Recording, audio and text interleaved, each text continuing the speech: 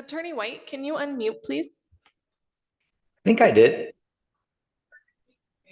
Can you hear us okay? I can hear you. Perfect, thanks. Thank you. Attorney White, can you unmute, please?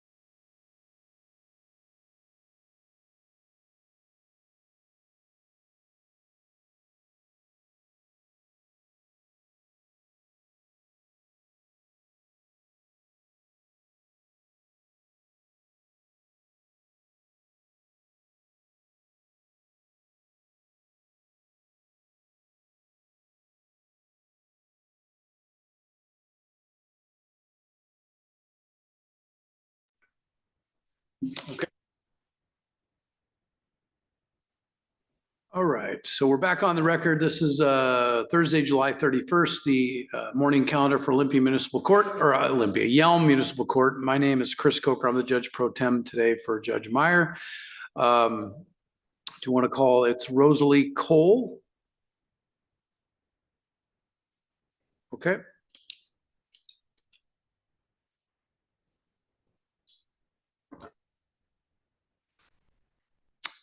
Good morning.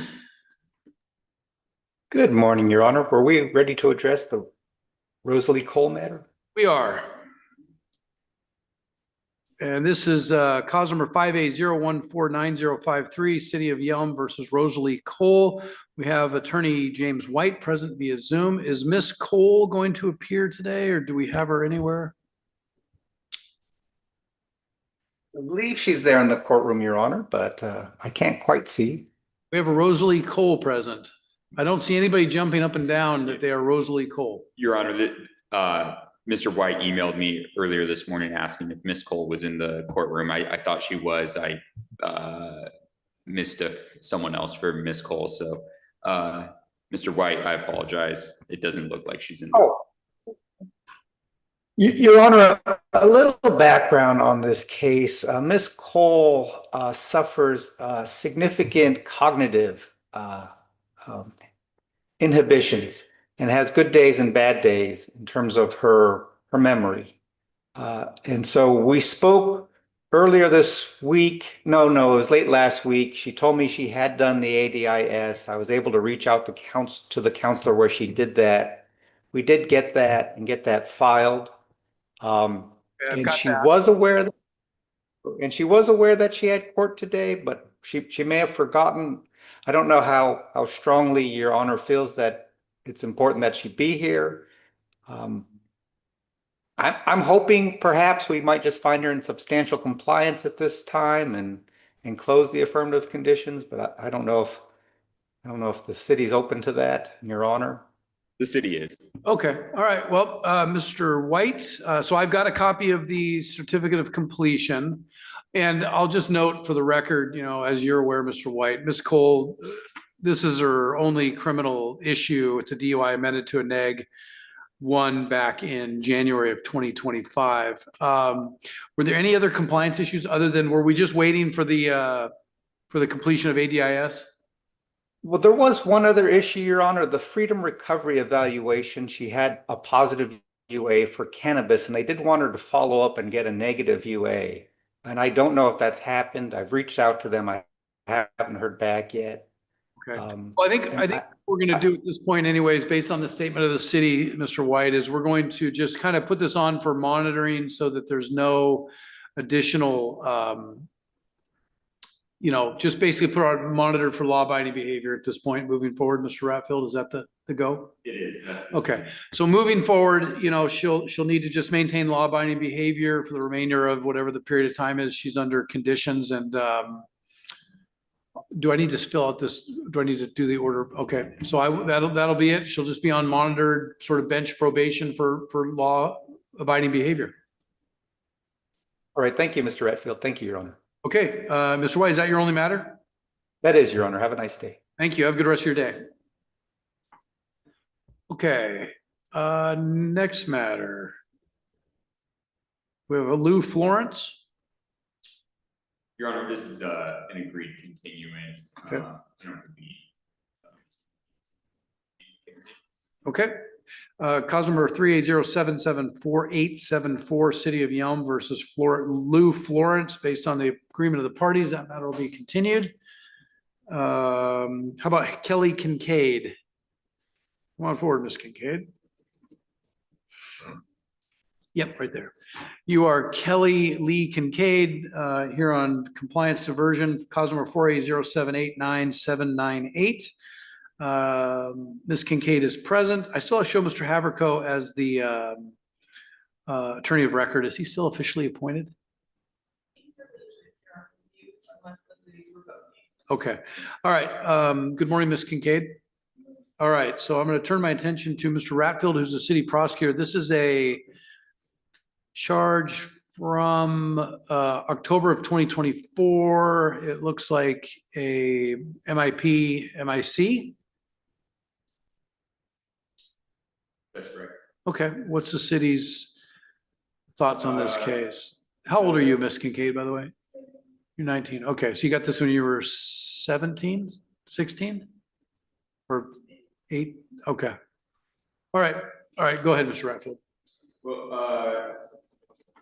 the city does see some new violations here from, I believe, Raymond held on. Thurston County from May? Yeah, Raymond on middle of April and conversion in May 2025. What's going on with that?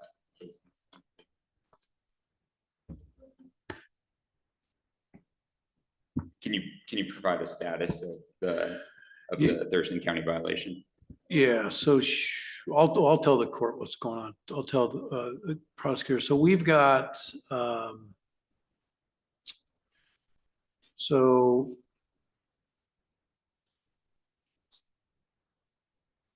she's got so we had a warrant on this case we need to deal with in Yelm. Okay. Was it the warrant issued on the, let's deal with that first. Was the warrant issued because she has new law violations or did she miss court? Okay, why'd you miss court, Ms. Kincaid? I need you to speak up. I did not have reliable transportation. I recently totaled my car, so I've been relying on other people. Okay, did you call the court when you didn't have reliable information? Did she do that? Okay. Okay, after we already issued the warrant? Okay, all right. So did you call before you knew you were gonna miss court, or did you call after you already missed court? Okay, so Ms. Kincaid, we're gonna go ahead and quash the warrant, but you need to call ahead of time because you knew you weren't gonna have reliable transportation. You knew you had court date. Okay, so let's not let that happen again. So in the Thurston County case, you've got a protection order violation pending.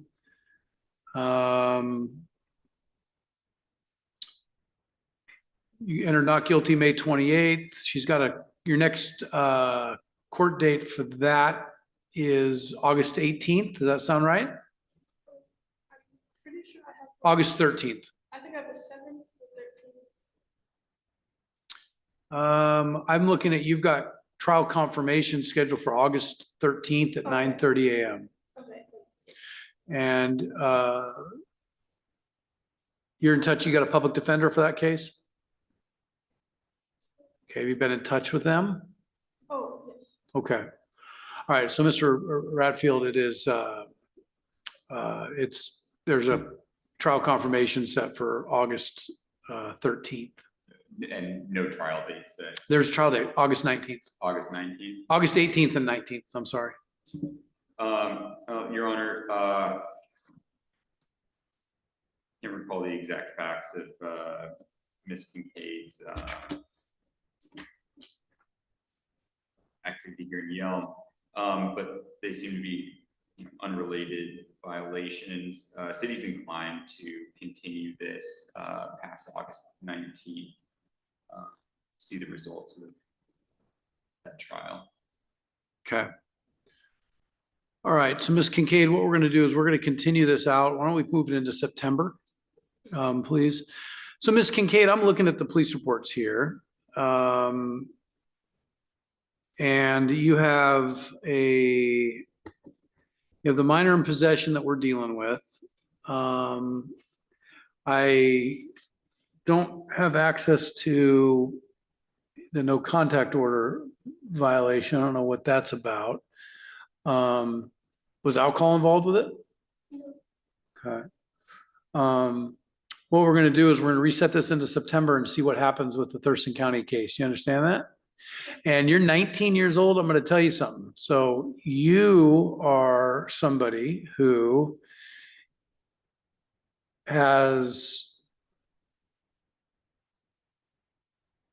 a pretrial diversion out of, looks like Napavine. You have a pretrial diversion out of here. You have a new law violation out of Thurston County. And then you have a speeding ticket that you got in Lacey a week later that your fines are in collections for. Did you deal with that speeding ticket at all on the 18th of May? That was in Yeah, it was Lewis County District. Sorry, I said Lacey, Lewis County District. Yes, I went to the courthouse and I requested I couldn't pay it right away. Okay. So I requested like the hearing or something. Okay. So what you're doing is you're spending a lot of time in courts. You're probably spending money that you could be spending on other things, and you're 19. So the question is, when are you going to stop doing this? It's not funny. I mean, it's your life. I mean, you're going to be doing this. If you don't stop, you're going to be doing this through, in your 20s and then your 30s. And next thing you know, you're going to wake up, you're going to be 40 and you're going to be doing this stuff. Okay. So you need to take advantage of these opportunities you're getting from the cities. Okay. And you need to take them seriously. And you can get through this. This is not a huge deal, but it's going to become a huge deal if you let it. Do you understand that?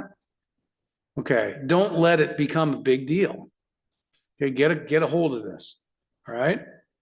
Okay, so let's set it for September, and we'll see her back here in September. And I do appreciate you didn't drive because you don't have good, reliable transportation, but just call the court beforehand. Okay? Okay. All right. September date? Okay. Yep. Okay, your next court date's going to be September 11th at 8:15 a.m. It'll be here. Obviously don't want any new law violations. Let's just get everything taken care of, okay? All right, you'll get a copy of this order at the window out here. All right? Good luck to you. All right, next case is Selena Menish. No response.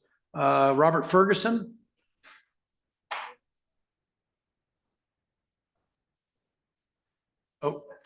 Oh, okay, we'll come back to that. Well, we have a couple people in court. Sir in the blue shirt tie. What's your name? 9 a.m. Okay, and you in the back? Okay, and Newellberg? Holbrook? 10 o'clock? Lynch? Okay, all right, folks, you're a little bit early, so we're doing good. So why don't we, we'll get the jail up if we can. And Selena, let's deal with Selena Menish.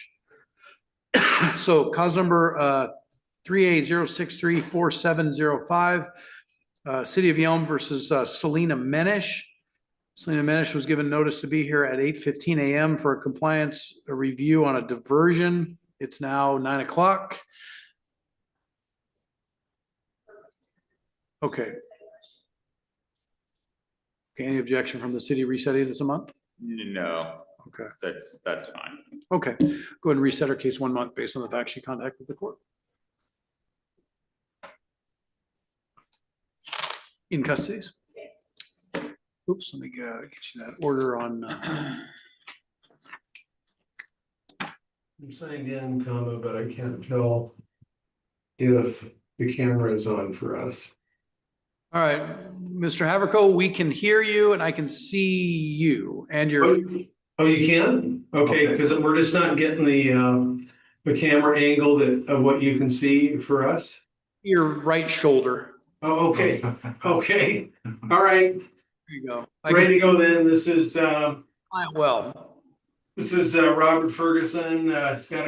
He's got one matter on this morning, comes on for an arraignment. We want to go ahead and do that and then address conditions of release.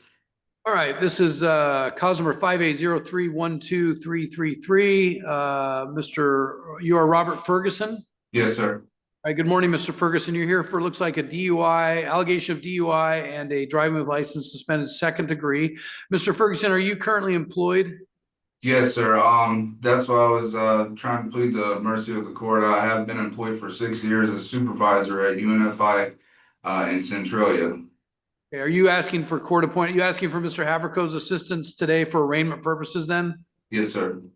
All right, I'll go ahead and appoint Mr. Haverco for today's hearing. I'll impose a $150 reimbursement to the city because Mr. Ferguson, so you're not indigent. So Yes, sir. Mr. Haverco is a public defender. So Okay. using the services that will impose the city will charge you $150 to use his services for today. Okay. That's fine. Yeah, thank you. All right, Mr. Haverco, I'll turn this over to you. Thank you, Your Honor. My understanding, when I looked in the docket, I believe $50,000 cash or bond was imposed. He was out on conditions of release on another DUI that was committed about a month ago. His wife called me. He has been working for a company in the Lewis County Centralia area for about 6 years. He doesn't know, he's hoping he still does have a job. He apparently does have about 7 kids, some that live with him and his wife, some with somebody else, but he's responsible for, contributes to the support of, it sounds like 7 children. he would like to do anything he can to keep his employment. I was thinking about, you know, if the city were to object, they'd say, well, it's, you know, while in conditions of release, he committed an alleged, you know, other DUI. That's not good. So I was trying to think of maybe a way to, you know, argue to the court of some conditions that might satisfy, you know, the concerns about public safety. He realizes how much trouble he's in. I'd ask the court to consider amending the conditions of release to let him out, to cancel the bail requirement and instead release him out on scram.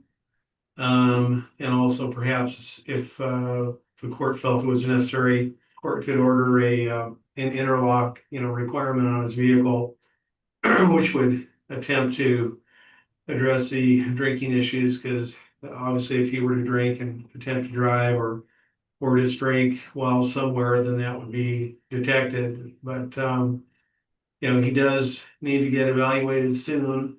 He's in a situation where likely, you know, however he takes care of the first DUI, the second DUI is likely going to have to be taken care of by potentially a deferred prosecution. And, you know, he needs an evaluation for that.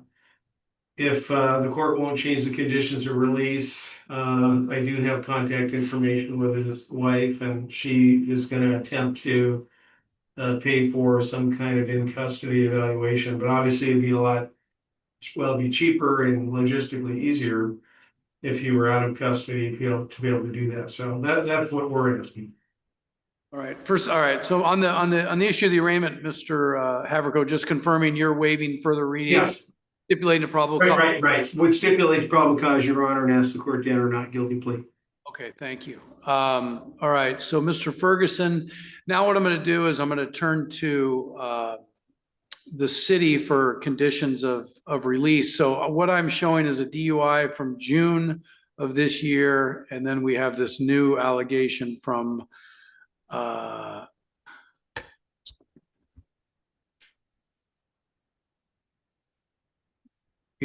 from July 22nd. So has Mr. Ferguson been in jail since July 22nd? Yes. Okay, and at that point, that was Judge Meyer imposed $50,000 cash or bond? Correct. So are we here for, why was he, and he hasn't been arraigned yet? No, So he's being arraigned this morning. Yeah, just he was arrested, and I think it's Paul Meyer is the one who's been, I think, standing in for Judge Meyer, doing the daily conditions of release issues on in custody arrests. So I believe it was Judge, yeah, I believe it was, I think Paul Meyer was made that decision. So we're doing the arraignment today, and then we're asking the court to revisit the you know, release conditions. All right. Okay, Mr. Ratfield. Your Honor, it's not ideal to be arrested for DUI. Once, it's not ideal to be arrested for DUI 2 times in such a short period. City would like to see the bail remain at $50,000. However, given that there are, it sounds like 7 other individuals relying on the defendant for support, he believes he still has a job, and there could be other conditions put in place. The city is fine with Mr. Haverko's recommendation with scram and ignition interlock being put in place, if Your Honor so inclined. All right, thank you. Mr. Haverko, anything additional? No, you know, just Mr. Ferguson is, you know, I'm sure, you know, you hear this all the time, but he's really sorry for what happened. He's very contrite. I can tell in his demeanor and his attitude, and he realizes he really has a real problem here that he needs to deal with. But he is concerned about, you know, being able to continue to provide support for his family. You know, he supports. He's got a good job, but you gotta think about it, he does support a lot of people with that job. And so that income has to go a long way and it's spread a little thin in some ways. But it's really needed. We have, are you the wife? Okay. Anything you'd like to add? All right, sir, are you here for this as well? No? Oh. Okay, all right. Well, so Mr. Ferguson, obviously this, I'm not showing any other criminal history other than these two things that have occurred in the last month or so. Yes, sir. The dilemma we run into is, obviously, the elephant in the room is you had a DUI in June, first offense, which again is, it's an offense, but it's something that can be dealt with.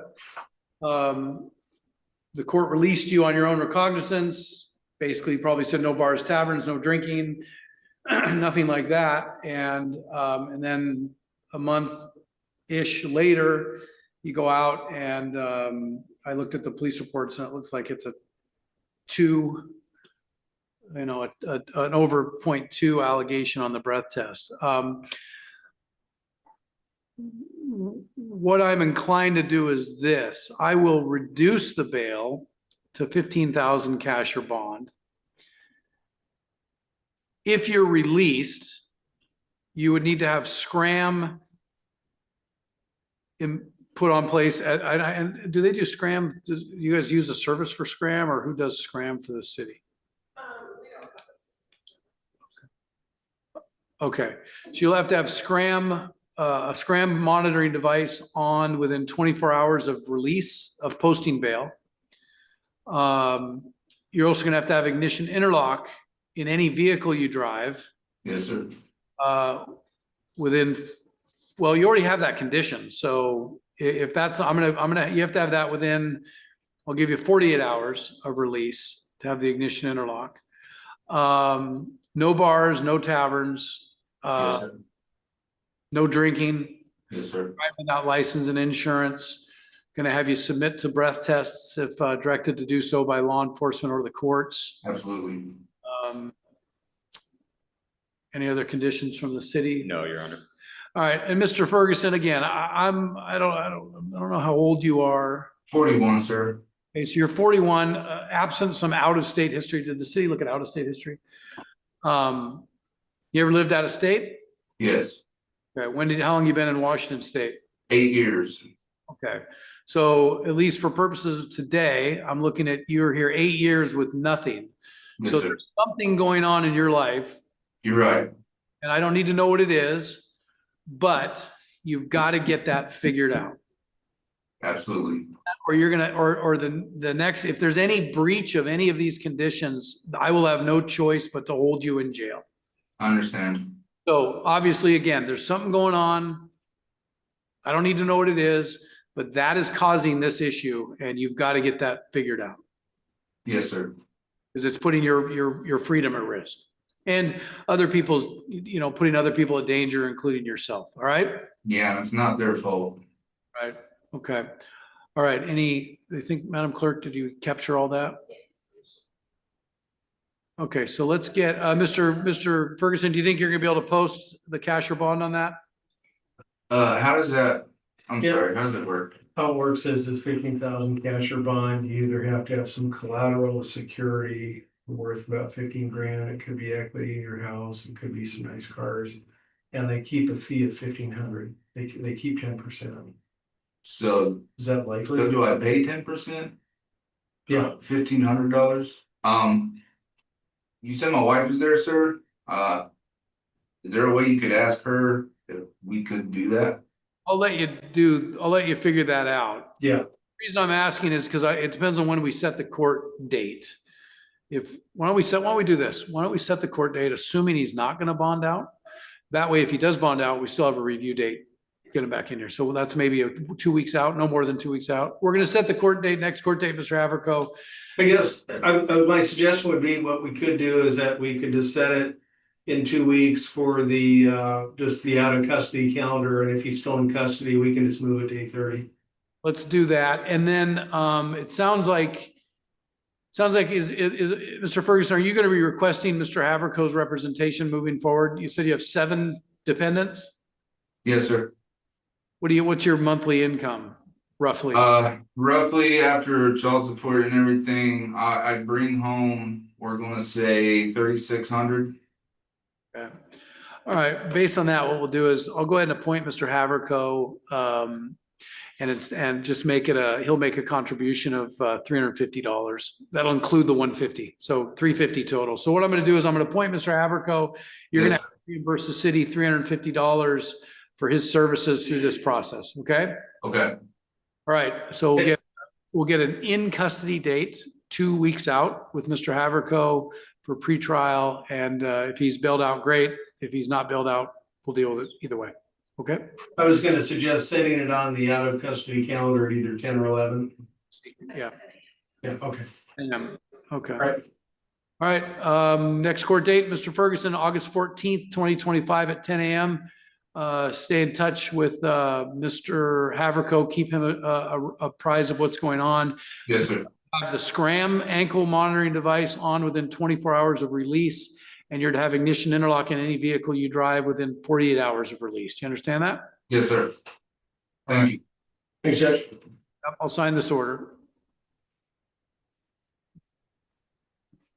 So if you get,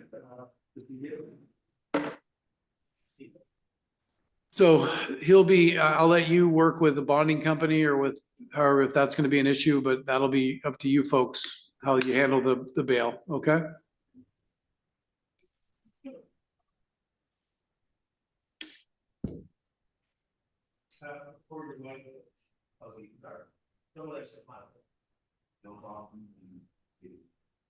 Good luck.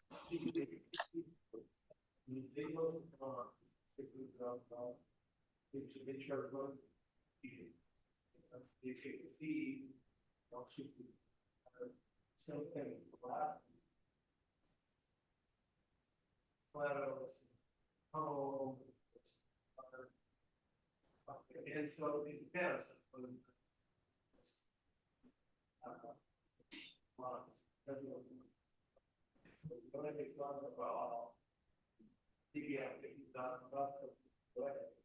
We don't have any, so on the other hand, big job, so, you know, this, I run to do stuff. Right, yeah. Let's see.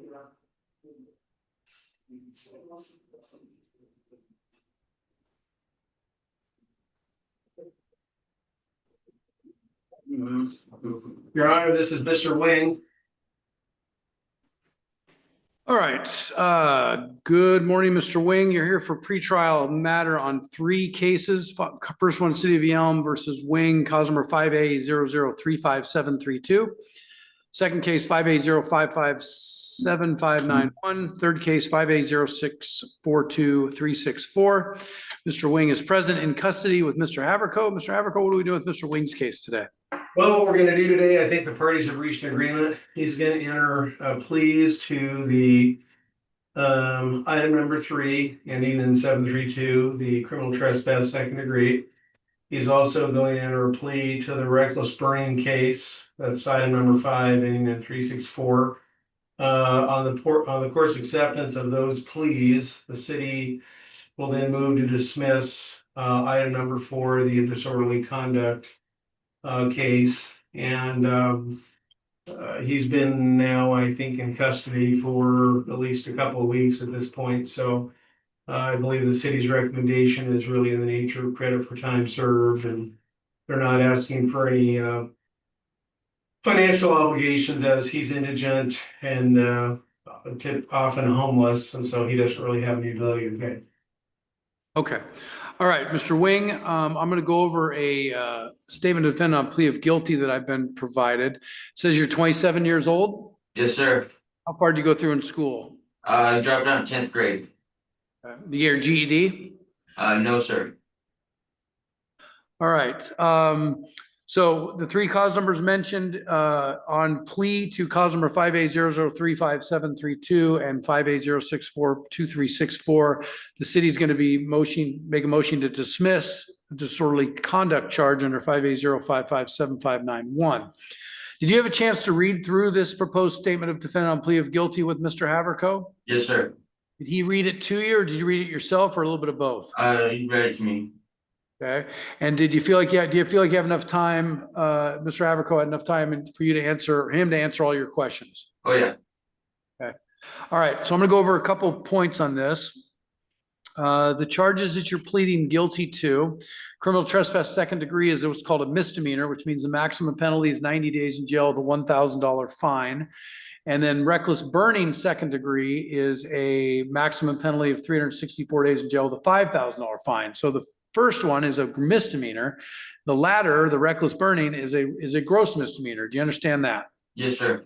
And do you understand that there's there's a recommendation in this plea form that I don't necessarily have to follow? I could sentence you up to the maximum on each charge, which in this case would be 90 days on one and 364 days on the other. Do you understand that? Yes, sir. Do you still want me to proceed forward with this? I'd like to add.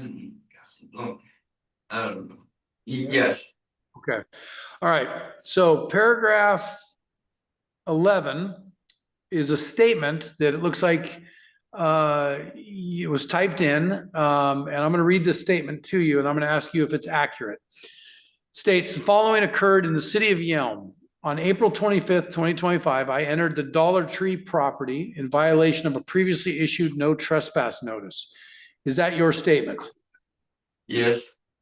Okay. And then the next part says, on July 2nd, 2025, I intentionally started a fire close to other properties, buildings, and businesses, which recklessly caused a risk of damage to these properties. Is that your statement? Yes, sir. So as to the charge of trespass on April 25th, how do you plead, guilty or not guilty? Guilty. And as to the charge of reckless burning alleged to have occurred on July 2nd, 2025, how do you plead, guilty or not guilty? Guilty. Yeah, I'll find your pleas are made knowingly and voluntarily. No one's made any threats of harm or anything else to cause you to enter the plea, and no person has made any promises other than what's set forth in the statement. Mr. Ratfield, are we ready to proceed today? Yes, Your Honor. Okay. We need to dismiss charge of disorderly conduct and set the plea of criminal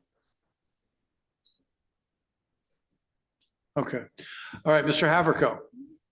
I think, I don't know if Your Honor recalls, but you had put the defendant in custody at our last hearing. He had appeared for court, I believe, in the afternoon, and you made the decision that based on the number of violations while out on other conditions, placed him in custody. I think my impression in talking to him this morning is he's taken that to heart, realizes he has to really kind of look at what he's doing and be, think a lot more about being law abiding.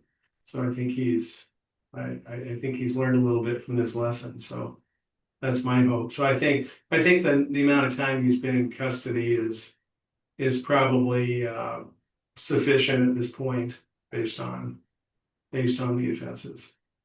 All right. So I'd ask for discredit for time served and that he be released today. And how many days credit does he have served?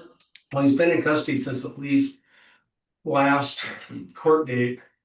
So unless he has some prior days, he's been in custody at least 14 days, correct? Yeah, since the 17th. Yeah, so.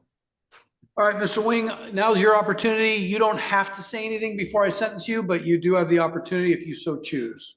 I'd just like to add that I took a SED assessment yesterday, so and I might be following that in order to for my recovery, and so I make better decisions in my life. Maybe I'll get my family back, and they won't,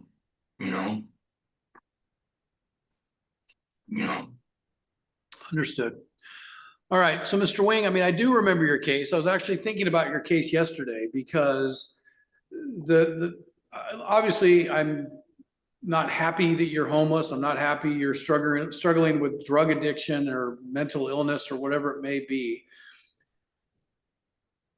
But when I read that somebody is trying to start a fire on Yelm Avenue on July 2nd, that puts everybody else at risk.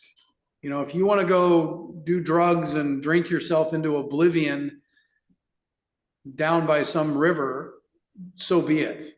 But when your behavior starts spreading out into affecting people that are just trying to make a living or trying to drive down the street or whatever else, that's when we have a major problem. Do you understand that? Yes, sir, that is understood. And you kind of touched on some of your problems. I mean, you mentioned your family, getting your family back. I think your mother was here with you last time. Yes, I'm assuming your family is probably pretty exhausted, for lack of a better word, of dealing with your substance abuse issues, which then substance abuse issues tend to exacerbate mental health related issues. Okay, so I'm gonna fall. I mean, I'll be honest with you, when I was sitting last night thinking about this docket, part of me thought about keeping you in jail until it starts raining.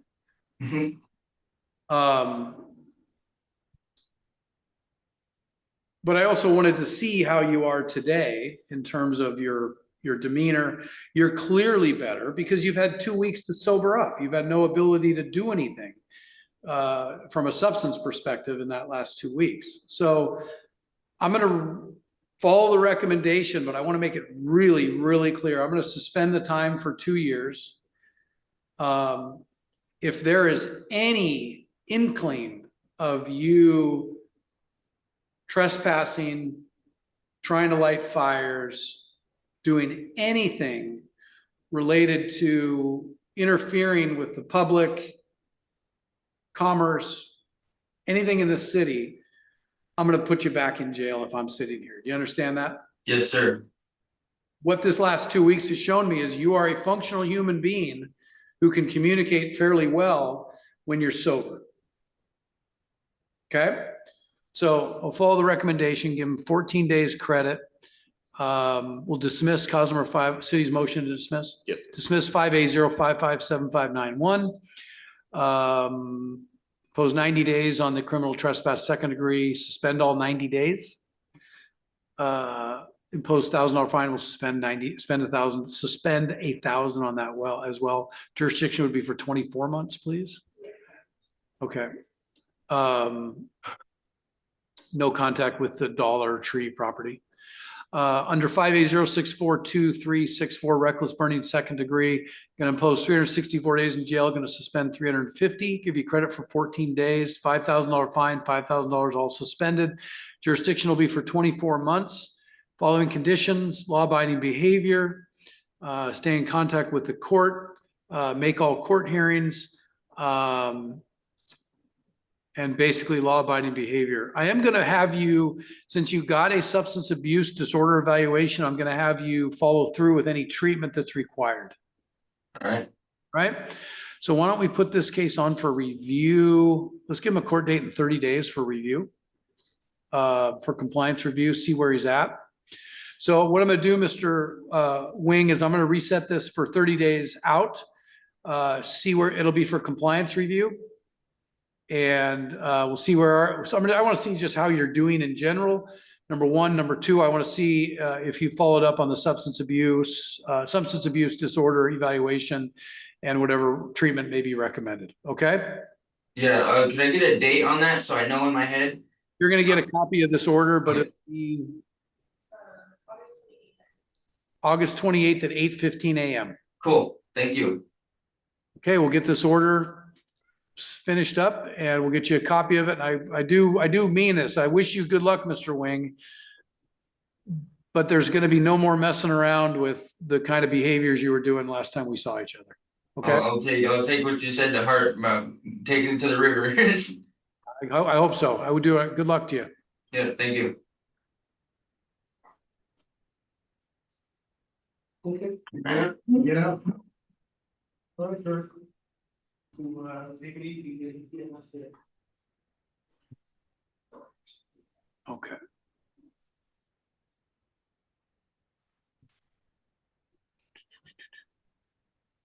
Looks good. Thank you.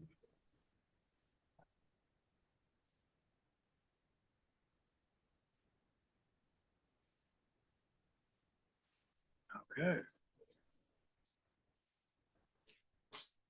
Are we done with the in custodies? Okay. All right, and we have some people in custody or in court, in the courtroom as well. Are you guys represented by counsel? Are you Mr. Haverco? Who's here for him? Who's Haverco? Haverco? Holbrook?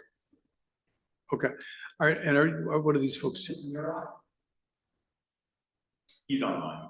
Okay, all right, why don't we pull up online attorneys? See what we got.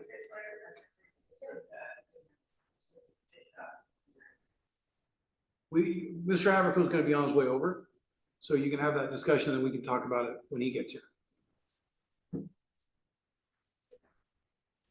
All right, Mr. Nerlich, how are you? Not too bad, Judge. How are you? I'm good. Are you feeling better? I am. Thank you. Is your son okay? On the mend. Good. Okay, which case are we here for, Mr. Nerlich? Mr. Meadows, Robert Meadows. All right, Mr. Meadows, come forward. Mr. Meadows is present in the courtroom. This is cause number 580150680. On for pretrial hearing, City of Yelm versus Robert Meadows. Mr. Nerlich is present on via Zoom. So charges DUI. What are we doing with Mr. Meadows' case today? Your Honor, I believe that we have reached a resolution. It is going to be a 3-year SOC amended to reckless at the end of the SOC. And the paperwork has been uploaded to OCORT. Okay. Why can't I find the file? Meadows. L. Richards, Roberts, Sorensen, Thomas. Oh, because I grabbed the wrong calendar. Okay. Thank you very much. Okay, sorry. All right. Okay. All right. Mr. Ratfield, is that what we're doing today? That is, Your Honor. Okay, all right, let me pull it up.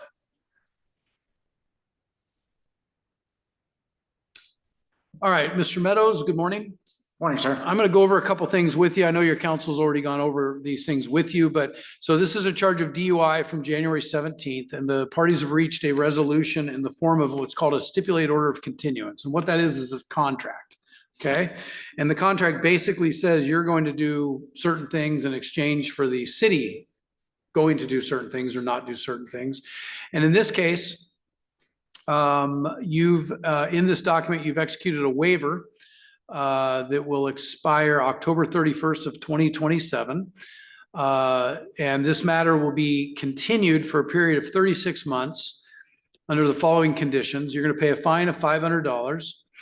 You're going to appear timely at all court hearings. You're not to have any criminal law violations. You're not to drive without valid license or proof of liability insurance.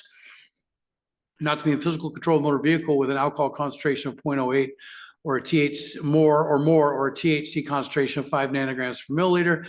You're not to have any alcohol related infractions, which would be like an open container.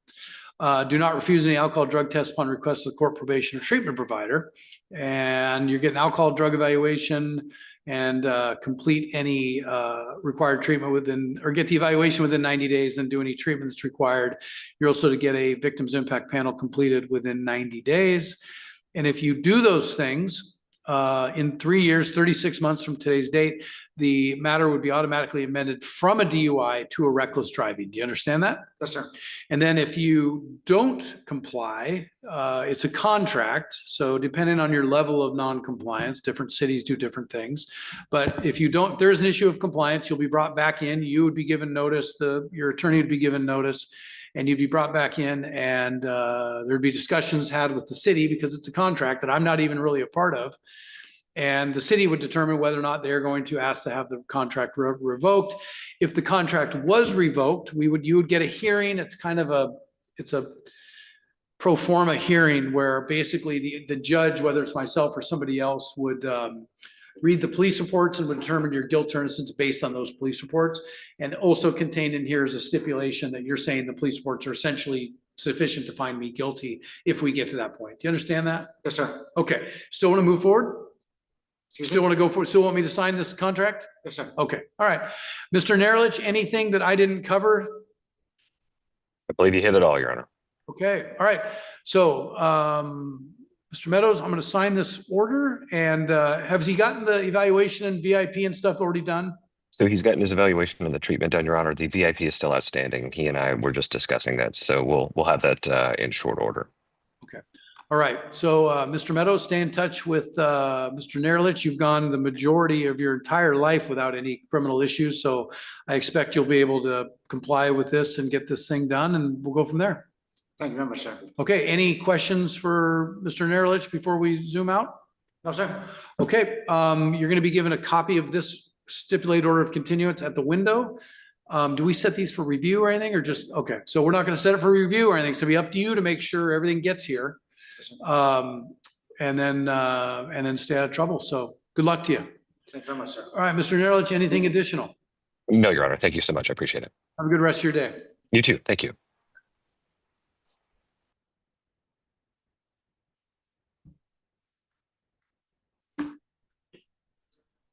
Okay, Mr. Crone, Good morning, Judge. good morning. Are you here for Mr. Gerard? Correct, Your Honor. Okay, City of Yelm versus Thomas Gerard, cause number 5A0434015, allegation theft third. We have Mr., am I pronouncing that correctly? Crone? Yep, that's correct. We have Attorney Crone present via Zoom. Are you waiving appearance of Mr. Gerard today? Correct, Judge. This is a 3.4 appearance. I've been in great contact with Mr. Gerard. This is the first pre-trial requesting a continuance for further investigation and negotiation with a waiver that has been uploaded into Oakhorse. Any objection from the city? No objection from the city, Your Honor. Okay, all right, Mr. Crone, appreciate it. We're going to be resetting this matter for August 28th at 9 a.m. I will, let's see, do I need to, I just signed this, right? You filled everything out, okay, all right. I've signed the order and just obviously you will let your client know that August 28th is the next date and we'll see you then. Great. Thanks, Judge. Take care. Have a good rest of your day. You too.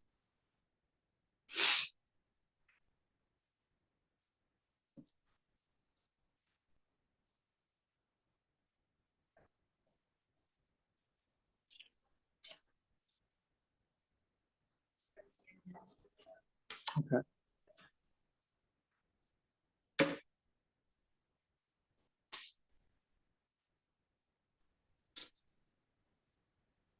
Good morning, Your Honor. Good morning. Is it Gagutlova? Yes, you got it right. Okay. Ms. Gagutlova, are you here for the Lynch matter? Yes, I am. I'm standing in for the Attorney of Record, Tim Rusk, Your Honor.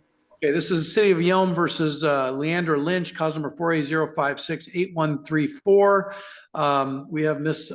Gagutlova present via Zoom as attorney of record for Mr. Rusk. Are you waiving Ms. Lynch's appearance? No, Your Honor. Ms. Lynch should be in court today. We're ready to resolve this as an SOC. It has been uploaded on OCourt and signed by the parties, Your Honor. Got it. Thank you. And I will note for the record, Ms. Lynch is present. I apologize. She's been here good part of the morning. So good morning, Ms. Lynch. Okay. So Ms. Lynch, you sat through my dissertation I did with Mr. Meadows earlier. Okay. And Mr. Meadows has a very similar resolution as you. It's this contract. It's a stipulated order of continuance. Did you listen when I was kind of going through his stuff? Okay, and I know Ms. Gagutlova has gone over this with you. I'll just hit on some high points of this. This is a 12-month stipulated order of continuance. So for the next 12 months, you are to pay a fee of $250, maintain law-abiding behavior, no criminal law violations, only use your true and legal name and date of birth. And this was a theft charge. Is there like a stay away from anywhere? No? Okay. All right. So basically law-abiding behavior, pay the $250. And if you do that at the end of the 12 months, this matter is dismissed. You understand that? And you understand if you violate the conditions, you're brought back in, you get a kind of a summary bench trial from a judge, whoever's sitting here, myself or somebody else. And your guilt or innocence is determined by the reading of the police reports. And then in this document, you're stipulating that the police reports would be sufficient to find you guilty of the charge of, in this case, theft. Okay. All right. Ms. Gagutlova, anything else to add? No, Your Honor, I believe you covered it really well. Just wanted to inquire if there will be a review hearing set for this matter. There will not be. So long as Fantastic, thank you. body behavior and no red flags get triggered, we'll, stumble through the 12 months and then the matter will come up for review in 12 months. And if she's in full compliance, it will be automatically dismissed. Great, thank you so much, Your Honor. I appreciate that. Mr. Ratfield, anything additional? Nothing. All right. I have signed this order. Ms. Lynch, you'll grab a copy of it at the window. And if you have any questions, make sure you call Ms. Scott Gulova or her office and we'll go from there. Good luck to you. All right, Ms. Thank you, Your Scott. Honor. And that concludes my matters. May I be excused as well? Hey, have a good rest of your day. You as well, thank you.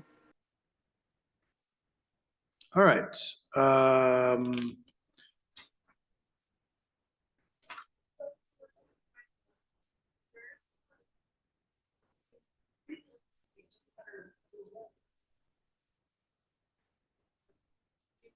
Well, we're gonna.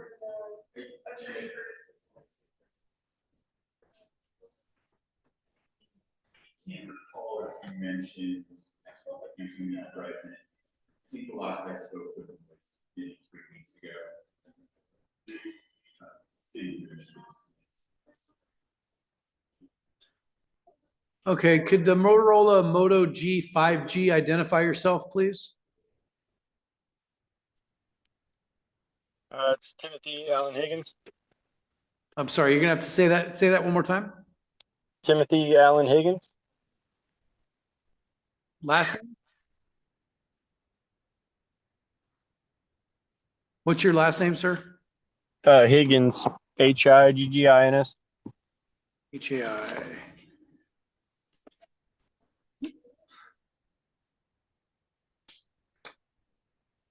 What do you know what calendar you're here for? Or do you know which? Oh, you're on for 11 a.m. So we've got a little bit of time. I do appreciate you being early, but we I can. believe I'm early. I'm just waiting on Mr. Haverco, and I was just making sure I was here. Okay, all right. Hey, I appreciate it. Just sit tight and we'll get to you shortly, okay? Thank you. Thank you. Okay, so let's call Destiny. I guess the city was gonna make a motion to dismiss, is that correct? Okay. I'm assuming there'd be no objection from council. So, this is, cause number 5A0058316 and 5A0058315, City of Yelm versus Destiny Renee Wilson. Based on the city's motion, we are dismissing without prejudice. And I will sign that order.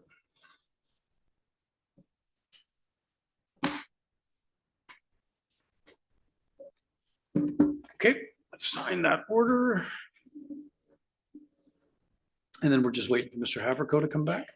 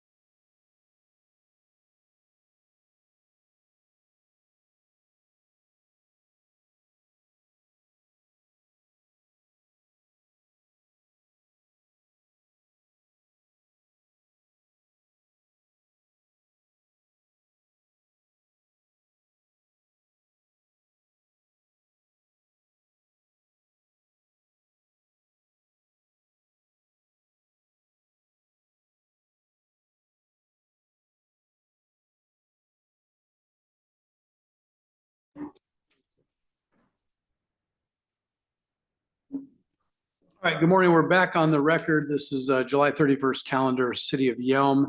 We are now on the 9:45 calendar. Good morning, Mr. Haverco. Morning. I'll let Your you Honor. call the calendar. Yeah, well, Mr. Thomas Atkinson is here for an arraignment on the 9:45. Mr. Atkinson, come forward, please. Go and have a seat. You are Thomas Benjamin Atkinson? Yes, sir. All right, good morning, Mr. Atkinson. This is here on looks like warrant quash as well as an arraignment on cause number 580069942. Mr. Atkinson, are you currently employed? Yes, sir. And what's your rough monthly income? Do you have any dependents, children, anything like that? No, sir. Okay. What I'm willing to do is at this point, I'm willing to appoint Mr. Haverco. I would have you contribute $250 to that process unless you plan on hiring private counsel later. Okay, so go ahead and appoint for purposes of the arraignment as well as moving forward, Mr. Haverco as court-appointed counsel based on Mr. Atkinson's economic status indicate that we'll contribute $250 to the public for public defense costs. Mr. Haverco, you ready to prepare to move forward with the arraignment on charge of DWS second? Yes, we just stipulate the probable cause, ask the court to enter a not guilty plea. Okay, all right.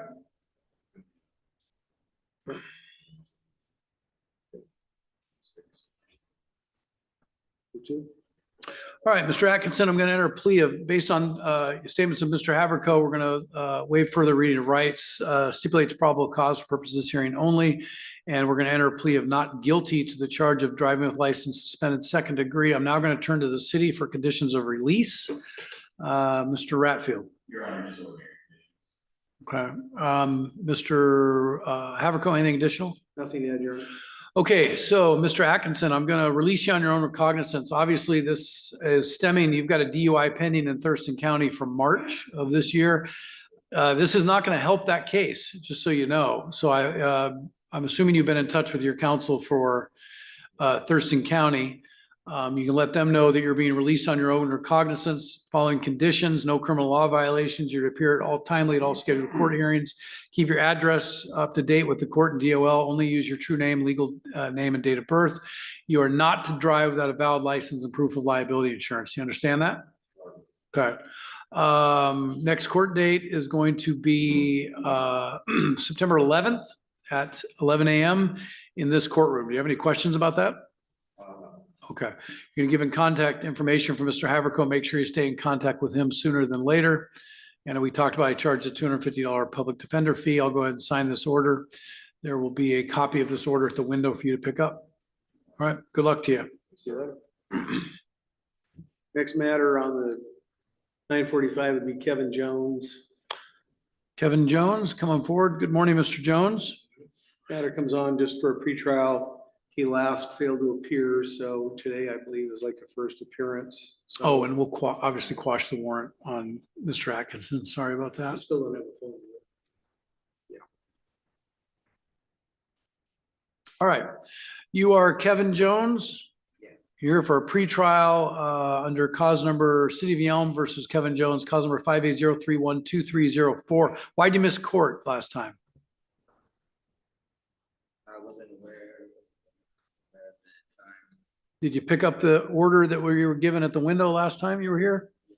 Okay, you keep a copy of that order? I tried. Okay, all right. Any position from the city? This is a charge of criminal trespass second degree. All right, Mr. Jones, I'm going to look at your criminal history here real quickly. He's, unfortunately in the status of off and on, mostly on homelessness and doesn't have a phone and Okay. Well, Mr. Jones, I appreciate you were here early today. So I'm going to quash the warrant. We'll release you on your own recognizance. You're going to be, we want to keep these cases moving forward. Okay. So my nickel bet is Mr. Haverco is highlighting the dates and the time. We're going to give you another court date here. Your next court date is going to be August 14th. at 11 a.m. So that's just a mere couple weeks away. Previous conditions apply. If you have any questions, I know it doesn't sound like you have a phone, but Mr. Haverco's here often. And my nickel bet would be they might have a phone here you could use if you needed to get a hold of them. Make sense? Okay. All right, Mr. Jones. Again, thanks for coming in early, and we'll see you back here on August 14th, all right? Yep, we'll get you a copy of that. I'm going to sign the order right now. Actually, I don't have to sign Private it. counsel case here this morning on Michelle Lyle. She's number 5 Okay, on the 10 o'clock. So I was thinking just for his convenience to address that now. sure. And so he can appear, and then I'll just make an oral motion to withdraw. So, yeah. Okay. All right. I didn't need to sign that last order. did I? Okay. All right. And I'm sorry, who are you here for? Come on forward, Miss. Is it Lyle? Lyle. Okay, Michelle Lyle. Cause number 5A044898. Miss Lyle is present in the courtroom, and we have Attorney Murphy. That's correct, Your Honor. Good morning. On for pretrial matter, assault 4th degree, malicious mischief 3rd. All right, what are we doing with Miss Lyle's case today? And Your Honor, this will be a defense motion to continue. However, I want to address the conditions of release that were set as arraignment as well. Okay, There is a order in there that says not on the property, have no contact with the formal no contact order was issued, but the property that Alyssa Lyle lives on is actually the home of my client Michelle Lyle. Currently, she's living in her car, and she cannot go back to her house where she pays the mortgage. So we're just asking to modify that condition of not to own property and the contact with Alyssa Lyle to allow her to go home. okay. And so just, Mr. Murphy, your client resides, is it your client's property? It is. And then Alyssa is the daughter? She is. And is Alyssa the protected party here? She is. Okay. And Alyssa lives on the property as well? Yes. In a separate, do you live in the same house on the property?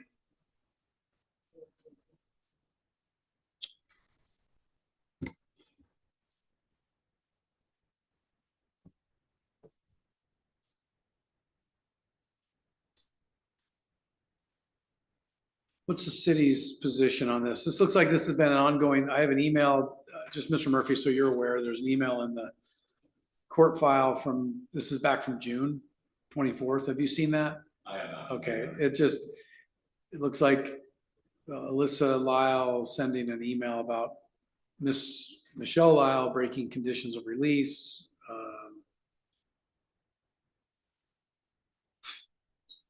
What's the city's position on this?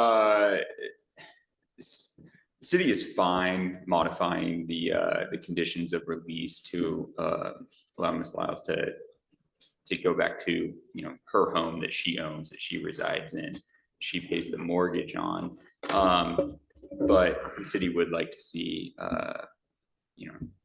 not the condition completely eliminated, but modified to at least provide for no hostile contact.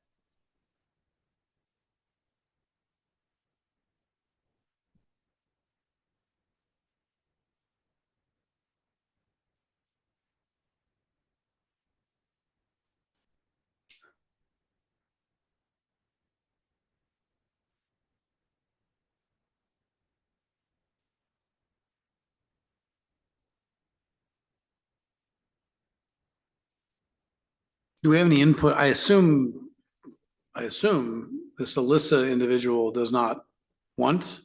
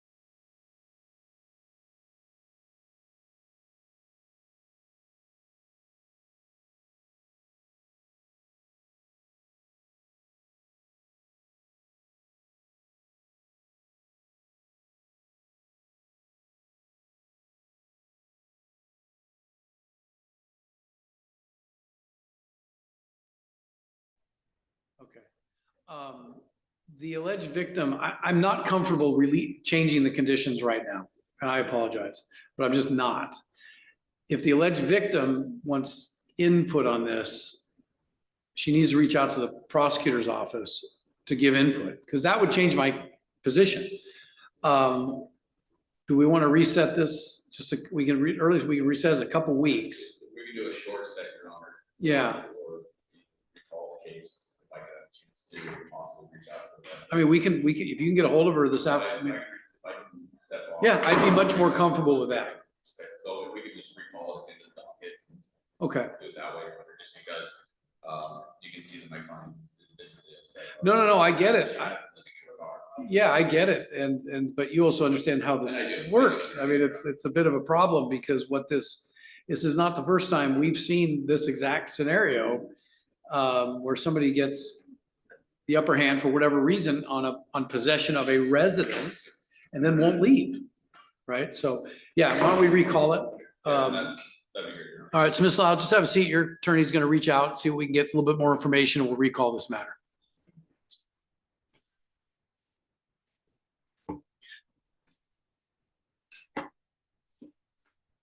Okay, Mr. Haverco.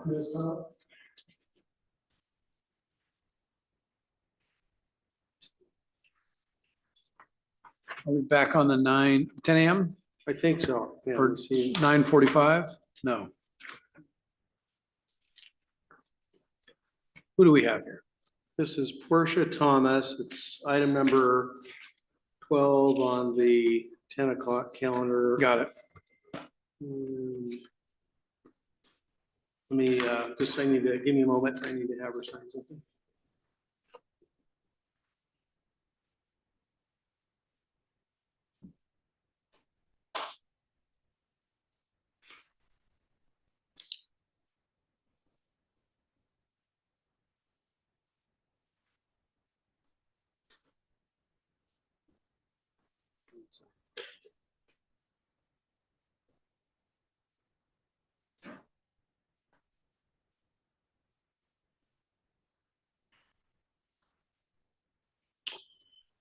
So she has assigned a statement of defendant on plea of guilty, which has been placed in the courts, and we're ready to proceed. Okay, let me get there just 2 seconds. All right, this is City of Yelm versus Portia Thomas, cause number 580035743. You are Portia Thomas? All right, good morning, Ms. Thomas. I've been handed forward a statement of defendant on plea of guilty. How far did you go through in school, Ms. Thomas?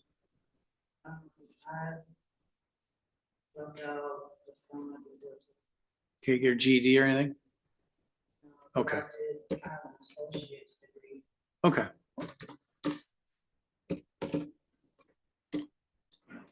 All right. Okay. You are charged with the crime of theft, 3rd degree.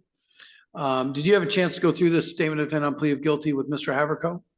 And did you have enough time for him to answer any questions you have about it? And did you read this, or did he read it to you, or was it kind of a combination of both? Okay. I'm going to go over some highlights on this. So paragraph 5 contains a number of constitutional rights. You understand that by pleading guilty, you're giving up those constitutional rights. And this theft 3rd degree is a gross misdemeanor, which means the maximum penalty is 364 days in jail with a $5,000 fine. There's a recommendation here that you understand I don't have to follow. I could sentence you up to the maximum. Okay. And paragraph 11 is a statement, and it's typed in. It says, on June 10th, 2025, in the city of Yelm, I stole merchandise tequila from Safeway. Is that your statement? Yes, sir. Okay. So as to the charge of theft 3rd degree alleged to have occurred in the city of Yelm on June 10th, 2025, how do you plead guilty or not guilty? Okay. Find your plea is made knowingly and voluntarily, and no one's made any threats of harm of any kind, and no one's made any promises other than what's set forth in the statement. I'll go ahead and sign this. Are we going to go to sentencing today? We are. All right. Hear from the city first. Your Honor, it's a recommendation. You follow it. Okay.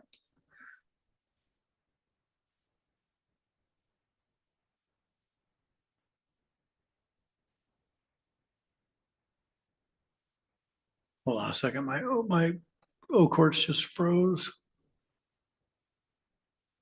There we go. Okay. All right, Mr. Haverko. Yeah, it is an agreed recommendation, Your Honor. I would ask to follow it and, Okay. Ms. Thomas, you don't have to say anything, but this is your opportunity if you'd like to say anything before sentencing. Okay. All right. Was the tequila returned?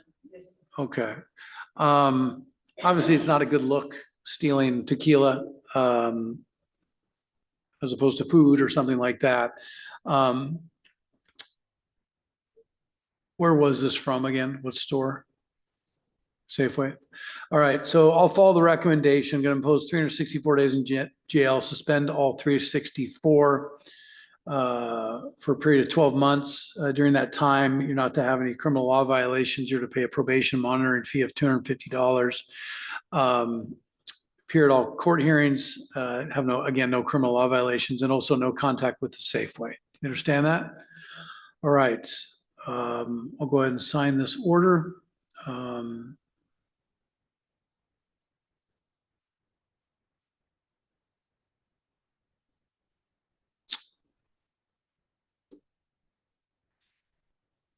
And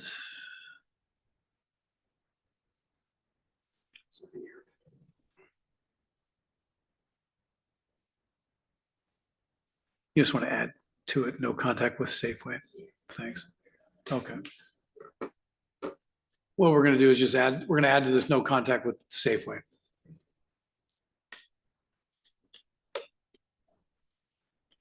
All right. Ms. Thomas, I wish you the best of luck, okay?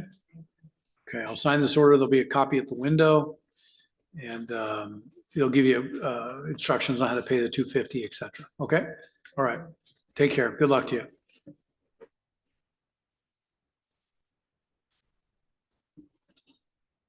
Your Honor, we can just have a 1-minute recess. Sure. Did we ever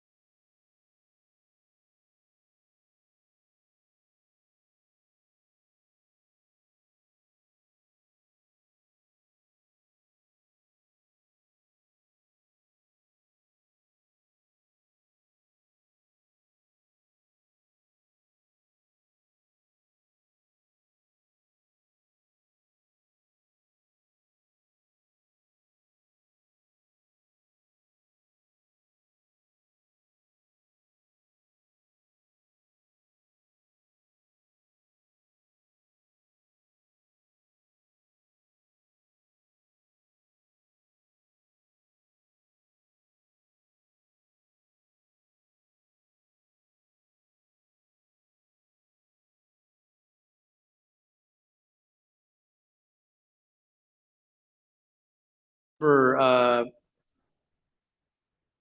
sorry, City of Yelm versus Brandy Grice, 2A0183389. Ms. Grice is present in court and we represented by Mr. Haverko. What are we doing today? she is going to enter a plea, specifically, she's going to enter a plea to count 1. Upon the court's acceptance of the plea as part of the agreement, city would then move to dismiss count 2, the trespass. Okay. And Ms. Grice, I'm trusting Mr. Haverko's relationship with the prosecutor, so we're going to move forward while the prosecutor is dealing with some other business. You are a Brandy Grice, you're 48 years old. How far did you go through in school? Okay. And I have before me a statement of defendant on plea of guilty. Do you have a chance, enough time to go through this with Mr. Haverko? Yes. And did he read it to you or did you read it yourself or a little bit of both? Both. Okay. And did you have enough time for him to answer any questions that you have? Okay. Yes. I mean, did he? Yes. Okay. And this is a charge of theft 3rd degree. There's actually a couple charges, but the one we're dealing with is theft under 2A0183389, count 1. And then there's a count 2 that upon acceptance, the city will be making a motion to dismiss. Paragraph 5 of this document contains a number of constitutional rights. You understand those rights? And do you understand that you lose those rights if you plead guilty? And you understand that theft third degree is what's called a gross misdemeanor, which means the maximum penalty is 364 days in jail with a $5,000 fine. There's a recommendation here that I don't necessarily have to follow. I could sentence you up to the maximum. Do you understand that? Okay. Paragraph 11 states, this is an Alfred plea. Okay, so what an Alfred plea is, Ms. Grice, is you're allowing me to basically read the police reports and determine, basically you're not making a statement, but I can read the police reports and determine if there's a factual basis for the charge. You understand that? Yes. Okay, so I'm going to take a second to do that.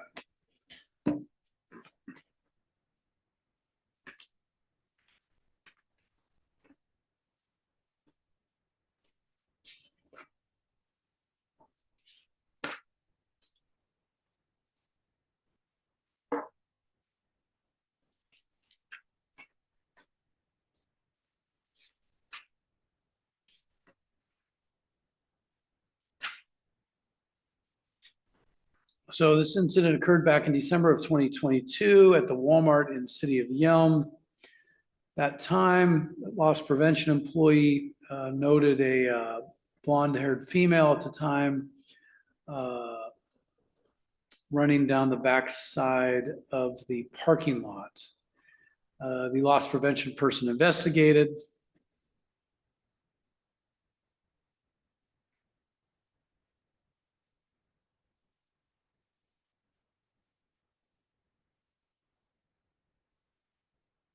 More of a chase ensued to some degree.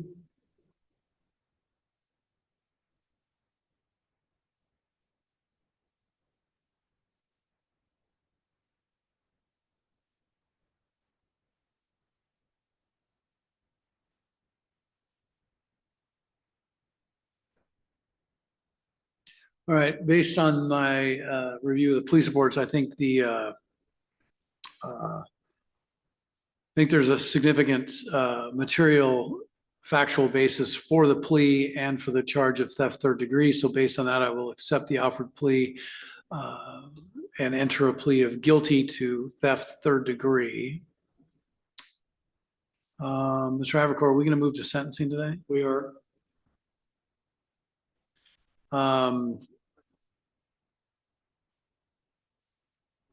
Sign this order.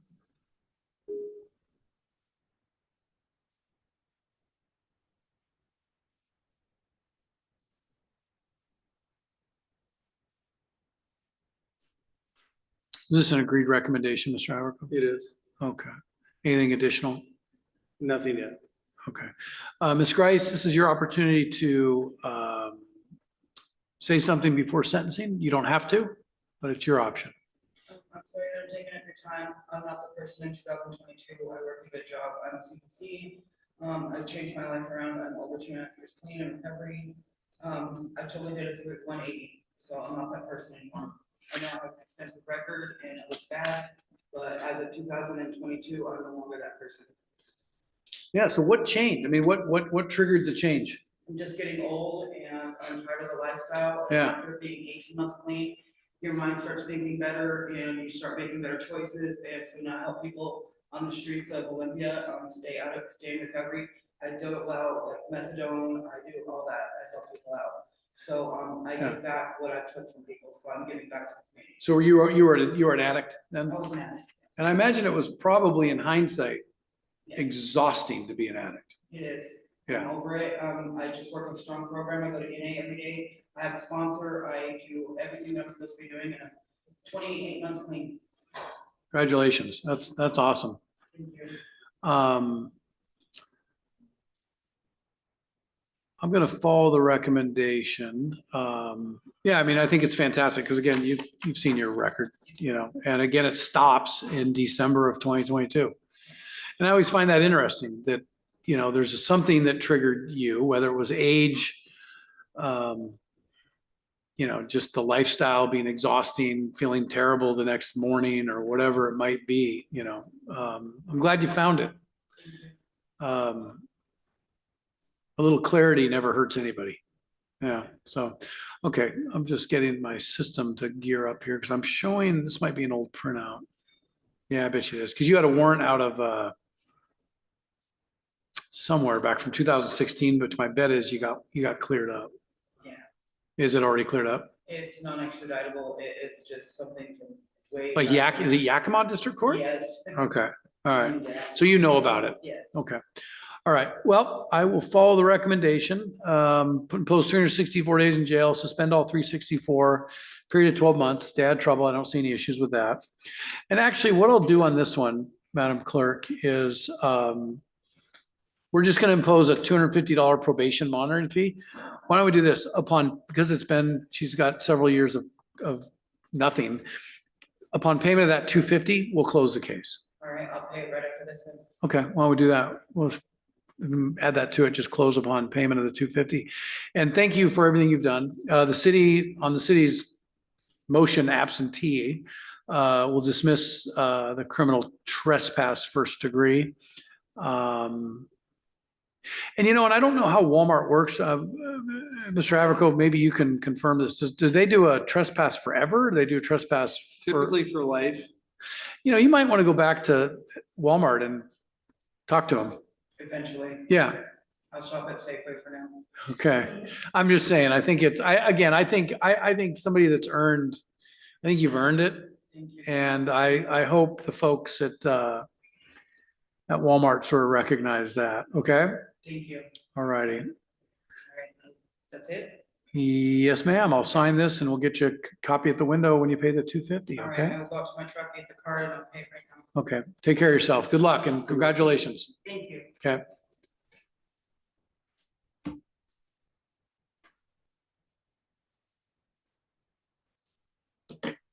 Next matter is gonna be.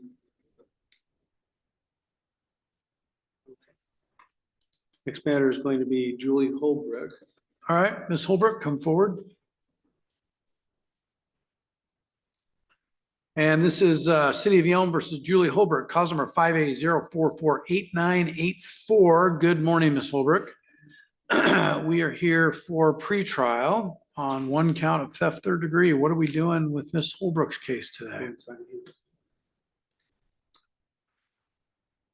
We are placing a jury trial waiver in O courts. And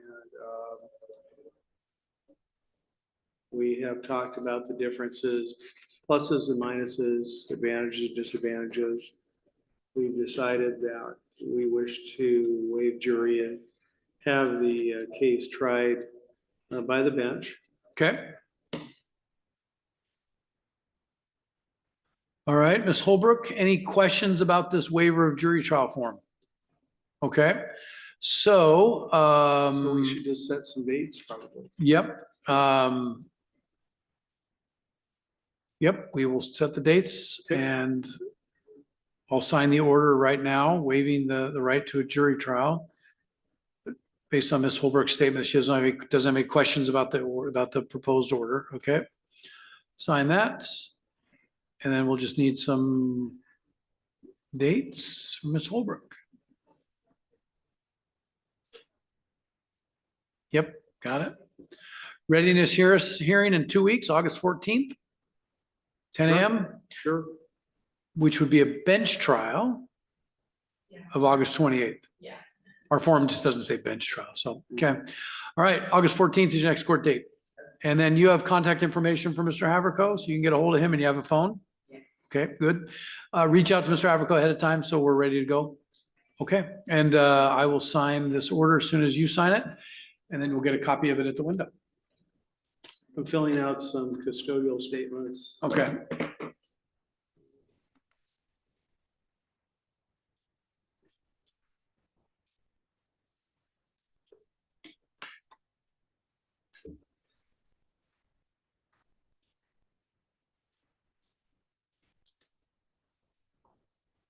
Yeah.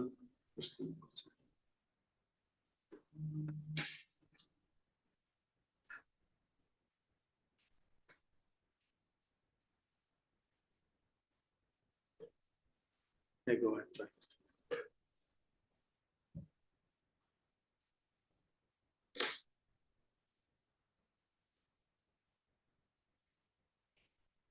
we've signed the pretrial order. Okay, I have signed as well. See you back here on the 14th, Ms. Holbrook. Okay, are we back on the Lyle matter? Mr. Haverford, mind if we take the Lyle matter real quick? Oh, no, that's Oh, okay. fine. And if I didn't make it already, just make officially a motion withdraw. Oh, and he was already in. Yeah, we're good to go. Thank you. All right, we're gonna recall City of Yelm versus Michelle Lyle, 5A0448978. What are we doing? Did the city? Yeah, go ahead. Yes, Your Honor, we made contact with the alleged victim, Ms. Lyle in this case, spoke with her and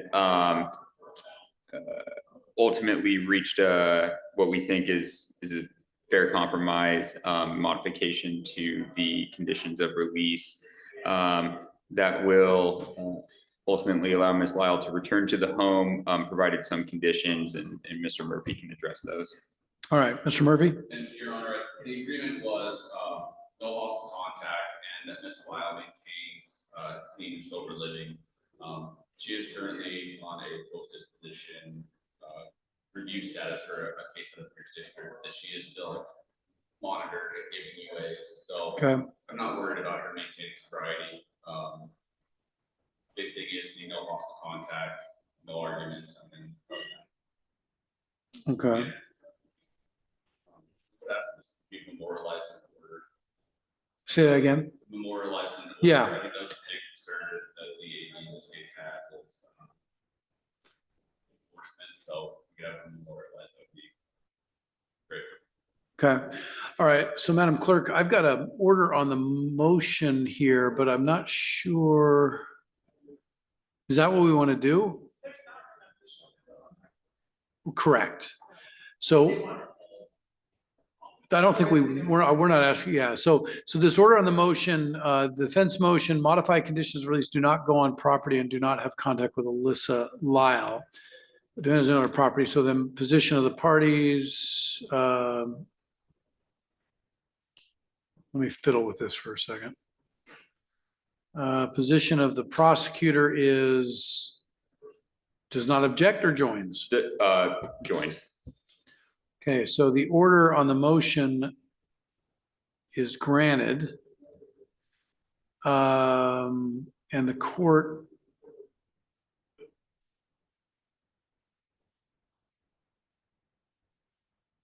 I'm going to put in here other, I'm going to modify existing conditions of release to allow contact? No, allow, okay.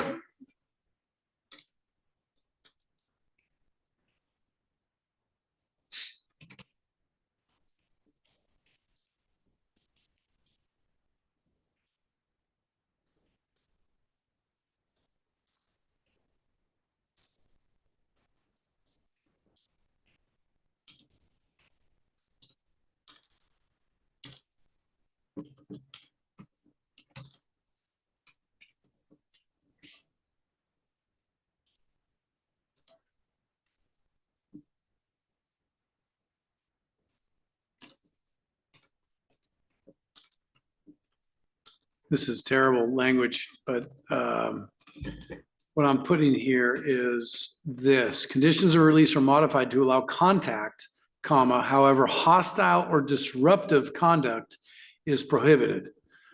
I'm going to define hostile, disruptive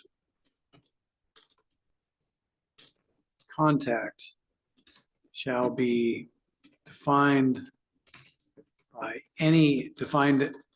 as any contact between defendant and Alyssa Lyle that requires law enforcement intervention.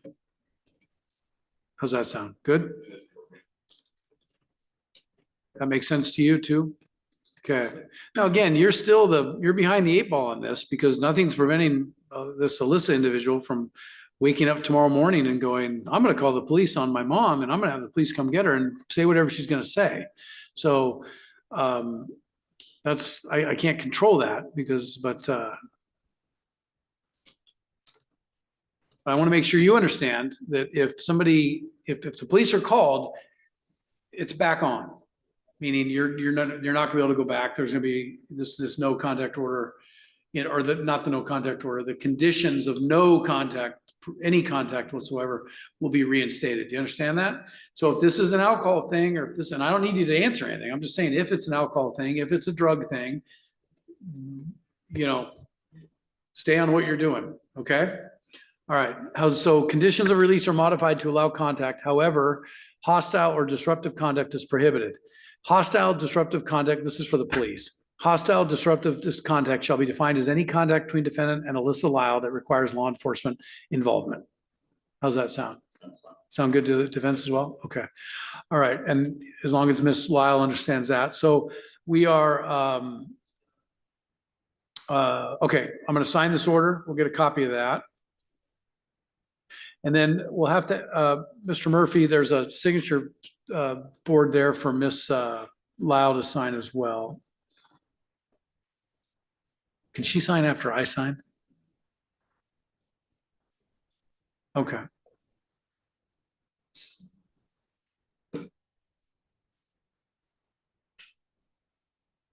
They can sign, they just can't edit it.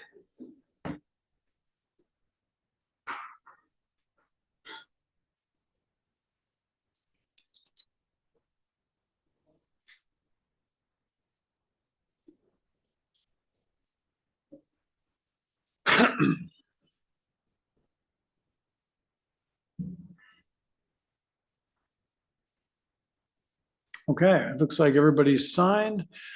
Ms. Lyle, you'll get a copy of this out there, and then we have a motion to continue. Any objection from the city? No objection. Okay, Mr. Murphy, we're going to reset this to September 11th at 9 a.m. Thank you, Your Honor. Okay, so Ms. Lyle, all prior conditions remain in effect except the conditions of contact have been modified. We'll see you back here on September 11th. Stay in touch with your attorney. And good luck to you. Okay. And you'll get a copy of that at the window as well. Thank you, yeah. You're welcome.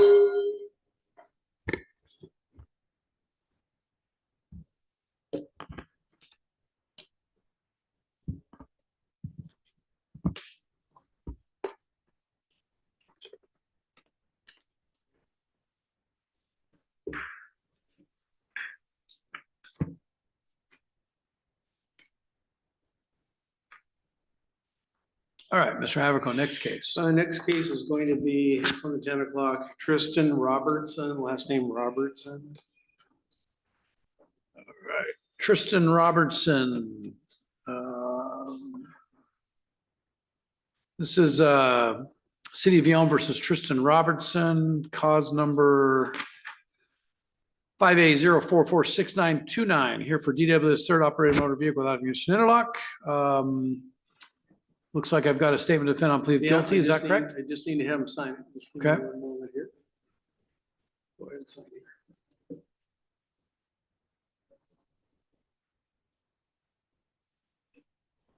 Yeah, and so I anticipate he's going to enter a straight plea to count 2 interlock violation. Upon the court's acceptance of the plea, city will move to dismiss count 1, suspended driving 3rd degree. Okay, and you are Tristan Robertson? Yes. All right, Mr. Robertson, how far do you go through in school? That's right. Okay. And you have a chance to read through this document, the statement of defense on plea of guilty with Mr. Haverco? You went over with me. Okay, did you have enough time to answer all your questions? Yep. Okay, and I'm going to hit a couple high points. First off, there's a number of constitutional rights that are contained in paragraph 5 that you're giving up by pleading guilty. Do you understand that? And the operating motor vehicle without ignition interlock is a gross misdemeanor, means maximum penalty is 364 days in jail with a $5,000 fine. You understand there's a recommendation here. There also may be some licensing ramifications. I don't know what those may or may not be, but you understand that there's a recommendation here that I don't have to follow. I could sentence you up to the maximum. Yeah. Okay. And paragraph 11 states, on May 17th, 2025, in the city of Yelm, I drove a motor vehicle without ignition interlock device previously ordered by the Department of Licensing. Is that your statement? Yes. So as to the charge of operating a motor vehicle without ignition interlock alleged to have occurred May 17th, 2025 in the city of Yelm, how do you plead, guilty or not guilty? Guilty. Okay, I'll find your plea is made knowingly, voluntarily. No one's made any threats or promises of any kind other than what's set forth in the statement. Moving to sentencing today. We are. All right, I'll hear from the city first. Your Honor, it's an agree recommendation. And nothing to add here. All right, Mr. Robertson, anything you'd like to add? No, Your Honor. All right, so,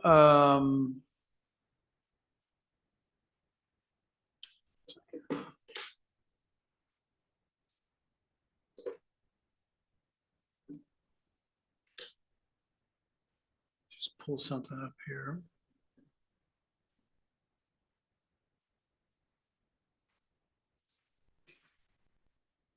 All right, Mr. Robertson, I'm looking at your history. So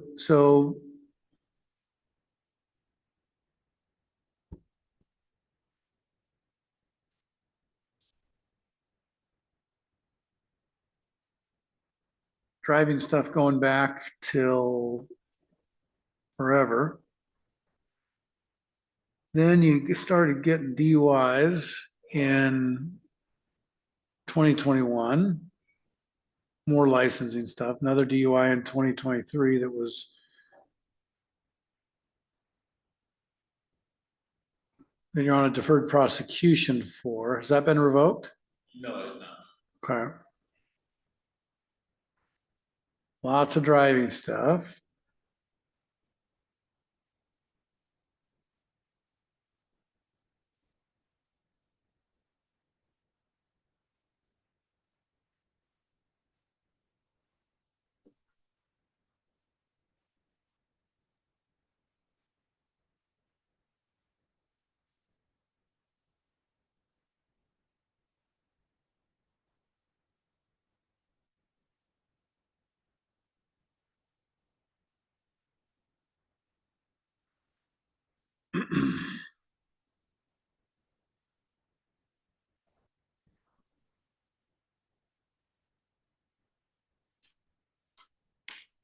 So you got a review date in September in Thurston County. Does that sound about right?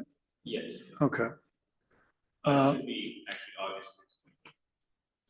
Should be what? I thought it was August 16th. Oh, August 14th, actually. Yeah, okay. All right. I mean, Mr. Robertson, I mean, if you save the deferred, it'll be amazing, but you've already got a bunch of stuff that they haven't revoked it yet on. Obviously, I'm sure Mr. Haverco advised you this, but you got to follow the rules if you're going to drive. Okay. Anytime an officer gets behind you, they're going to run your license plate. They're going to see what you've got on your record, and guess what they're going to do? They're going to find a reason to pull you over. Okay. So play by the rules, do what you need to do, and try to avoid these things. I'll follow the recommendation, impose 364 days in jail, suspend all 364, impose $5,000 fine, suspend $5,000 fine for 12 months, no driving without license and insurance, law-abiding behavior, appear timely at all court hearings, comply with the terms of the deferred prosecution, make that a condition since it's still in effect, and you're to pay $250 in probation monitoring costs. And with that, I'll dismiss the driving with license suspended third degree. Okay. Any questions about anything? No. All right.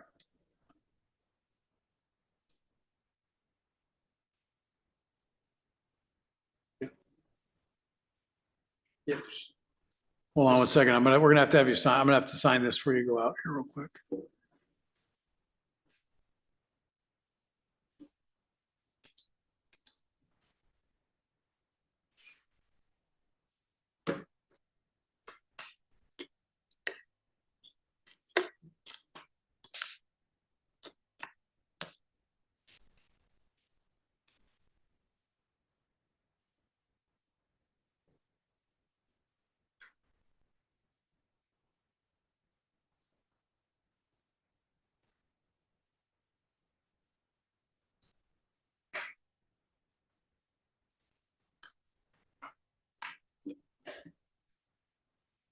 Okay, I'm gonna sign this. And then you can grab a copy of the window, okay? Good luck to you.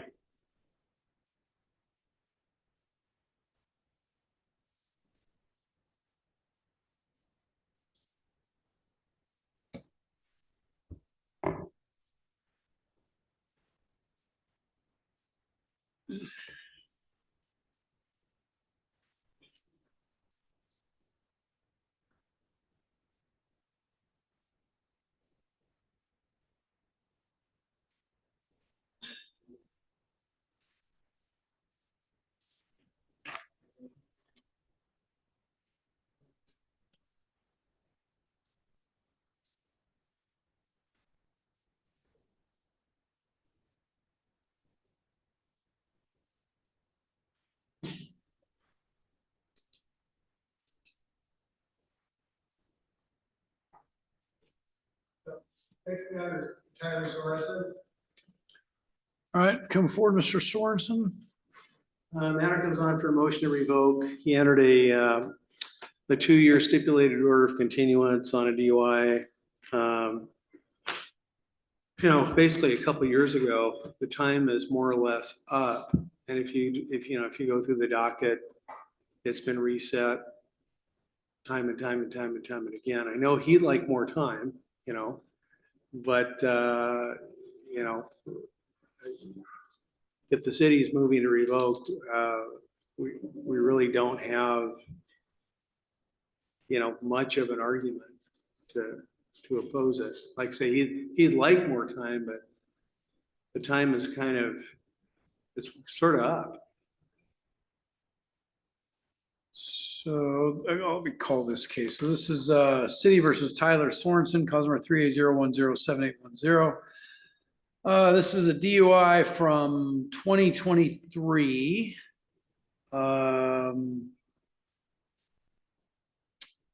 Looks like it's a first offense DUI at that time. Right, yeah, I mean, he called and was really worried about going to jail, and of course, the court can send him to jail, but when looking at his record, I don't recall what his breath test was or what we stipulated to originally, whether we stipulated to a no test or what it was, but if the court decides to revoke him, he's only at a mandatory minimum, looking at a day or two. And if the court were, to do that, I would ask for, a date into the future to which he could report to the jail to do that time. If that's where we're at.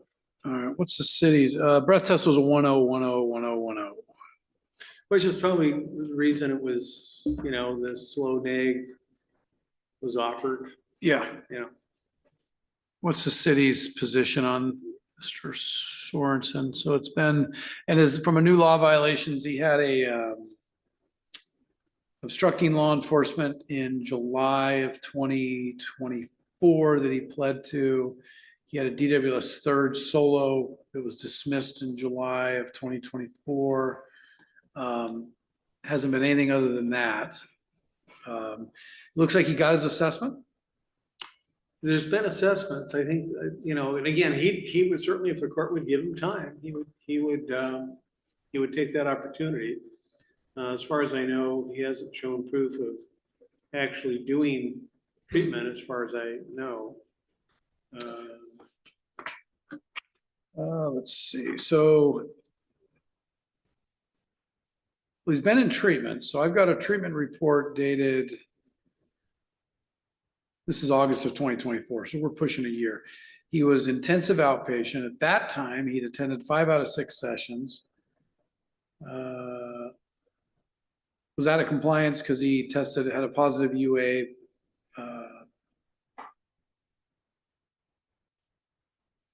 Had a positive UA at that time, and then it doesn't look like there's much. He's attended some Alcoholics Anonymous, got proof of that back in January. So it's hit or miss. What's the city want to do with this? Well, the city would like to see the SOC revoked and judgment entered.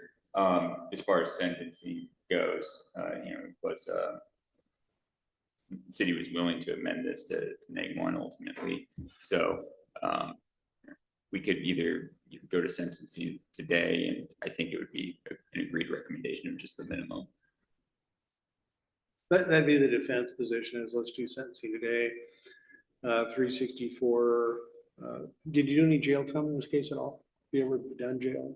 I did jail for a different case. Not, I mean, on this case. So he would still owe a day, so I'd ask, 364, 363 suspended, that he do his 1 day in jail Okay. within, 60 or 90 days.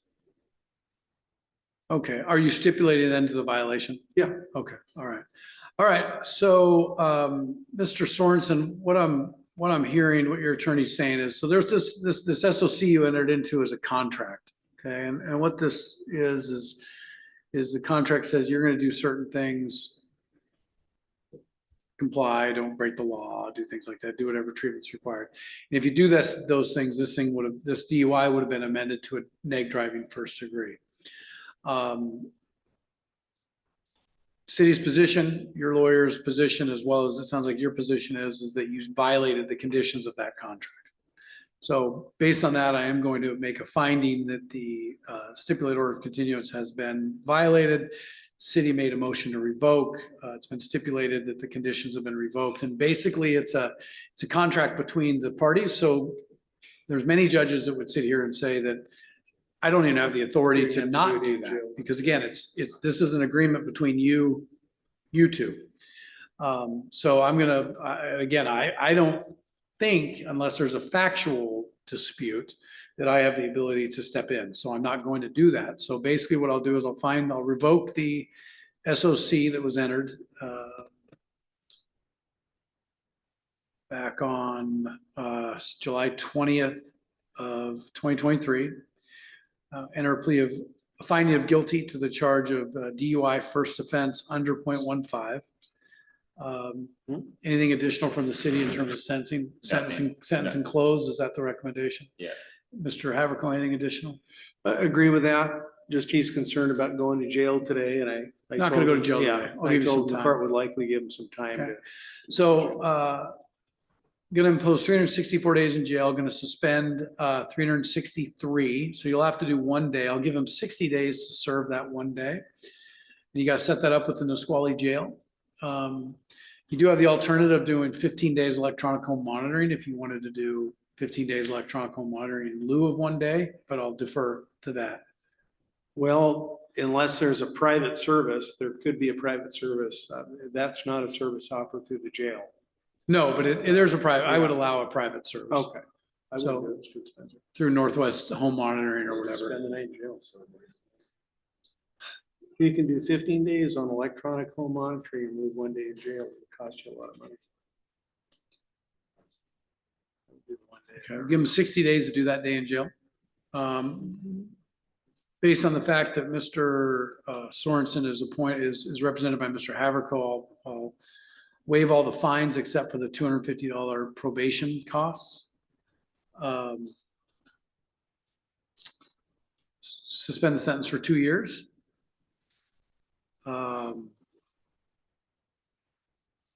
Actually, I'll suspend it for 1 year, just 1 year. I'm not going to close it right away. I'll suspend it for 1 year. And then there will be a 90-day license suspension. That'll be part of that as well from Department of Licensing. And then the any ignition interlock requirements required by Department of Licensing. Please.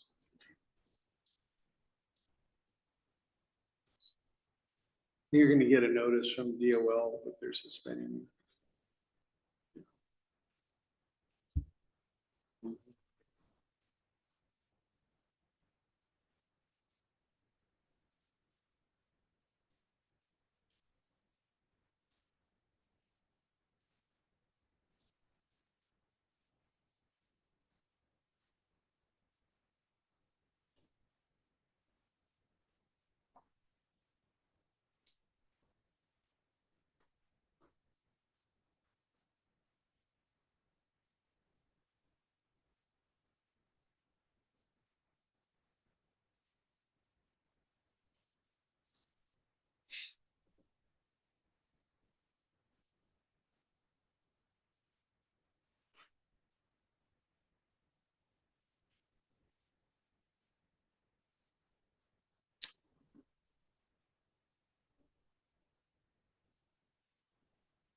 Do we need to do a formal judgment sentence, or will the order on review revocation, will that be?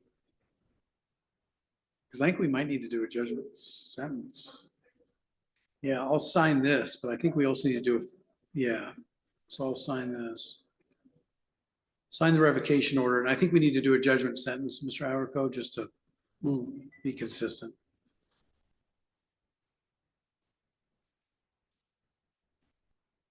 Signing. That kind of makes sense, Your Honor. I think you do too. Yeah, because it'll have the DOL stuff and the ignition and rock stuff. And Mr. Sorensen, so what the biggest issue here is going to be your license. You're going to, and Mr. Haverko's probably already filled you in on this, but you're going to be, Department of Licensing may have already suspended your license for 90 days a couple of years ago. You should get credit for that, but that's going to be up to DOL. But you're going to have ignition interlock in your car now for upwards of a year. And you're going to have to stay on top of that with DOL. Yeah, I used to be able to tell people though, if they were an astronaut and went to the moon, you could come back in a year and you wouldn't have to have that ignition interlock requirement. That rule has changed. So if you don't drive for 5 years, when you get your license, they're going to require you to have ignition interlock for a period of time. Okay.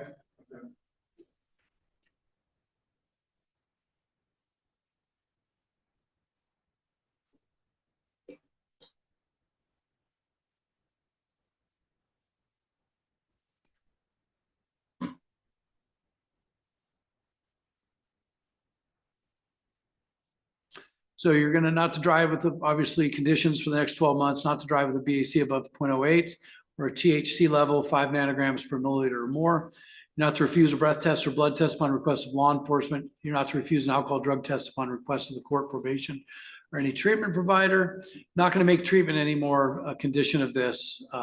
You've already done treatment. It's either going to stick or it's not going to stick. Okay.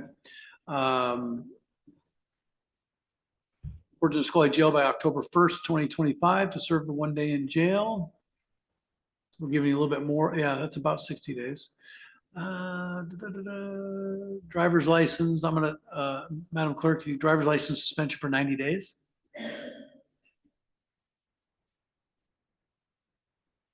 And then right underneath that one is comply with DOL rules, requirements requiring the installation, use of a functioning ignition interlock. Okay.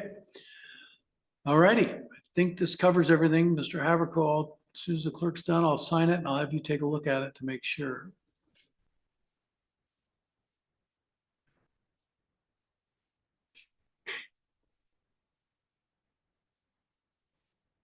All right, I've signed that order. Looks good. Okay. Mr. Sorensen, you'll get a copy at the window. Good luck to you, okay? All right, take care. Yep. Moving to the 11 o'clock. Call Mr. Hottinger. And who do we have here? This is Mr. Hottinger. Sign. Which calendar? 11 o'clock. Okay, hold on.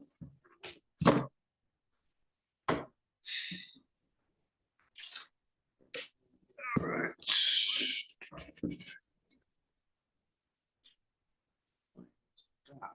Hottinger, Joshua? Yeah. All right, good morning. This is City of Yelm versus Joshua Hottinger.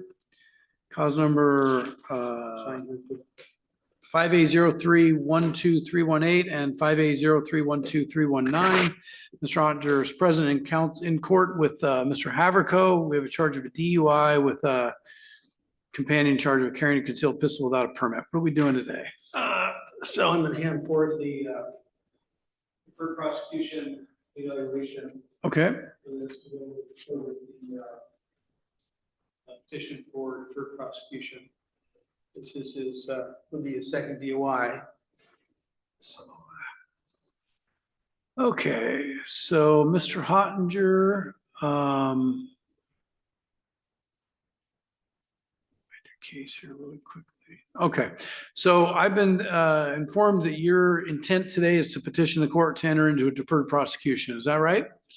Okay, and I'm looking at your history right now. You had a DUI amended to a reckless back in 2024. And unfortunately, you got a new DUI in June of this year here, which then puts you in kind of a second level of problems as it relates to jail time and things like that. So are you already in treatment? I have the paperwork done, just at the treatment center. Okay. Get the paperwork filed away. Sorry. Okay. So and again, I'm sure Mr. Haverko went over all this with you, but so deferred prosecution program is 5-year program, or it's 2 years of treatment, or at least 2 years of treatment, followed by 3 years of monitoring. So the minimum is 60 months. That can be extended if it takes you more time to do treatment. Breath test, what was a breath test in this case? We were gonna stipulate no test. Okay, so stipulate to a no test. So if you violate the terms of this deferred and at some point it's revoked, if you're brought back here, your mandatory minimum jail time would be 30 days in jail, followed by 60 days electronic home monitoring. Do you understand that? Plus there's lots of other monetary penalties, things of that nature. So what I always just remind people is the deferred's an opportunity for you. I know that's a cliche, but it's not a get out of jail free card. Okay. I always say treatment never really hurts anybody, but if you can take something from this to keep you from getting another DUI or to keep you from getting into criminal trouble, it'll be the best. You'll wake up 15 years from now and you'll be like, that's the best thing that ever happened to me. Make sense? However, if you violate this, it can be an absolute disaster. You understand? Okay. Now it's not meant to scare you. It's just to kind of inform you. Okay. All right. So are we going to have both cases on the deferred? Well, unless the city is willing maybe to dismiss the other case ending in 319. He's not legally prohibited from possessing a firearm.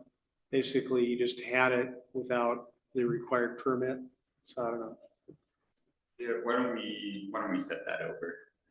And discuss. Well, I put it in the petition. Oh, that it's. Yeah, unless the city's willing to maybe. Yeah, that's fine. What's fine? Sorry, that it'll be, that the second charge will be dismissed. Okay. Can you remove that from the petition? Let me see if I can. Or if we can't, we just want to put on the, when we docket note, why don't we do this, Mr. Haverko? Are you comfortable if we do a docket note indicating the dismissal of the carry concealed pistol without a permit?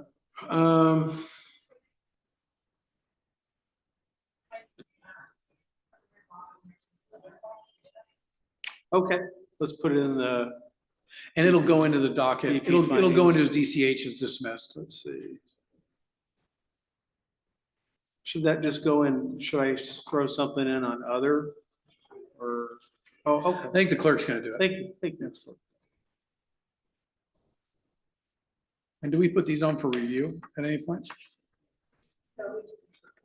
Okay. So they're gonna dismiss that. Get in charge. So We'll dismiss with prejudice. willing to return. I assume, that's right? right. Yeah, that's right. Anyways. And it's an it's an unrelated charge. That's right. So I forgot. So it's just dismissed. Okay, all right. So Mr. Hottinger, I'm going to sign the order that you've gone over with Mr. Haverko. And again, it's these documents are a little bit redundant. So you have to ask the court to do a deferred prosecution, which you've done, which is the petition. I'm making certain findings that are contained in this. Main one is if you don't get help, you're likely to reoffend. And number two is you're able to pay for this. Yeah. Okay. Good. All the other conditions, I reviewed the deferred, the treatment recommendation. It seemed appropriate. And the petition looks good to me, so I don't even have to sign that.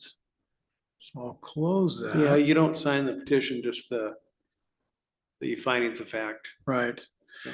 And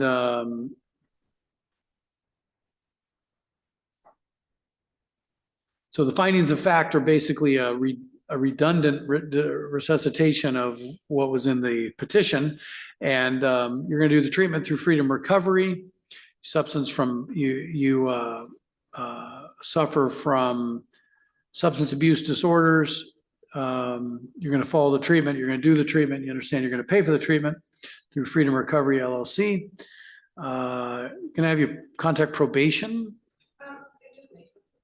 Okay. Okay. Concealed carry charge is going to be dismissed. So I can actually remove that from this.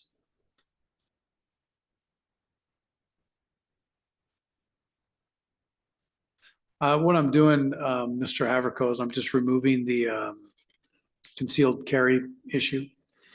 Yeah, as long as there's just an order somewhere, just dismissing.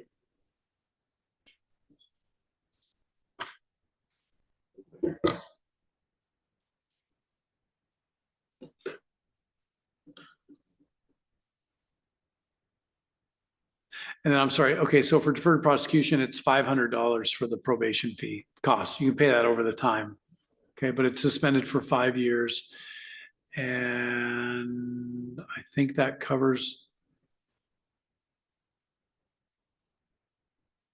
everything. Ignition interlock requirements per DOL. Mr. Hottinger, again, this is kind of an efficient way to get through this, but I don't want you to misinterpret the ability, you're getting through this process pretty efficiently with the fact that it's not, that it's not a lot of work. Okay. So I wish you really, really good luck. Okay.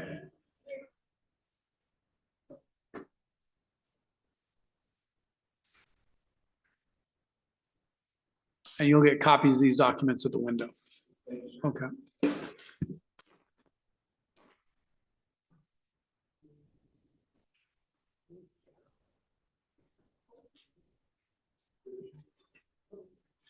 And Mr. Haverco, we had one individual online.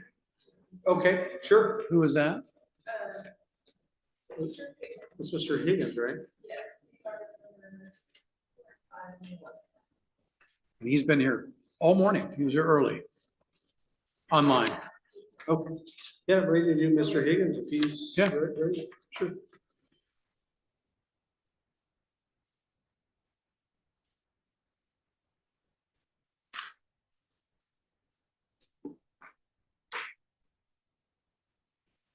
All right, Mr. Higgins, Timothy Higgins, can you hear me?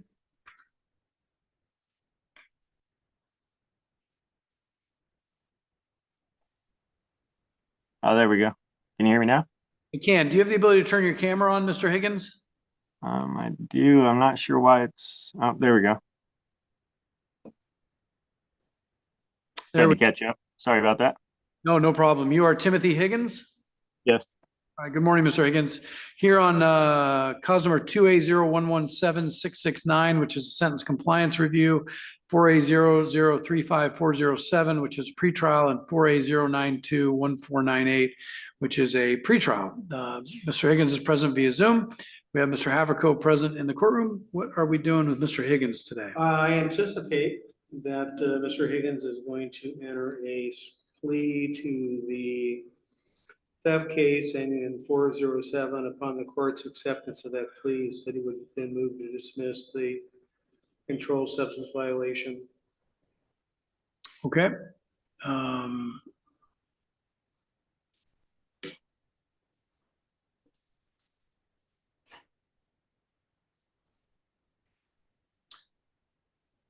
Okay, Mr. Higgins, I have before me a statement of defendant on plea of guilty. Says you're 35 years old, is that correct? Yes. How far did you go through in school? Through high school. So you've got a couple charges here. One's a controlled substance under cause number 4A0921498. My understanding is the city will be moving to dismiss upon acceptance of the plea to theft third under case number 4A0035407. Do you understand in this doc, did you read through this statement of defendant plea of guilty, or did Mr. Haverco read it to you, or a little bit of both? Yeah, me and Mr. Haverco went over it. Okay. And did you have enough time with Mr. Haverco to answer all the questions in this form? If you have any questions on this form? No, we got through that. You did have enough time? He answered all your questions? Yeah. Okay. So I'm going to touch on a couple things here. Paragraph 5 contains a number of constitutional rights that you're giving up by pleading guilty. Do you understand that? Yes. And then theft third is a gross misdemeanor, means maximum penalty is 364 days in jail with a $5,000 fine. You understand that that's the maximum and that there is an there's a recommendation in this plea form. You understand I don't have to follow that. I could sentence you up to the maximum. I do. Paragraph 11 states, on November 22nd, 2024 in the city of Yelm, I stole merchandise from Safeway. Is that your statement? Yeah, I was living on the streets for a bit. I lost my house and divorce and stuff. Okay, but your statement that you stole, you stole merchandise from Safeway on November 22nd of 2024 in the city of Yelm, you adopt that statement as your own? Yeah. It's just food. I understand with the circumstances. So as to the charge of theft, third degree, alleged to have occurred on said date in the city of Yelm, how do you plead guilty or not guilty? Guilty. Okay. Find your plea is made knowingly and voluntarily. No one's made any threats or promises of any kind to cause you to enter the plea. Sentencing, and then with that, the city would make a motion to dismiss the. Yes, Your Honor. So you can dismiss the other charge. Thank you. Okay, going to move to judgment and sentence today. So I'll hear from the city first on Mr. Higgins' case. Your Honor, it's an agreed recommendation. It's asking you to follow it. Okay, Mr. Haverko. Nothing to add, just ask the court to follow the recommendation. Okay, and what are we going to do? What are we doing with the reckless endangerment compliance? I think the court probably just put that on to see if the city wanted to do anything with it. I don't think the city's making a motion to revoke. Not yet. Yeah, that's been going on since 2021. I did, however, do another treatment review for Thurston County. I'm just waiting to hear back from them. That's why you guys haven't gotten anything yet. Okay, but you're working on that? Yeah. Good. Okay, so Mr. Higgins, this is your opportunity to say something before sentencing. You don't have to. I'm not going to hold it against you if you choose not to, but do you have anything you'd like to add before sentencing? No, sir. Okay. Gonna dismiss 480-921498, controlled substance possession with knowing possession. Gonna dismiss that without prejudice. As to the theft third charge under 480-035-407, gonna impose 364 days in jail. Was recommendation to suspend all the jail time? Yes. Suspend all the jail time. Gonna impose $5,000 fine, gonna suspend all that fine amount. Suspend jurisdiction will be for 12 months following conditions. You're going to pay a $250 probation monitoring fee. You're not to have any contact with Safeway, not to commit any criminal law or criminal traffic violations. You're to appear at all court hearings, and any restitution that we're aware of on this? Okay. Won't impose any restitution on this. So Mr. Higgins, I hope whatever got you into got you these theft charges. I'm hoping that, that you got it figured out. I'm looking at your record. You went lots of, it's kind of up and down, it looks like. I was pretty good since I was a juvenile up until 2021 here when I got divorced and kind of snowballed down a little bit. Yeah. Well, hopefully you got all that figured out, okay? Yeah. All right, I'll sign this order, and wish you good luck. Thank you. All right, I've signed that order. Terry Richards.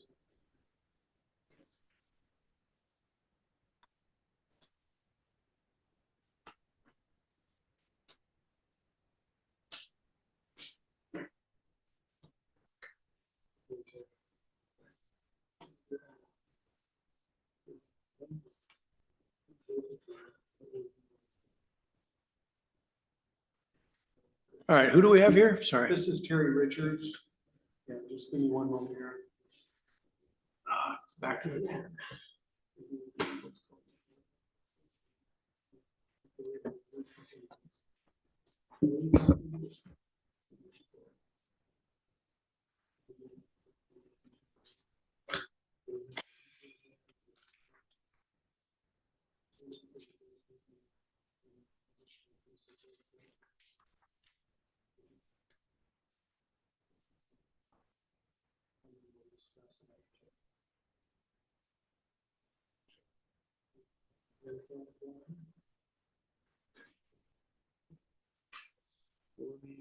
Give me a moment here.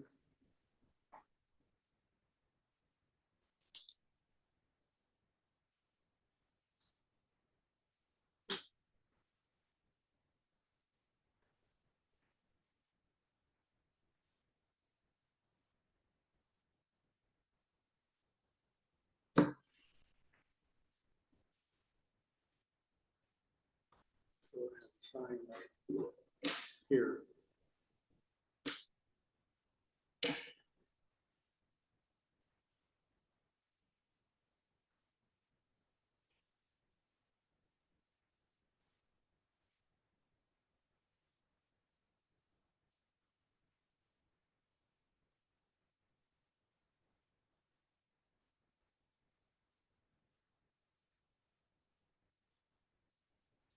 And then I got one more thing for you to sign here.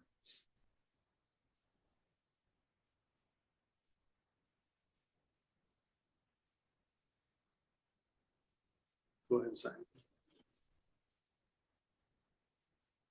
So the DUI is going to be disposed of by way of a stipulated order of continuance. The matter to be continued for 12 months. The matter then to be reduced to an exit driving first degree. Conditions are just a $250 probation fee. He's going to enter a plea to the drug case, but it's going to be amended to use of drug paraphernalia, which is a reduction from a gross misdemeanor to a misdemeanor. And again, conditions are just have no new criminal law violations. All right, so Mr. Richards, I want to deal with the DUI first, under 5A0321949. Do we have a breath test on that case? We do. It's low. It's under the limit. Okay. But there was the presence of a controlled substance. Gotcha. And Okay. impairment.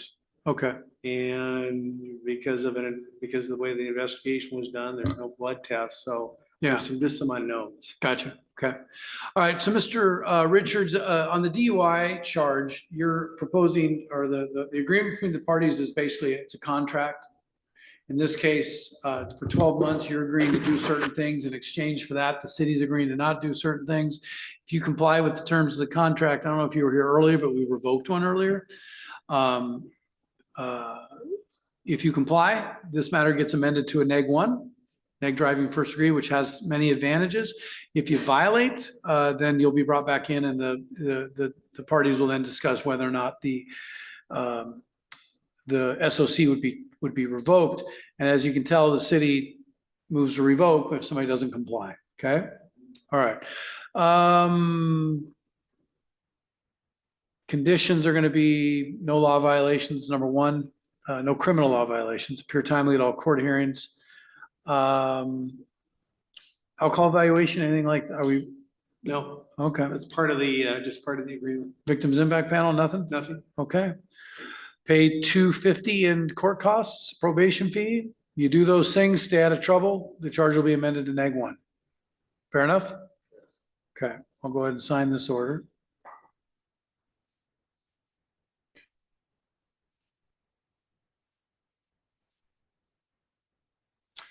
And then next we have the guilty plea to 5A0321950, unlawful use of drug paraphernalia. I'm sorry, it's controlled substance knowing possession amended to unlawful use of drug paraphernalia under 6950-412-1. Mr. Richard, do you have enough time to go over this with Mr. Havercoat? And did he read the plea form to you, or did you read it to yourself, or both? Okay, did he answer all your questions? Yes. Okay.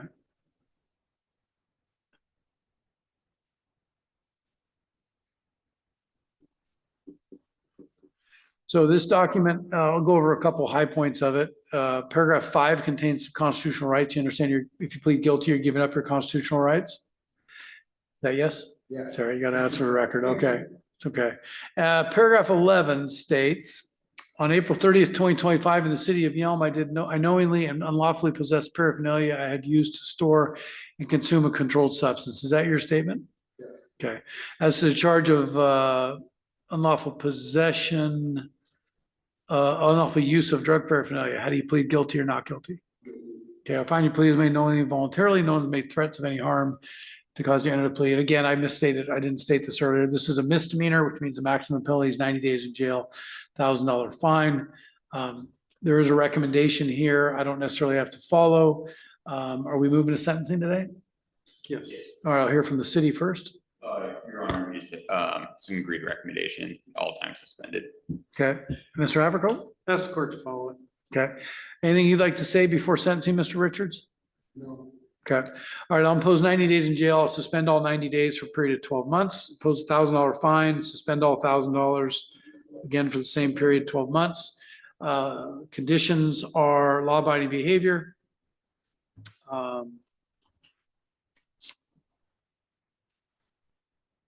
Don't commit criminal traffic violations, pay $250 in probation monitoring. All right. We're just imposing the Right. $250 On just the SOC, I'm sorry. So there's nothing. It's the same incident. Yep, sorry. No fine on that. No imply, the only condition is going to be law-abiding behavior and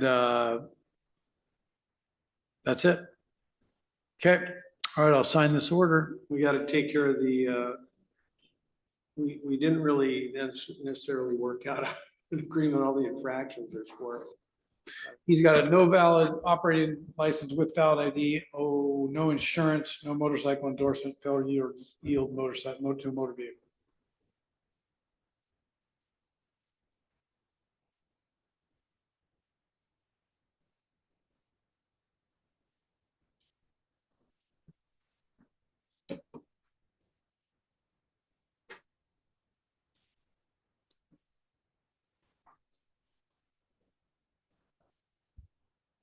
All right, we're at agreement.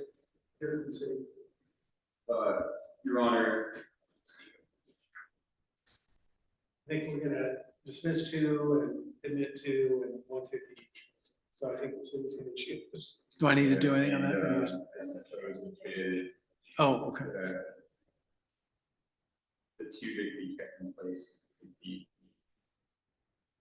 the no ball and operating without insurance. So dismiss which 2? Dismiss no motorcycle endorsement and Okay, so no insurance and no valid operating license with ID, found committed on each of those, 150 Each. each, okay. Okay, we'll get that going. Okay.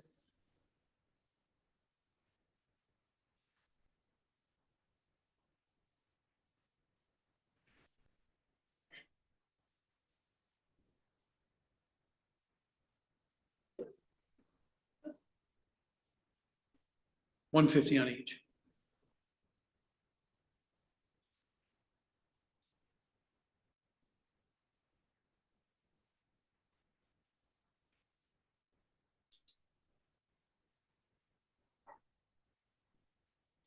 Again, Okay, now I think it's good to go, right?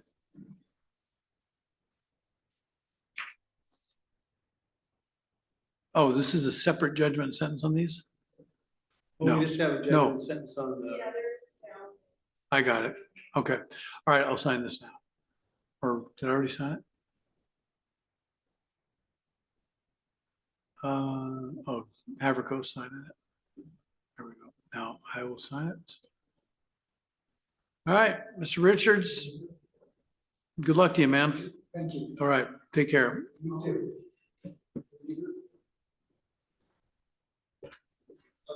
Anybody online? Okay. Nobody's online, so everybody dealing with court is here.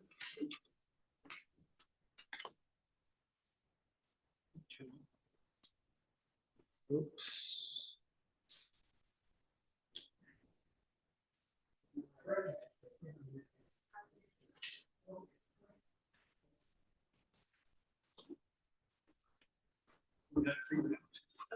Who have we got here? It's all good. Is this Miss Johnson? Yes, it is. Yeah, let me just, All right, you are Alexandria Johnson. Yes. This is City of Yelm versus Alexandria Johnson, cause number 5803122293. Miss Johnson is present in court with counsel.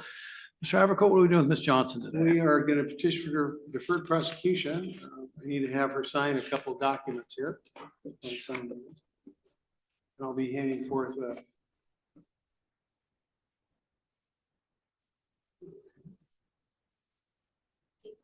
That's good, that's good.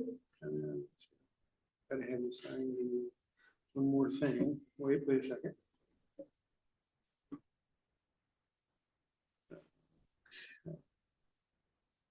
Go ahead and sign now.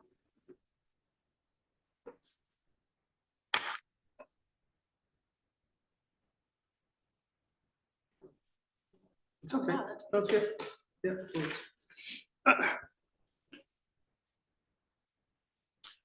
Thank you. For a evaluation for prosecution. We placed a petition and proposed findings and reports. Okay. All right, Ms. Johnson. So were you here earlier with the other individual that entered the deferred prosecution? Yes, sir. Okay, so you kind of heard my spiel on this thing, Yeah. which is, what's that? I said, don't mess up again. Well, it's more than that. It's just, you know, again, it's not a get out of jail free card. You have to do a lot of work, and it's just, you know, they're great. It's a great program, but if you screw it up, it's a disaster. Okay. I'm looking at your record. You know, you've got, this is your second DUI, so it's within 7. So you're looking at, you know, some mandatory minimum jail time if you were convicted. Do we have a breath test on this one, Mr. Haverco? We're going to stipulate to a no test. Okay, so if you have to come back, if this is revoked at some point, you'd be looking at a mandatory minimum 30 days in jail with 60 days electronic home monitoring. You understand that? Yes. So it's a 5-year program, or it's 2 years of treatment minimum, followed by 3 years minimum of probation. So basically, the minimum can be 60 months.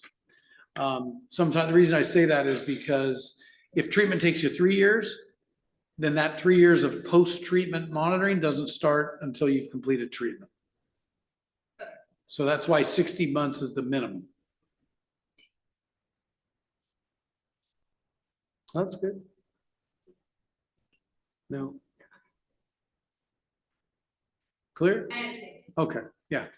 I just remind people of that because sometimes treatment takes longer than 2 years. So, yeah, okay.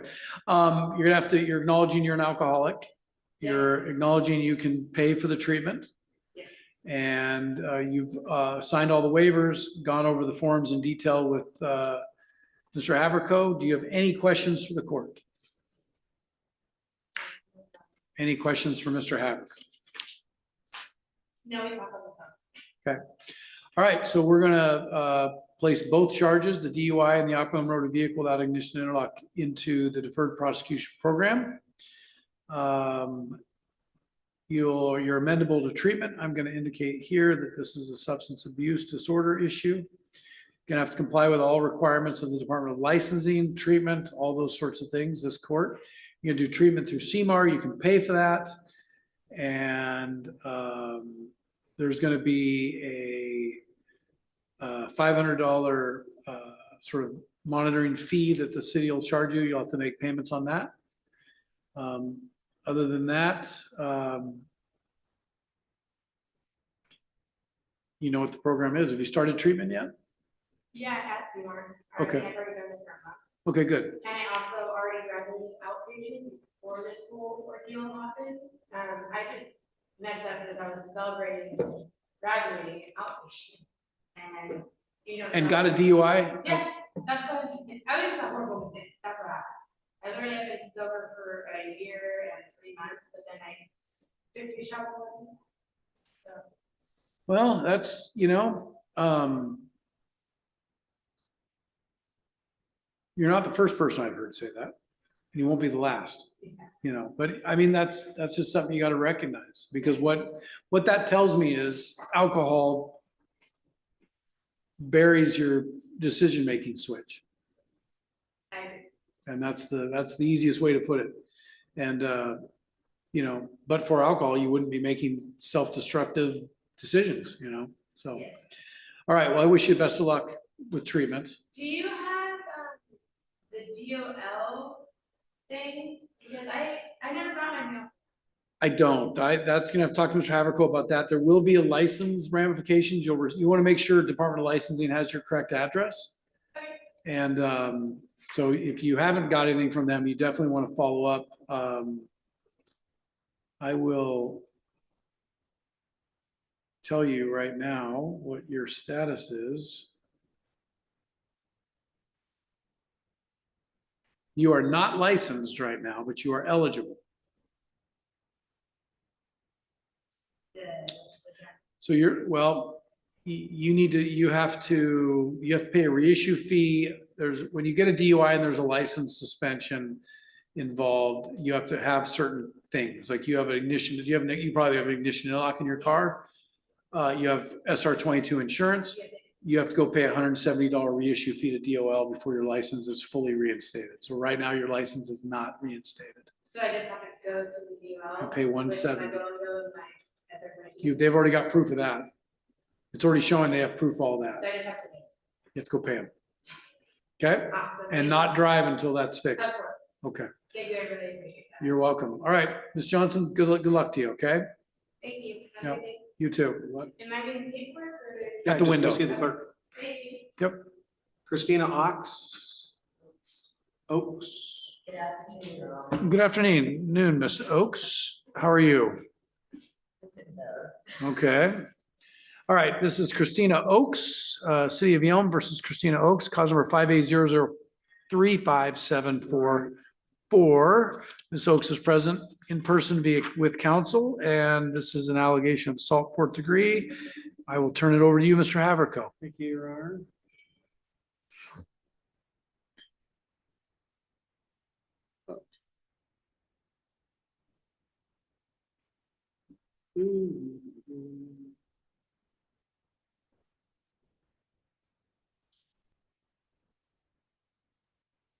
One second.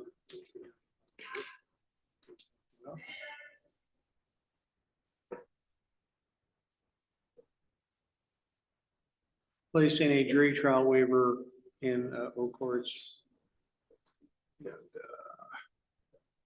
That's good. And so we'd like to set this for we've submitted a jury trial waiver, and therefore we'd like to set this for a bench trial. All right, Ms. Oaks, any questions about this form? About this form, About the waiver of jury trial form that's just been submitted? that means that, It's tried by a judge instead of a jury. Not necessarily me, but whoever might be, it might be me. I just don't No, know. if he's gone, it'll be Tom Meyer who's back, because he's filling in for Tom. So you understand this form, what you're waiving? You understand you're waiving your right to a jury trial? And you want me to, you've signed it, your attorney's signed it. Do you want me to sign it? yes, Okay, and you do feel like you understand it and you understand what you're doing? Kind of, or yes? Mr. Haverko, you feel comfortable with that? Well, he went over the different. Yeah, but Ms. Oaks, so one of the things that this is a big constitutional right. Right. And so it's very important for me, for the court and Mr. Haverko to make sure you understand what you're doing. Just like if you came waltzing in here and said, I don't need a lawyer, I'm going to do this myself. I'll waive my right to a lawyer. We would have lots of discussions with you about the ramifications and potential bad things that could happen. Now, I'm not saying that not having a jury trial is a bad thing, but it's a change. It's an opportunity. It's something, it's a right you have that you're giving up. So it's really important that you are very clear on what you're doing. And I just need you to confirm that with Mr. Haverko.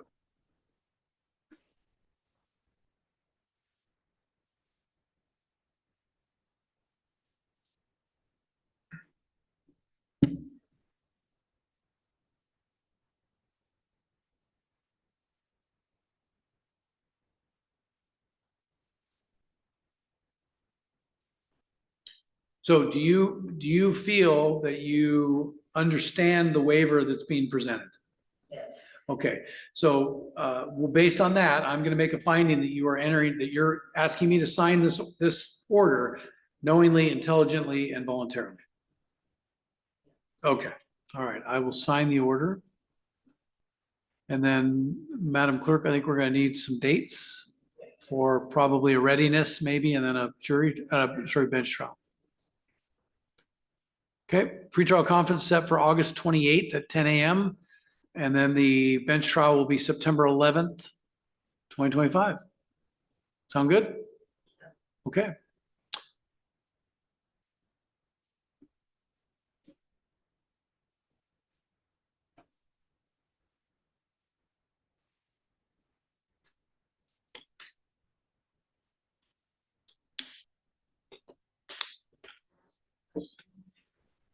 You have to ask Mr. Haverko the question.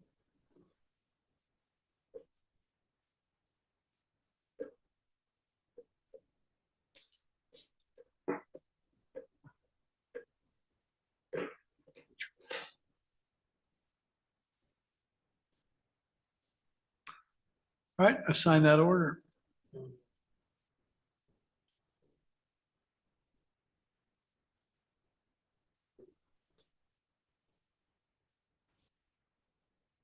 Okay, I think we're ready to. Okay, Ms. Oakes, you're gonna get a copy of that order at the, or the notice for the hearing at the window, and we'll see you back here in a month or so. All right, good luck to you.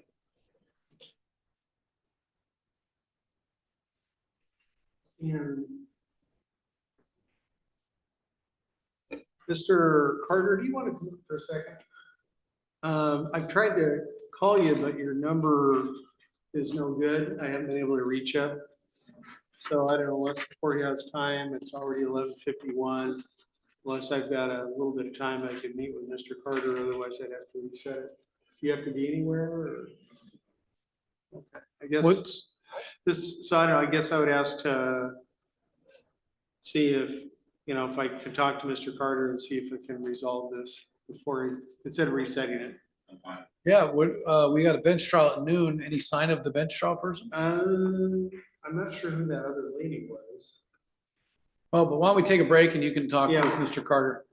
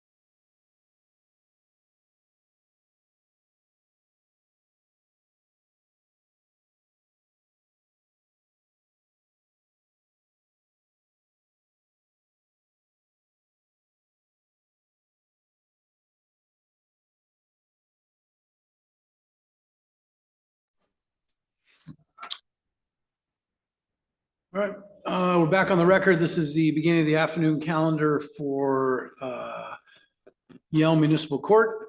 Judge Pro Tem Chris Coker, Mr. Haverco, is this Richard Carter? It is, and What I'm are we gonna doing have with Mr. him Carter? sign a, okay. Let's see here. Go ahead and sign this pad.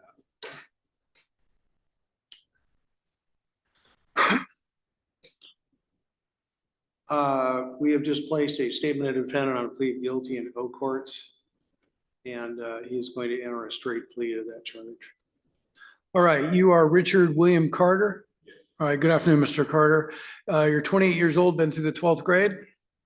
Okay, charged with theft third degree.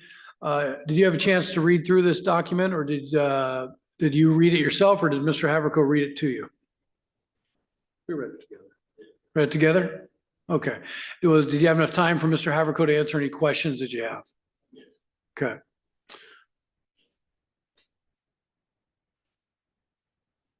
And I'm going to touch on a couple points of this. You understand that you're charged with theft third and theft third degree, which is a gross misdemeanor, which means the maximum penalty is 364 days in jail with a $5,000 fine. You understand that there's a recommendation here that I don't have to follow. I could sentence you up to the maximum, right? Okay. Paragraph, and there's a number of constitutional rights at paragraph 5 that you're giving up by pleading guilty. Paragraph 11 states, on December 8th, 2024, in the city of Yelm, I stole merchandise food from Safeway. Is that your statement? Yes. So as to the charge of theft third degree alleged to have occurred on December 8th, 2024, in the city of Yelm, how do you plead guilty or not guilty? Okay. Find your plea is made, I'll accept your plea of guilty, find it's made knowingly and voluntarily, freely and voluntarily, and no one's made any promises to cause you to enter the plea. Are we going to move to sentencing today? We are. All right, I'll hear from the prosecutor first. Your Honor, it's an agreed recommendation. We just ask you to follow it. Okay, Mr. Haverco? Nothing to add except that he is basically homeless, not employed at the moment. He has the good fortune of being able to stay somewhere right now with some people, but he doesn't have his own place. And he hasn't actually worked for a while. He's trying to figure out his options. So I would ask the court not to impose any financial obligations. All right. Mr. Carter, anything you'd like to say? You don't have to say anything before sentencing, but you do have the right to comment if you'd like. Okay. All right. Any restitution in this case? There's no claim for it as far as I know. Okay. All right. Let me look something up here really quick.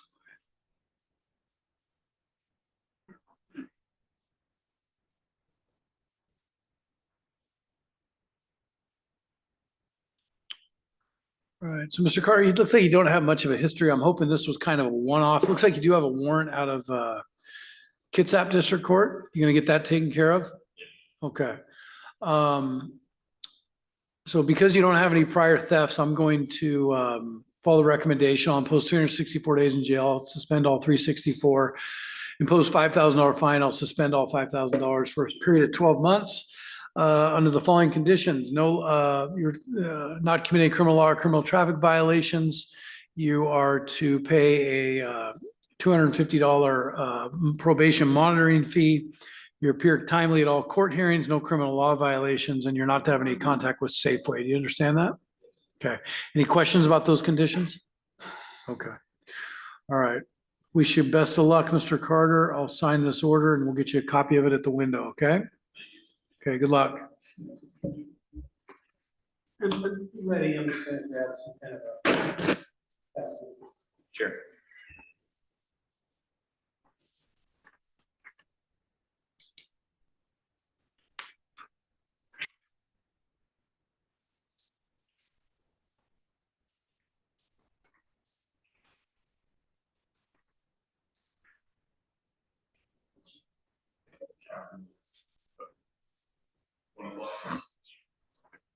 It's going to be a little bit.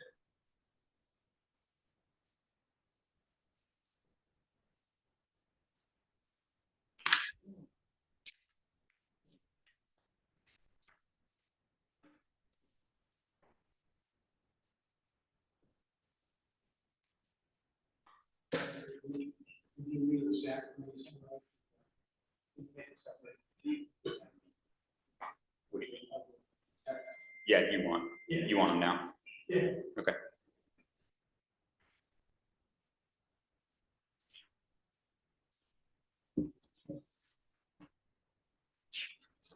Which case are we getting to now? Will be. This is Miss Olson's? Yeah.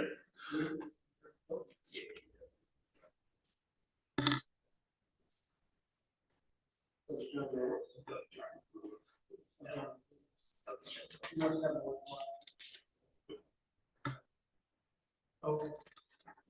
We do have a. We have a 1 o'clock.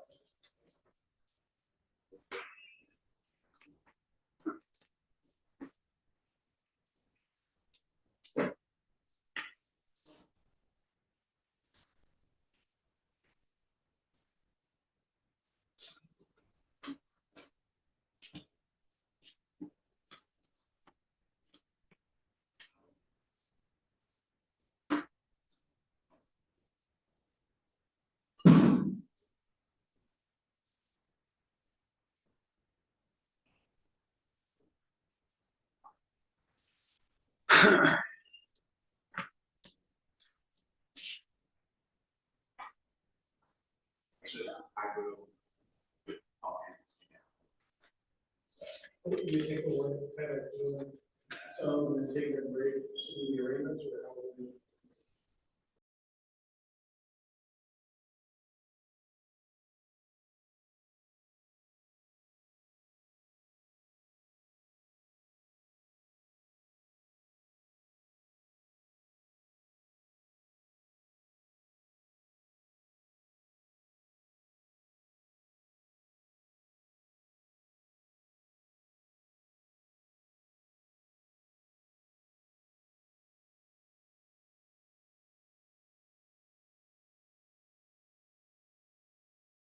Versus Melissa Olson, Miss Olson. Now, Miss Olson, I want to, I'm going to call this is for bench trial. You were noted to be here at noon today. Do you understand that? And you were late. So the thing you need to understand here is we have dockets. This is not just the Melissa Olson day for a bench trial. Do you understand that? We had docket, we had a calendar from 8 o'clock till 3 o'clock. So I had already made a decision to strike this case, but I was convinced to move it forward because we've got some witness issues. But I want to make sure that you understand that if you have a notice to be here at noon, you're on a bench trial, you're here at 11:30. Do you understand that? Yes, Your Honor. Okay. Planning on being here at 11, but. Yeah, but you weren't. Car broke down. I understand. I'm not worried about that though, but this is, I just want to make sure you're really clear on what we expect in terms of when you're going to be here, when you're given notice to be here. Yes. Okay, all right. All right, Mr. Haverko. Defense is ready. Okay, city? Your Honor, city's ready. Okay, I've called the case. This is a bench trial. My name is Chris Coker. I'm the judge pro tem for today's hearing. This is Melissa Olson, cause number 580035712. Are there any stipulated documents and things like that that are going to be submitted? Yes, Your Honor, handed to Madam Clerk, 3 documents labeled Exhibit 1, 2, and 3. Thank The you. parties have stipulated to the document's authenticity, 1 being a protection order, 2 being a proof of service of said protection order, and 3 being text messages between Miss Olson and Nicole Gauthier. Okay, and who are our witnesses going to be? I assume Ms. Gauthier is a witness? Yes, Your Honor. Am I pronouncing that last name, Nicole Gauthier? Yes. Okay. And who else are we having as witnesses from the city? That's the only witness from the city, Your Honor. How about from the defense? No witnesses other than, I assume, probably the defendant. Okay. All right, we can make that decision later. Okay, are we ready to proceed? Yes, Your Honor. All right, I'll turn it over to the city. Your Honor, the city is waiving its right to make an opening statement, but I am handing to you copies of exhibits 1, 2, and 3. Already got them. Got it. Got them from the clerk. And I'll make sure they get back to the clerk. And for the record, the defense does stipulate to the admissibility of those exhibits. Okay, so what I have, exhibit 1 is a protection order dated, it was filed February 23rd, 2023. The restrained party is Melissa Olson. The protected party is a Nicole Gauthier. Am I pronouncing that correctly? Gauthier, Your Honor. Gauthier. This order is a petition that is requesting, it's a stalking protection order. Request no harm, no contact. There was an exception contained in this protection order for incidental contact for exchanges and visits of Caleb Gauthier.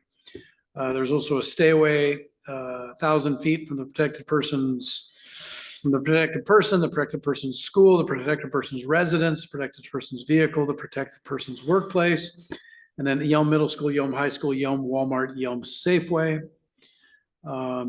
There is a no contact provision here that says the prohibited party is not to attempt to have any contact, including non-physical contact, directly, indirectly, or through third parties, regardless of whether those third parties know of what the order, except for services of court documents, and that's where the exception falls under.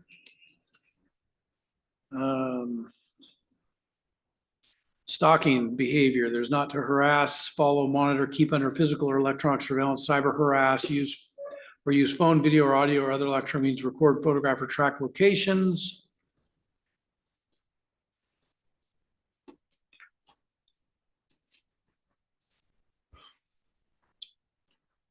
Okay, and this was entered by Judge Zinn in Thurston County on February 23rd of 2023.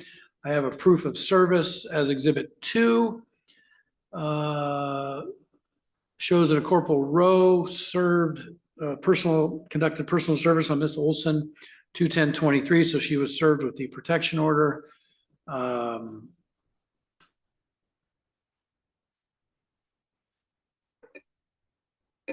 Okay, and I've got some exhibit 3 consists of some text messages that I just glancing at. I see reference to Caleb, but I assume there'll be some explanation on this. Okay, so I'll turn over to the city. Mr. Haverco, was defense making an opening statement? Oh, no. Okay. Okay. Your Honor, city will call its first and only witness, Ms. Nicole Gauthier. Okay, Ms. Gauthier, I believe we have a chair there for you to sit. And Ms. Olson, just so you're aware, a bench trial is obviously, I'm the decider of this. Parties are going to ask questions. I'm hoping the parties are going to ask all the questions that I would ask. I have the option to ask questions if I so choose. Does the city or the defense have any objection to that? No, Your Honor. Mr. Haverco? Okay. No, yeah, All right. no problem. All right, Ms. Gauthier, will you raise your right hand? You swear or affirm the testimony you're going to provide is the truth, the whole truth, and nothing but the truth? All right, go ahead. I'm going to ask you to speak up, and if you could kind of coordinate that microphone, please. Thank you. I'll be switching back and forth, okay? If I don't turn it over to you, feel free to grab it, okay? All right. Ms. Gauthier, can you please explain your relationship with the defendant? I am the stepmother to her son, Caleb Dale Gauthier. And earlier you heard Judge Pro Tem Coker read into the record some terms of a protection order. Are you familiar with the protection order he was referring to? And Ms. Gauthier, I'm handing to you a document marked as Exhibit 1. Do you recognize this document? I do. And how do you recognize it? I filed a protection order on 2/23/20. It was filed 2/23/2023.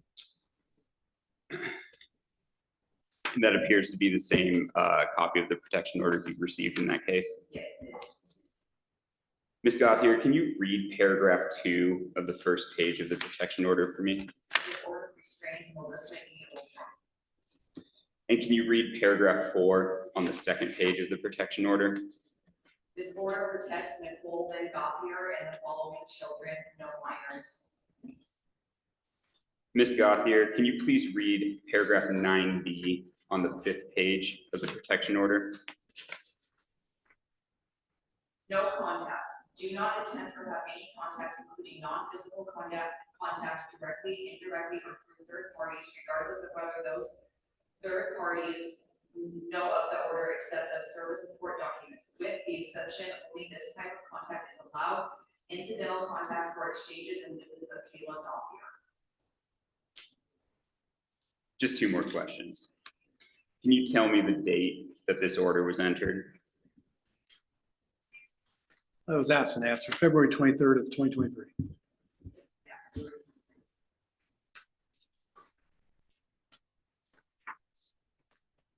You can hand me that exhibit now. Thank you.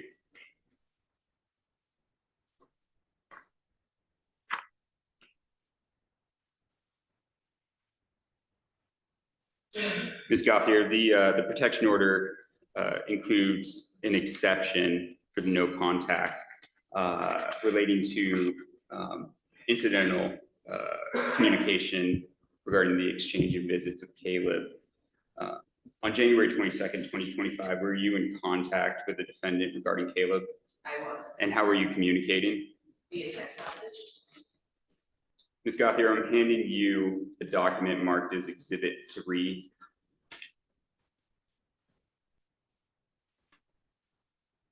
Do you recognize this? I did. And what is it? A text message between me and Ms. Wilson. When were these text messages exchanged?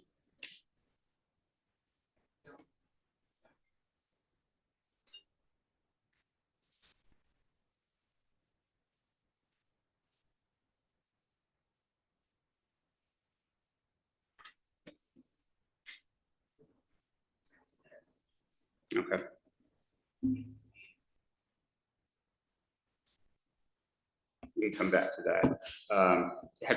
Do you know, or how do you know these messages came from Miss Olson? Because I had texted her via this phone number in the past. And have you ever received messages from that number that were not from Miss Olson? No, I have not. Okay. And these are fair and accurate copies of the messages that exchanged? That is correct. Okay. Did you alter or edit these messages in any way before providing them to law enforcement? No, I did not. Did you provide your phone to law enforcement so they could take these screenshots or download the messages? I took the screenshots and emailed them to law enforcement.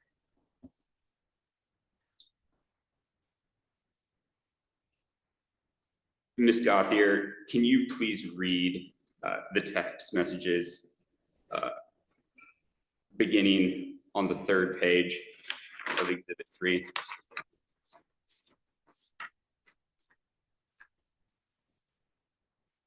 The 3rd page.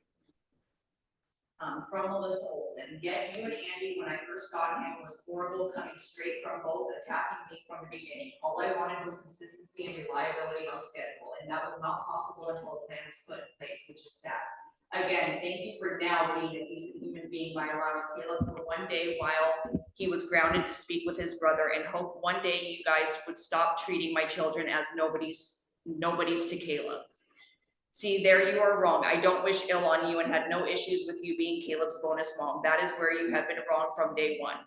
I have never had an issue with Andy being happy and if you were in Caleb's life. The fucked up thing is you are I believe it's and then it stops. Thank you again for showing Caleb the new dragon I sent on his phone today. Thank you, Ms. Gauthier. On the 4th page of this exhibit, there's a continuation of a text message. Can you please continue reading that? All you guys want is for me to get help. I will say this, I struggle when negative shit happens. It's crazy. I had all my kids and not a single criminal charge, but you take my son from me, lie on me, and I believe Caleb when he said you told him to say that shit about me. So I lose my mind because honestly, I'd rather be in jail if I don't have my kid.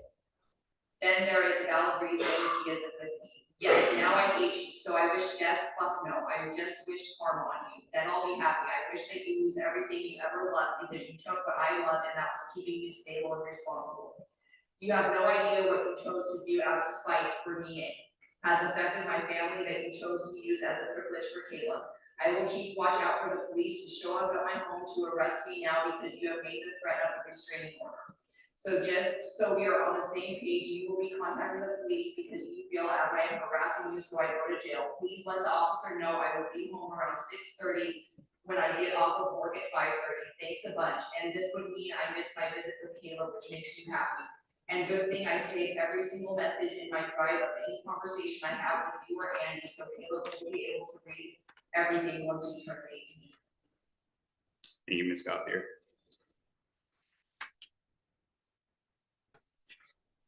Your Honor, no further questions. Okay, Mr. Haverko, any cross?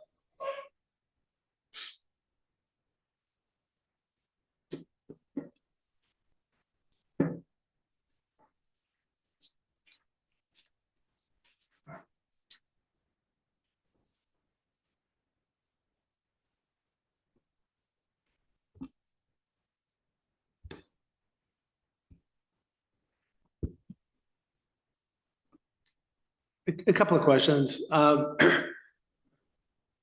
Prior to the obvious conflict that's come about by way of this, communication, it's my understanding, so Caleb is the child chaired by Ms. Olson and your husband? That is correct. Okay, and the child lives with you and your husband? That is correct. Okay. And how often would Ms. Olson have visitation to go to your house to see Caleb? She has no visitation currently. She has 2 15-minute video visits twice a week. Back around this time and prior, was she able to visit physically with Caleb? She never was. No. So the visits always took place by way of video? Video, that's correct. Okay. And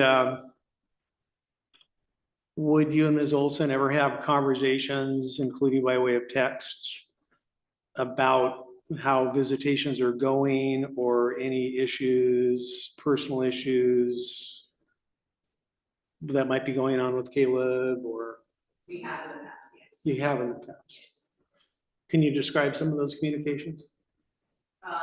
Since the restraining order has been placed, the communications have been, if there was a conflict, like we were gonna be late for a video visit, or she was gonna be late for a video visit. Okay. Let me back up. So I guess what I'm asking you is, because this order is over, it's over a couple years old, so it's about 2.5 years old. So subsequent to that order, have you and Ms. Olson ever had friendly discussions about Caleb or how visitations are going with Ms. Olson or with her other kids? We've had a combination of both friendly and non. Okay. And how many do you think that is? Over what period of time? We normally talk almost every pickup and drop off. Okay. Caleb, when she had custody. And what kinds of things would you talk about? How the school was going, issues that he may be saying there's having in our house and vice versa.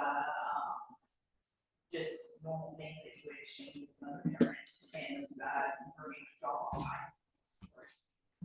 So some of the conversations would be a little bit still beyond the scope of just days and times, and I mean, it would include how are things going. That is correct. Okay. And when did that stop? That kind of communication that was a little more friendly, when did that stop? When the restraining order was issued. Well, I had asked you earlier, I said this restraining order was issued in February of 2023. And didn't you just earlier say that you've had conversations subsequent to that? I've had conversations in regards to drop off and pick up of Caleb and his home visits, which is what I said.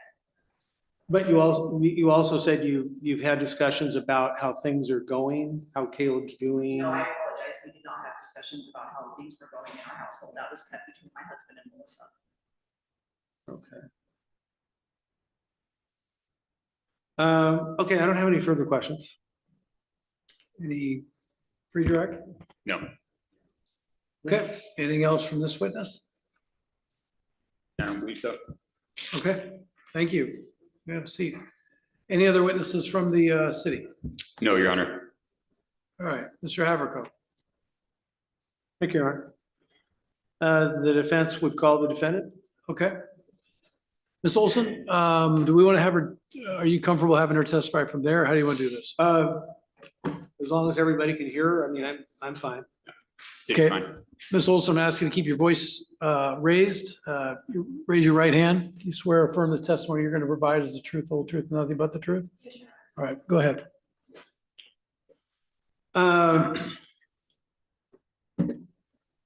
So after the entry of this order on February 27, 2023, did you have text exchanges with Ms. Gauthier?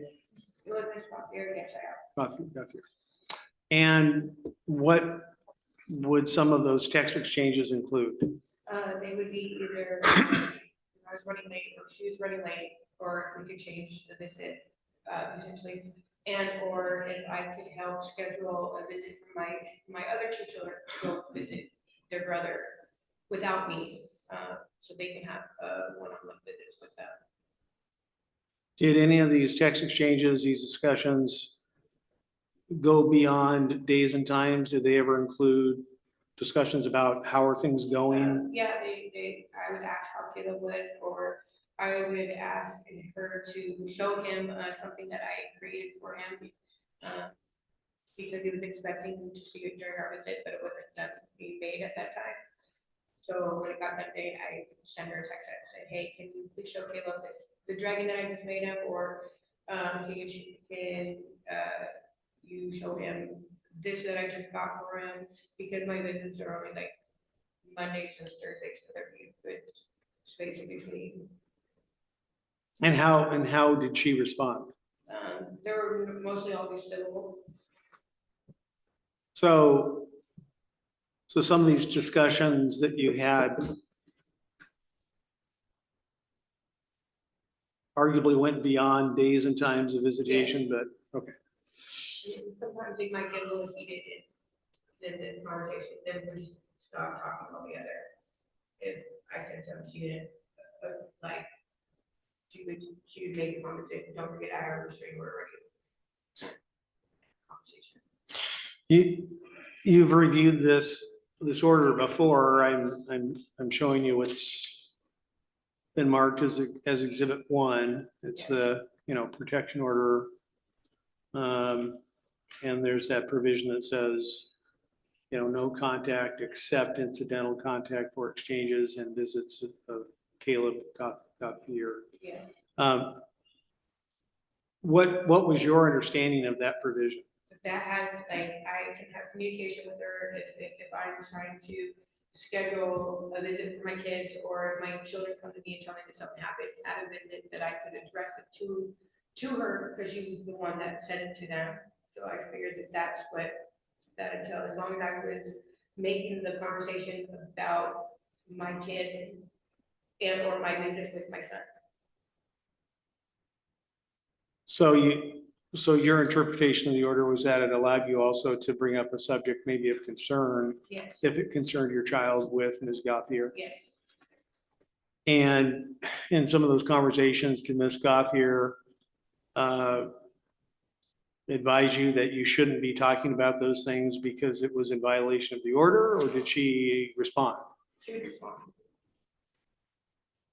Which she did. Can you heard Ms. Gauthier read into the record this copy of, I'm referring to Exhibit 3. Yeah. Can you tell the court about that?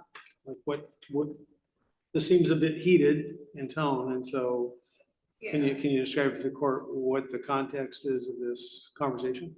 I originally had sent a photo of a dragon to her, asking if she could show it to Caleb. And then I thanked her because I know Caleb was grounded, that she would see it. And then one of my children brought it up to my attention, that Ms. Gauthier said it's a privilege for them to be able to see their baby brother. And so me being, like, that's very concerning, so I was speaking about my middle son, how much he misses his little brother and what was said. And, Because because you share, Caleb is your child Yes. that you have in common with Ms. Gauthier's husband. yes. And then you have two other children, Yes, correct? I have two other boys. And they're from a different father. Yes. And so those are Caleb's half brothers. And what the practice was at times was your kids that live with you would want to visit Caleb at Ms. Gauthier's Yes. house? Correct. Okay. And if I understand you correctly, she was saying that for his half brothers to visit Caleb, she considered it a privilege. Yeah, she said that to my children, that it was a privilege for them to be able to see him. So if he was in trouble, they would not be able to see him. And that upset you? Yeah, because it shouldn't be a privilege for siblings to be able to see each other.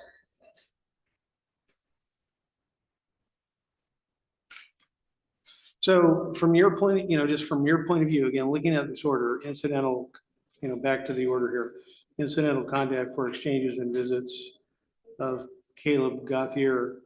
So from your point of view, in this communication that's been admitted into evidence and the other communication you've had with Ms. Gauthier, is that communication in violation of that provision? I don't feel like it is, because I was keeping in the scope of my children at the visits.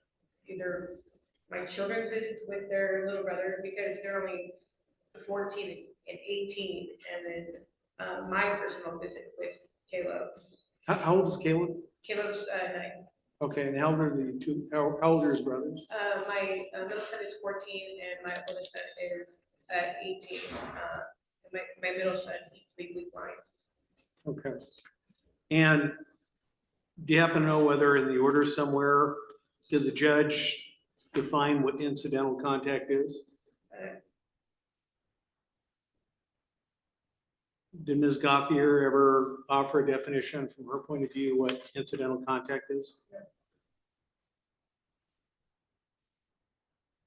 And she did communicate to you in a way that went beyond dates and times? Yes.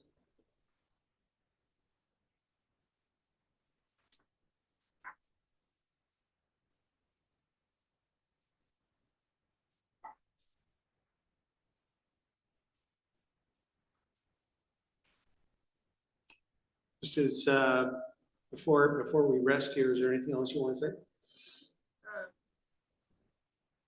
In our conversation, everything was fine until I brought that up, and then she still was continuing the conversation. And the moment she brought in the fact that she was going to contact the police, no, that she said that don't forget that I have a restraining order on you.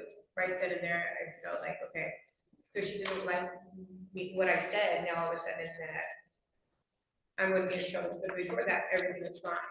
But now, because she didn't like what I have to say, because I'm trying to defend my children's relationship with their best brother, and what's going on isn't right, now she wants to get me in a violation for it. When in the past too, where we'll be having a heated conversation, and then she'll state, "Don't forget, I have a restraining order," and then I'll end the conversation, and nothing would happen of that. And we'll just have another day. Take the defense rest. Any cross-examination? No, from Your the Honor. city? Okay, all right. Closing argument from the city?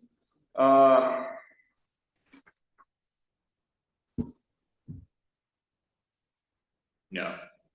From the defense?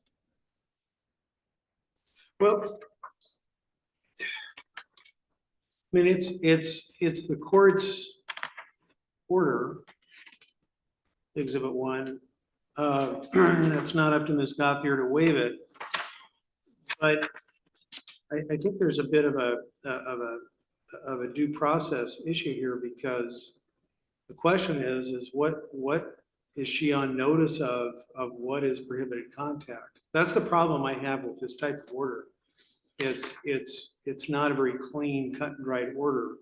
whenever you leave the door slightly open, it allows for a little bit of mischief. And I think there is a reasonable case to be made that, and I think it's credible to suggest that there were probably lots of conversations that exceeded the scope of what is quote unquote incidental to visitation, if you define that as what time you're gonna pick the kid up or what time you're gonna be there, you know, just dates and times. You know, that would be, to me, a very strict interpretation of incidental to. So incidental contact for exchanges and visits. Sounds like for the most part, Caleb was with Ms. Gauthier, and so most of the visits are at Ms. Gauthier's house, where either the defendant or the defendant's other two kids, Caleb's half brothers, go to visit Caleb.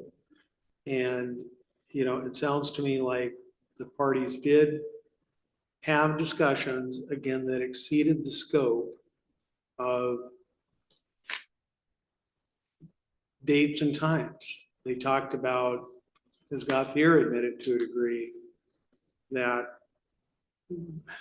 subjects would come up in connection with the kids, which raises the question of incidental contact for exchanges and visits.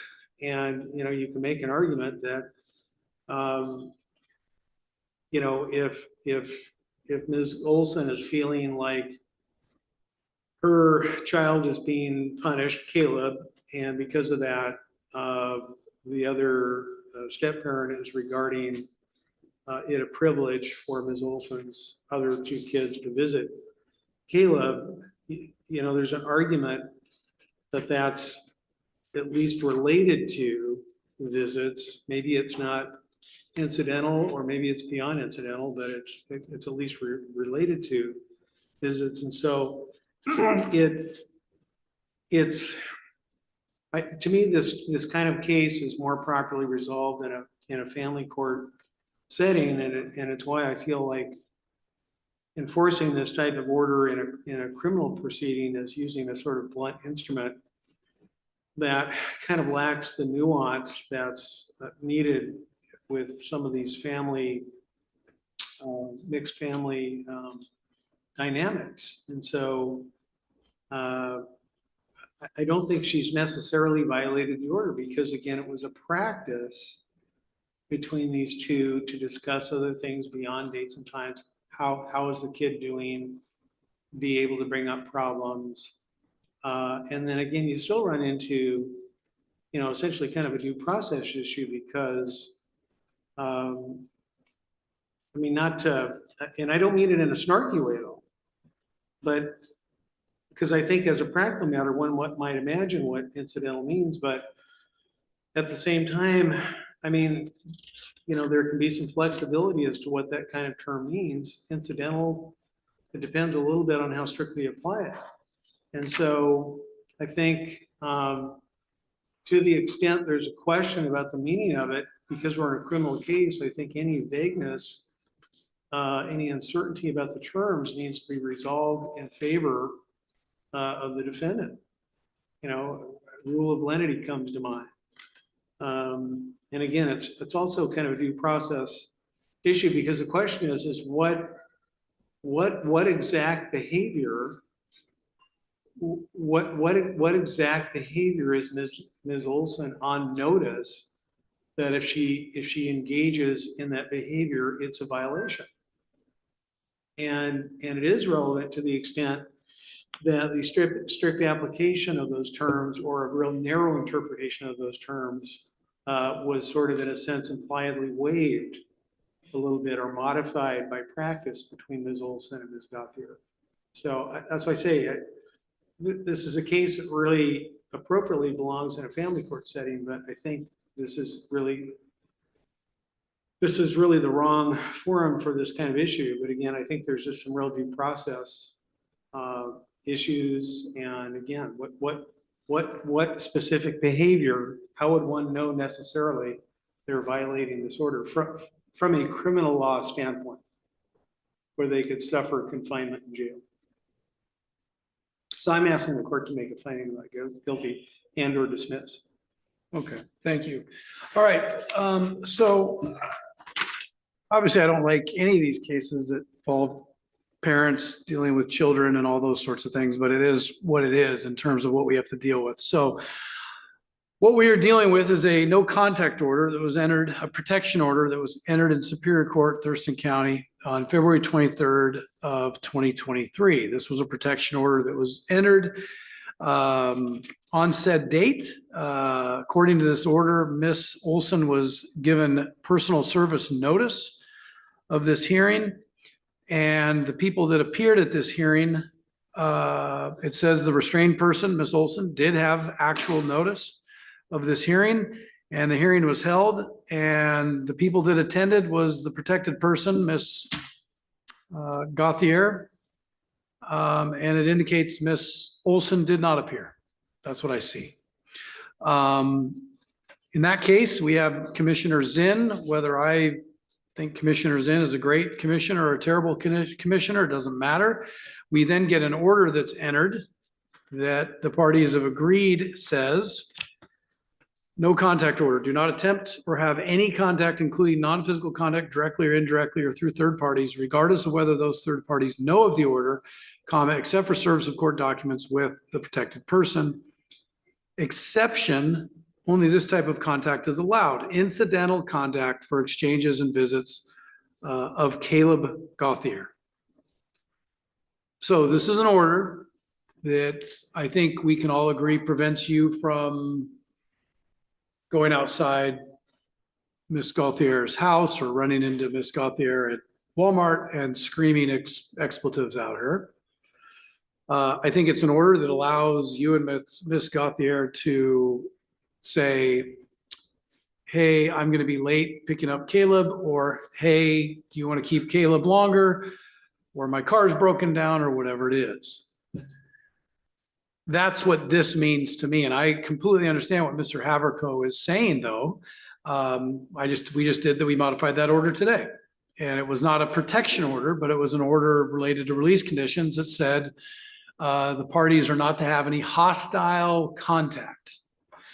And the way that I defined what hostile contact was, and hostile contact was contact that involved law enforcement interaction or intervention. So the dilemma is we don't have a clean order. I agree with that. The problem is we have text messages that I think we got confirmation are after the date of the order. But I think, Ms. Olson, I think you're using that incidental language to sort of go well beyond what incidental conduct is related to exchanges to kind of berate or bash or attack the protected party. I have no other way to describe it. I'm not going to go through it again, other than this is the exact reason I don't do family law, you know? But you went beyond what I would consider is incidental conduct or contact related to visitation or exchanges.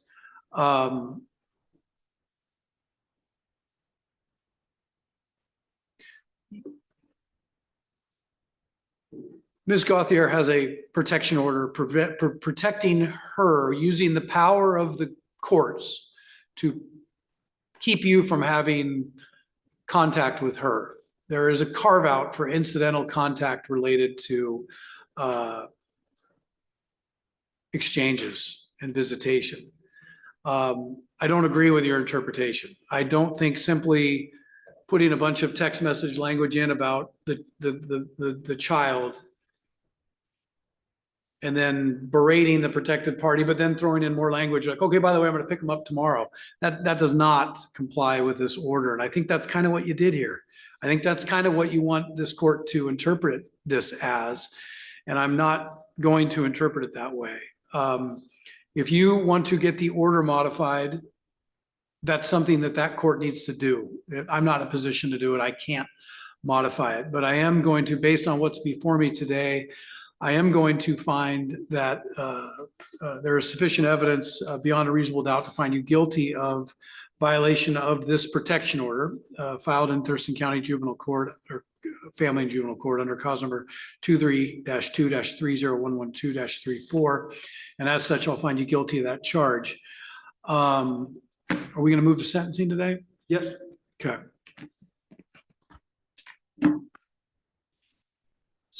So you just have a separate order to put that in. Okay.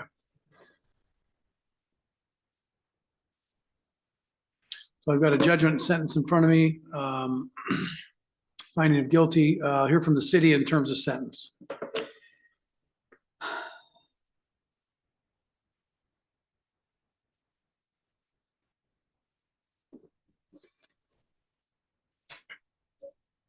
Your Honor, through this process,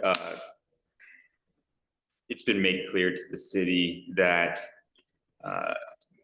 Ms. Olson is not remorseful. Believe, her interpretation of the protection order is a bad faith interpretation.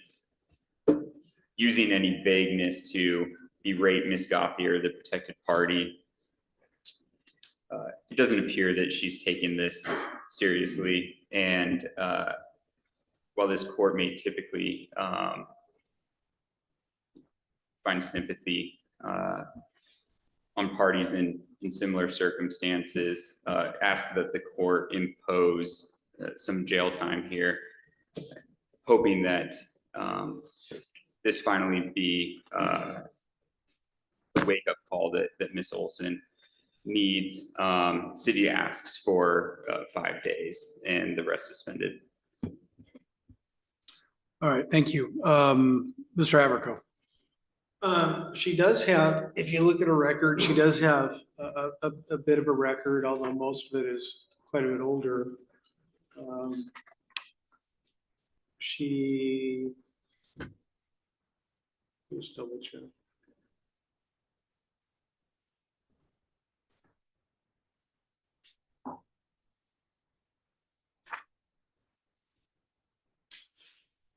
She doesn't have, I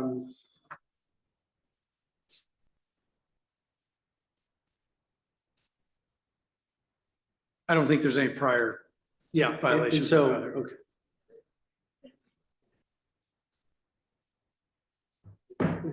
Who does most of the care? Okay.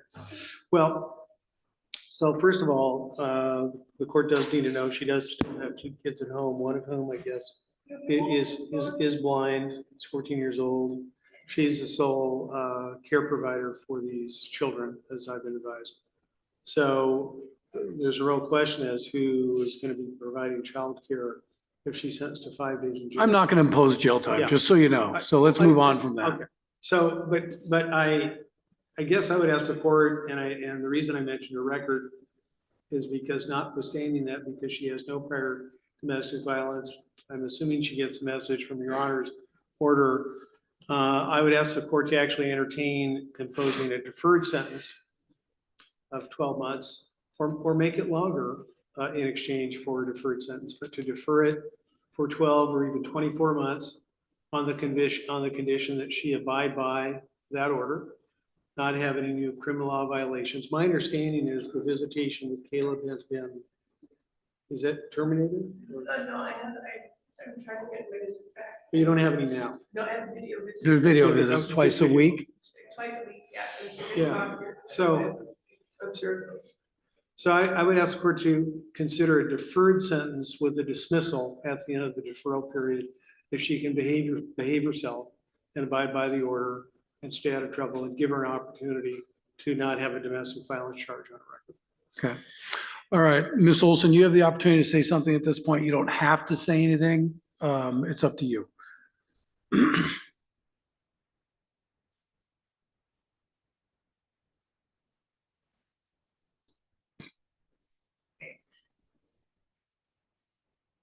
I wasn't trying, the initial conversation that I was having with her was initially started with what my son had said. And when I felt like she was attacking me and I felt like I had to defend myself and that was wrong. I should have responded back when she made the comments that she did. After I told her what my sons had said to me, I should have left it at that and not contacted her anymore or said anything about anything. I understand some of the things that I said. I was for what she said to me and how the conversation between us went. I should have been more responsible and not responded to her comments toward me. I should have just left it strictly what my son had said to me that was not okay and just left it at that. And I do apologize.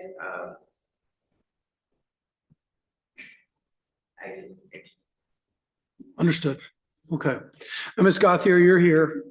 Do you have anything you'd like to, I don't want you to direct anything towards Ms. Olson, but is there anything you'd like me to consider?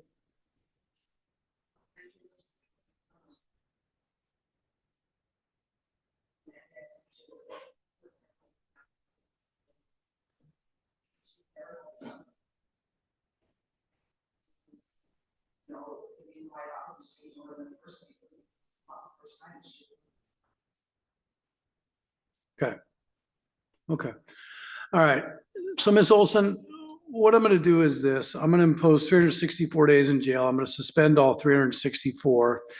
And the reason I'm going to do that is because while I don't agree with any of this, quite frankly, there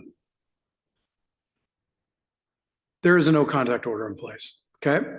With a very limited carve out, which gives the protected party, if you want to call it leverage, if you want to call it protection, if you want to call it whatever, it is what it is. It gives them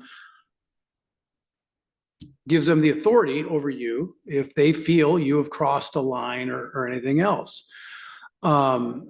which is what it is, okay?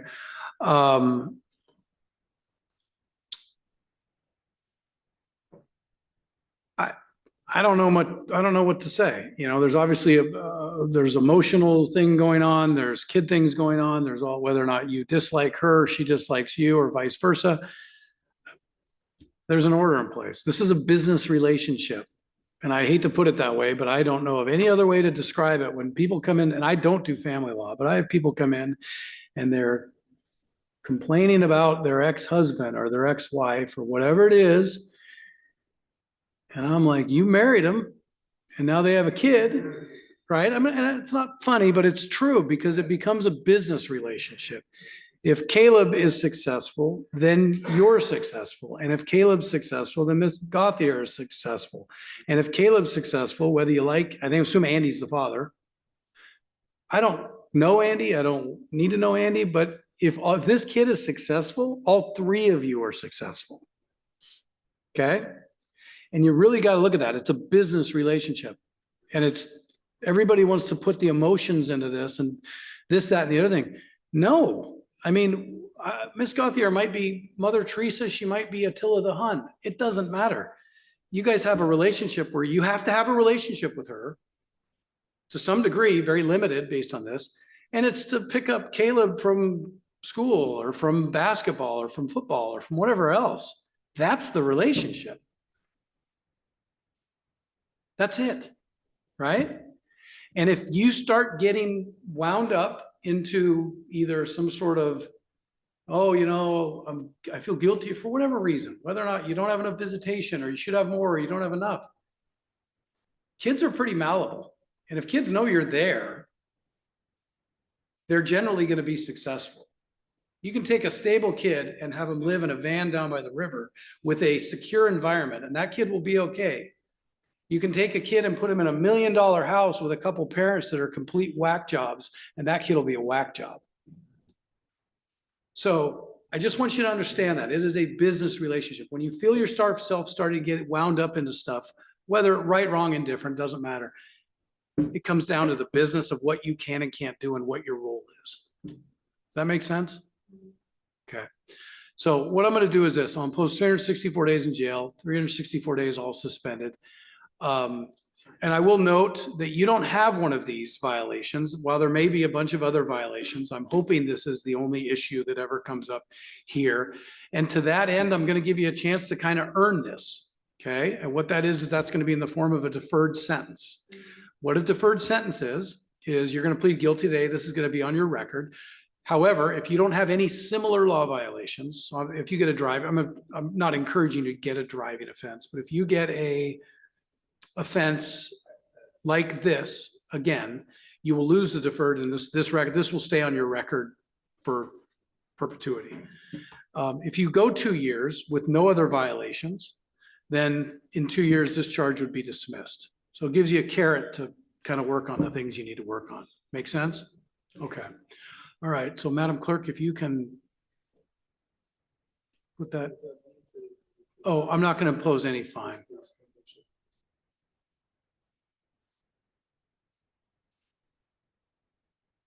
And my bet is, Ms. Olson, you're doing things or trying to do things that are trying to up your visitation, right? Keep doing that. Okay. And then if you guys get to a point where at some point, I'm not even sure how to do this. Unfortunately, you're probably gonna have to go through the family law process, but maybe at some point with passage of time and people doing better, you know, things can be addressed. But I'll be honest with you, if I was Miss Gauthier and I texted somebody and said, hey, I'm gonna pick up little Bobby, and all of a sudden they start tearing into how much of a bad guy I am, I'm gonna get pretty tired of that. So hopefully that can stop. So, all right. Is that everything? And deferred sentence, 24 months.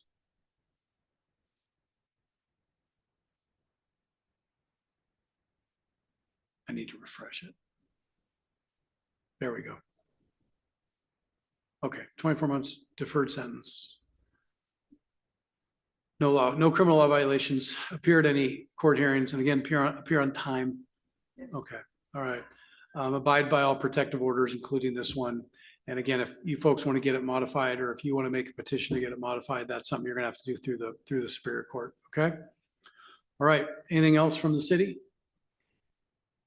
Mr. Ratfield? No. Anything else, Mr. Haverco? I know you're right. All right, Ms. Olson, I wish you good luck. I've signed the order.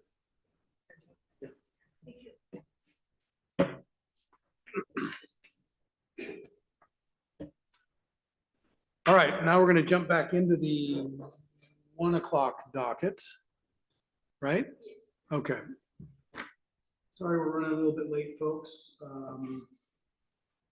Is this, Mr. Haverco, are any of these yours? What do we have at 1? Are any of these yours? Oh, pardon. I'll just call them in order. I don't know who's here. Okay. I know there's a John Lewis. John Lewis got here early. Mr. Lewis, why don't you come on up? We're going to call her next. You got it. Ms. Strout, we'll call you next. Okay. All right. All right. Who do we have here? This is Mr. Lewis, John Lewis. It's a suspended third. City might have a motion. City's moving to amend to no vote in a second. All right, Mr. Lewis, you can go ahead and have a seat. This is a driving suspended license, 3rd degree, Mr. Lewis. The city has a standing offer in this case to amend to a no valid operating license with ID. Okay, it's an infraction, and fine amount? $150. The fine amount would be $150. That's something you want to take advantage of? Most definitely. Okay. And do you know what you need to do to get your license back? I got, since you asked me, I had 6 tickets in the bottom, right? So you know, so you've taken a look into it. I'm trying, they won't let go. I got rid of 4 of them, but not 2 of them. They're just not letting it go. I can't financially go there. Gotcha. We have whatever those 2 tickets. Okay. Financially, it's fine, yeah. Okay. But I still have to survive. I have no, Yeah, I understand. So keep working on it. I signed the order. We'll get you a copy at the window, okay? Good luck to you. All right. I'd like to call Valerie Strout.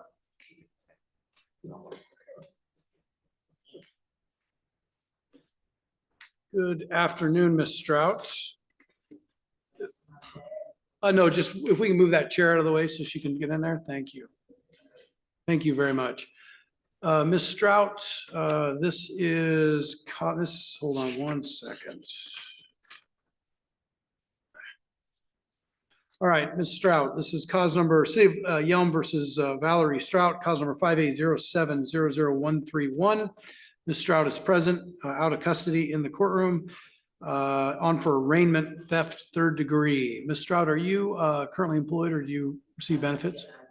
Okay, all right. Based on that, I will appoint, for purposes hearing, Mr. Haverco to handle the arraignment side of things. Stipulate the probable cause, Your Honor, ask the court to enter not guilty plea. Yeah,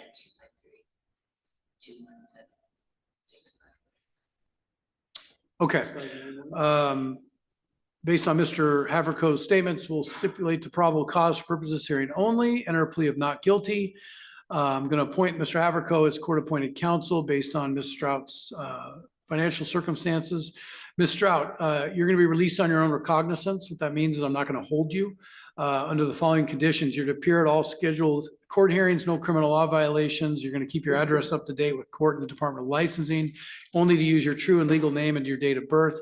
And you are not to go onto the property of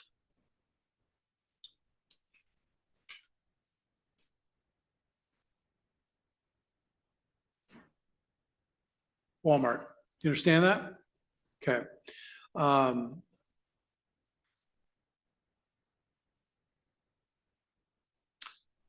All right, next court date is going to be September 11th at 11 a.m. Mr. Haverco is your attorney. You'll be given a copy of this at the window, so you'll be able to reach out to him well before the September 11th hearing, and hopefully we can get this case worked out.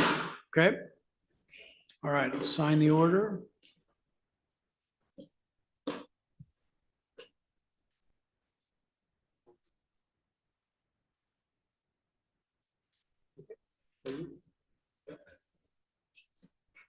Thank you. Good luck.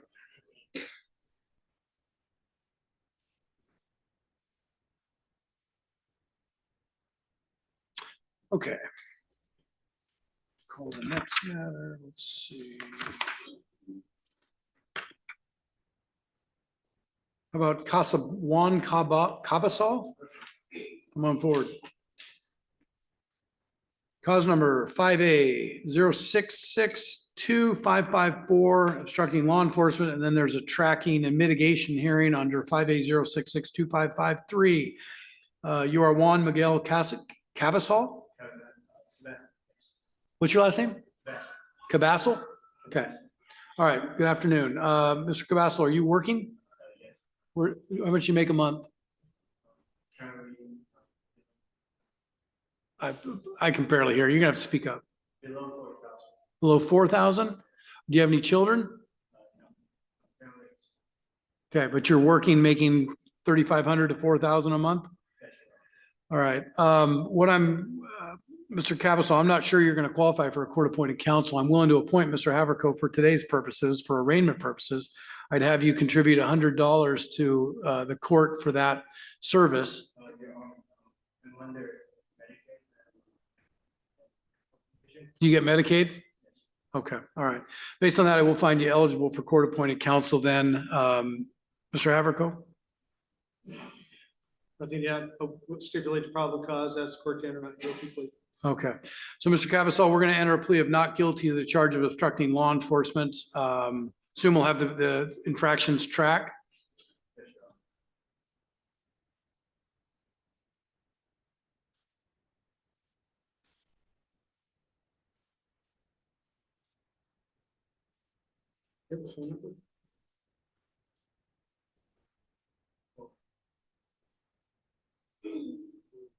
City of release conditions from the city. Ordinary. All right. Yeah. Mr. Haverco, anything additional? No, nothing to add. So, Mr. Cabasal, I'm going to have you do a couple things as part of the conditions. One, you're going to be released on your own recognizance. You're to appear at all scheduled court hearings, not to have any criminal law violations. You're also supposed to update your address with court, and you're only to use your legal name and date of birth. The other thing I'm going to have you bring to the next court hearing, which is going to be September 11th at 10 a.m., is proof that that you get state assistance, and I want proof of how much you make per month. You understand those things? And Madam Clerk, could you put that in the clerk's notes that if he does not bring those, we'll deal with that at that time, because I think I'm going to be on the bench. That's what I'm just telling him. I'm telling you to bring him to the next court hearing so we can have proof of that. But at this point, I'm appointing Mr. Haverco on those conditions, and the 2 infractions will track. Okay? We'll give you a copy of this order. We're going to get you to it. We'll sign it in just a second.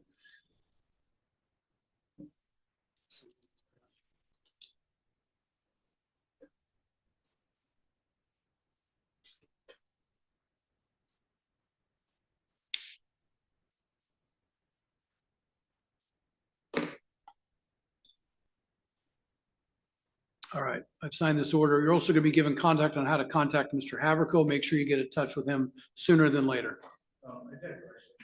I'll defer to Mr. Haverco. I will talk to you about that.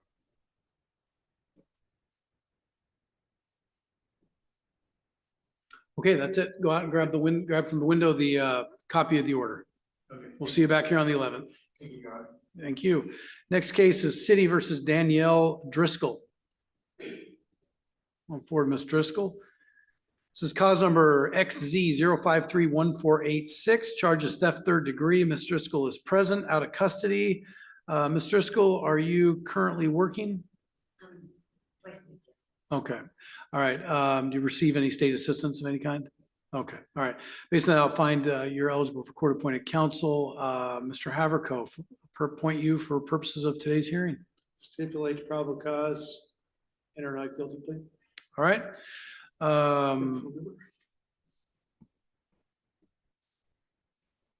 Entering a plea of not guilty. Hear from the city in terms of conditions of release. It doesn't look like there's some thefts, but they look fairly old. Yeah, Your Honor, this case has some age on it, but yeah. City would still like to see Ms. Driscoll not return to the subject property. Okay. Mr. Haverco, any objection? All right. So Ms. Driscoll, the following, you're going to be released on your own recognizance. You're to, under the following conditions, no criminal law violations. You're to appear timely at all at all hearings that are set by this court or any other court. You are not to have any contact with the Walmart. And you're only, if you're contacted by police or Department of Licensing or this court, you're only to use your true name and date of birth. You understand that? Okay. All right.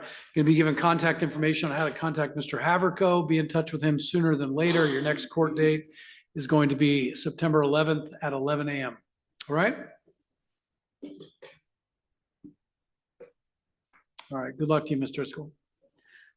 Next matter, City versus Wyatt Ingram. Wyatt Ingram. No response. City, Christopher Larson. That was a case I'm sorry? Okay, hold on one second. Christopher Larson. The city was going to dismiss. Number 5 on the arraignment calendar. Yeah. Oh, yes. Thank you, Your Honor. Took a moment to register. Yeah. Yeah. City's moving to dismiss. I'll upload an order of dismissal. It'll be without prejudice. Okay. So that's cause number 580627930 City versus Christopher Larson. The city is moving on city's motion. Assume no objection from Mr. Haverco. Objection. City is going to move to dismiss without prejudice, correct? Without. Okay. We'll sign that order. I will. Yeah.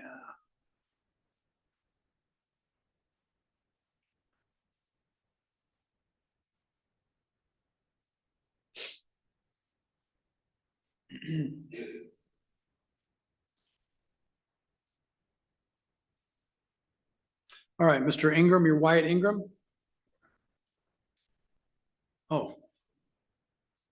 All All right, Mr. Larson, the city's made a motion to dismiss your case, so you'll get a copy of the dismissal order at the window. Sorry, I thought you were Mr. Ingram. Sorry about that. All right, take care.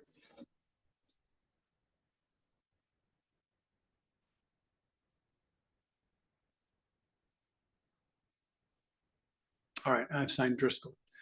All right, next matter, Marcos Alexander Lopez. Come on forward, Mr. Lopez.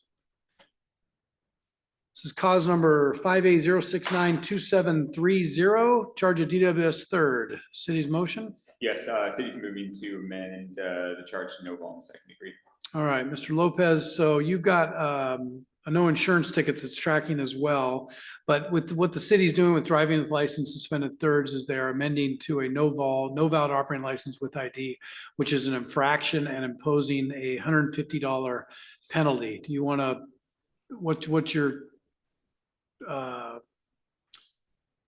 mean, it's an infraction. You can either contest or mitigate or admit, and if you admit to it, it'd be a $150 penalty. Okay. And then what do we want to do with no insurance ticket? Do you have insurance? Okay. Okay. What's the city's thoughts on that ticket?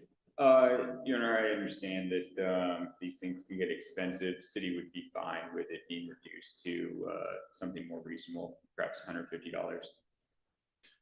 I'm willing to reduce the no insurance ticket down to $150 as well. You want to do that? Okay.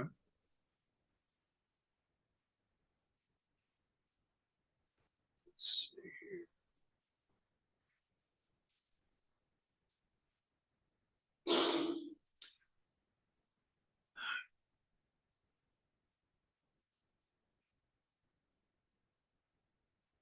All right. So do you know what you do have to do to get your license squared away? I'm already in the process of getting it restated. I already started the payment plan. Looks like you'll reissue fee of $75 and then just probably getting some fines taken care of, right? Okay. All right, Mr. Lopez, thank you for coming in, and we'll get you a copy of this order. And they'll let you set fine payments up at the window, okay? Don't drive till you get your license or you're just gonna get pulled over and we're gonna do the same dance again.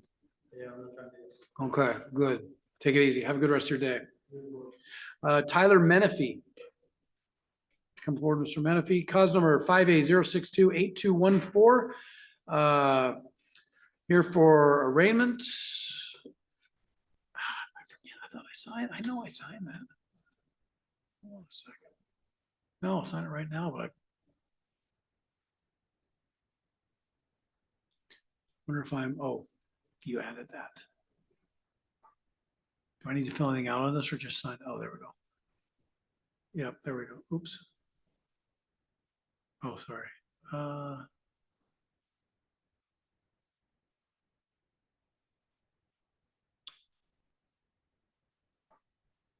Hold on one second, Mr. Menifee. I gotta catch up here real quick. Edit.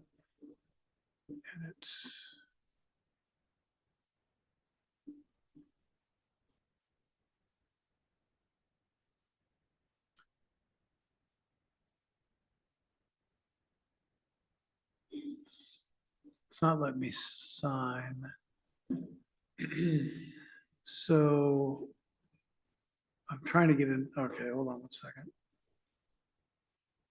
So order of dismissal. So you need to check well, I can do it. So let me do it.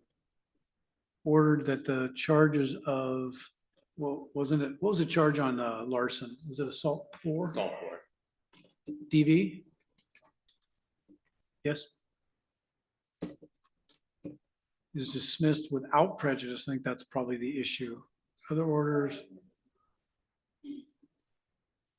There we go. Okay, you're welcome. All right, Mr. Menifee. Now, let me pull up your information.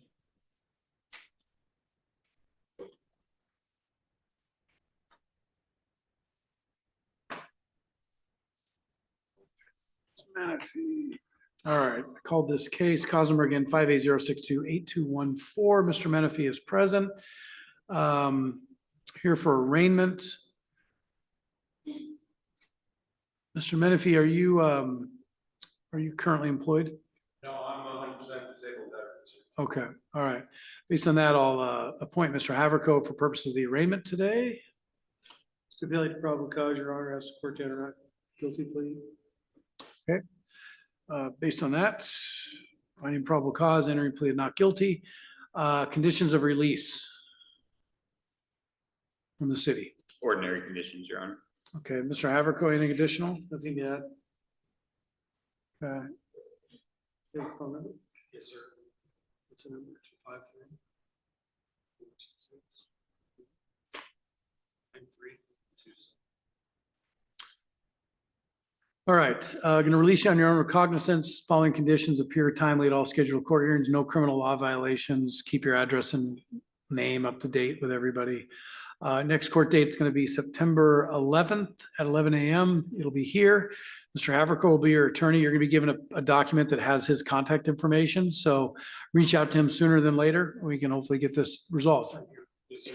I just bought a house out here, so I'm trying to do everything I can to do things right, but it's hard, because I moved to Clearwood and I got the service out there, so I'm hoping to get everything squared away. We appreciate that. So, and it looks like based on things, it looks like this can get taken care of. So, okay. I really hope so, cause I'm not trying to cause them.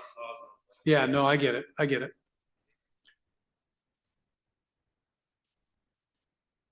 I just don't want you to say anything that. Yes, sir. Thank you very much. Okay. Okay. Mr. Menifee, I've signed that order. It'll be a copy at the window for you. Okay. Thank you, sir. Yep. Good luck. Thank you, man. Have a great day. All right. Next case, Frank versus Frank Periscondola. All right. Am I pronouncing your last name correctly? Periscondola. Got it. All right. Cause number 580692732. Cause number, that's the cause number. Mr. Periscondola is present with Mr. Haverco. Mr. Periscondola, are you working right now or? As a result of this, I had lost vision. Okay. At this moment, behind. Okay. All right. Based on that, I'll appoint Mr. Haverco at this time for arraignment purposes. Stipulate the probable cause, that's the court to enter not guilty plea. All right, find probable cause for this hearing only, enter plea of not guilty, hear from the city in terms of release conditions. Ordinary conditions, Your Honor. Okay, Mr. Haverco, any concerns with standard release conditions? No, Your Honor. Okay. All right, so Mr. Periscondola, what we're gonna do is we're gonna release you on your own recognizance. Gonna appoint Mr. Haverco. You're to appear timely at all court hearings, not to have any criminal law violations, and keep your address and name and everything up to date with the court. You're going to be given contact information on how to get a hold of Mr. Haverco. I'm going to suggest you do that sooner than later, so we can deal with that. And next court date is going to be September 11th at 10 a.m. All right, give you a copy of this at the window outside.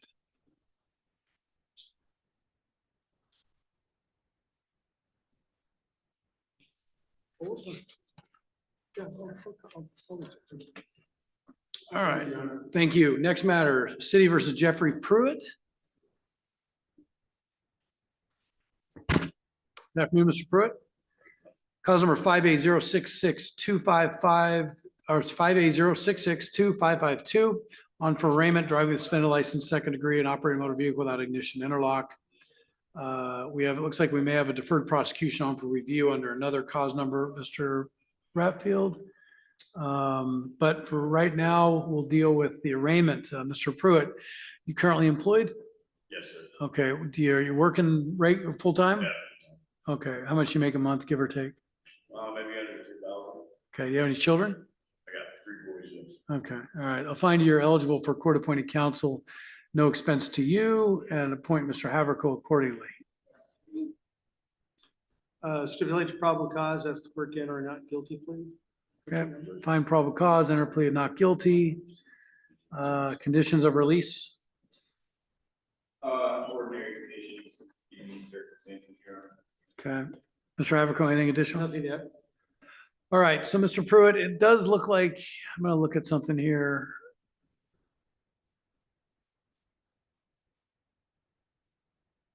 Sign here.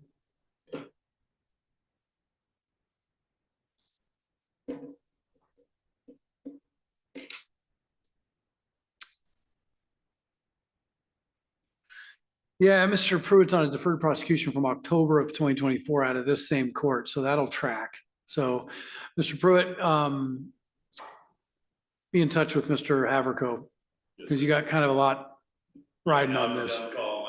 Well, nope, don't say anything else. I'm just be in touch with Mr. Haverco. You're in good hands. All right, release conditions, stay out of trouble, no criminal law violations, no drive without license and insurance. Comply with the terms of the deferred prosecution, stay in touch with Mr. Haverco, and we'll see you back here on September 11th at 11 a.m. Okay, we'll give you a copy of this order at the window. Okay, good luck to you. Next case is City versus Sarah Richards. Cause number 580627929. No response.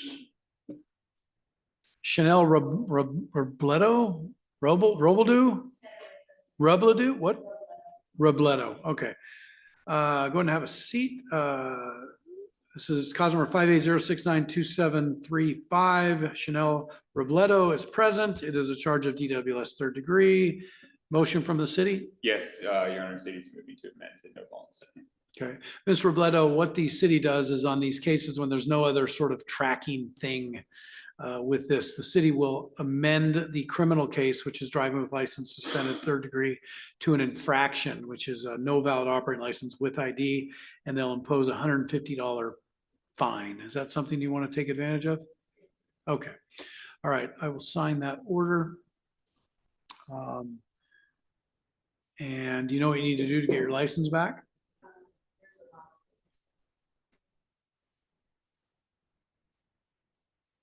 Well, let's see. That's not a lot with you. Let's see.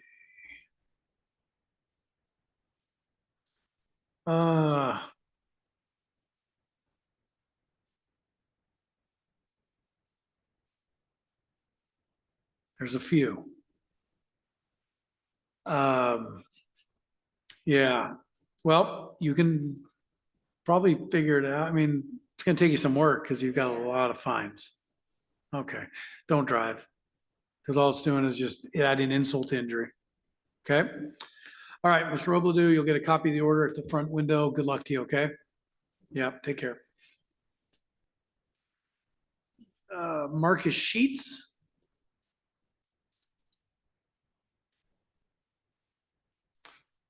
All right, Mr. Sheets, cause number 580700133 and 580700134. And 580700135.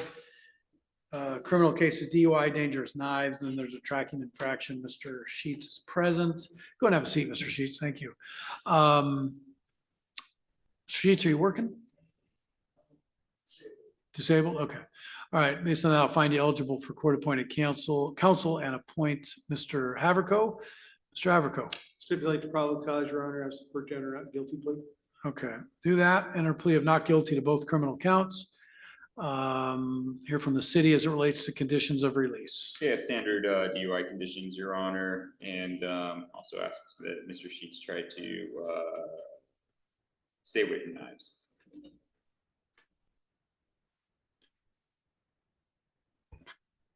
Stay away from knives, okay? Which is all right, Mr. Haverco, any comments on conditions of release? No. Okay, all right, Mr. Sheets.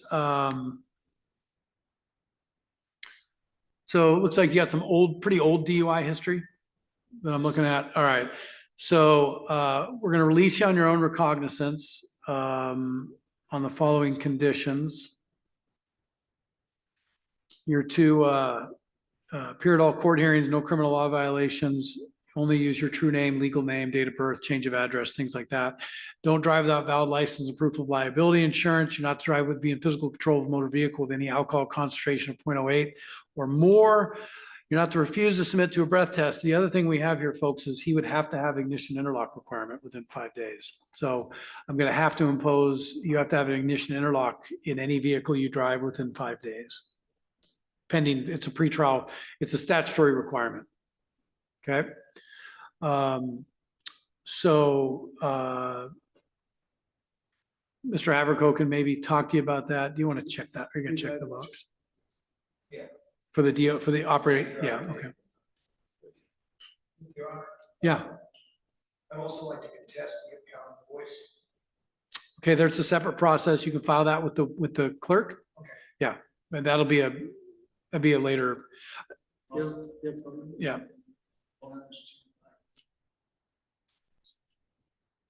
And then deal with Mr. Haverco on that. So, and then the last thing, Mr. Sheets, is the stay away from dangerous knives. I had it on my sheet. Yeah, I didn't have it out, I wasn't going around, it was on me. yeah, Birthday, it was barbecue. yeah, I'm gonna with. Did we see anything in the police reports that said the knives played any real role in this other than they were confiscated?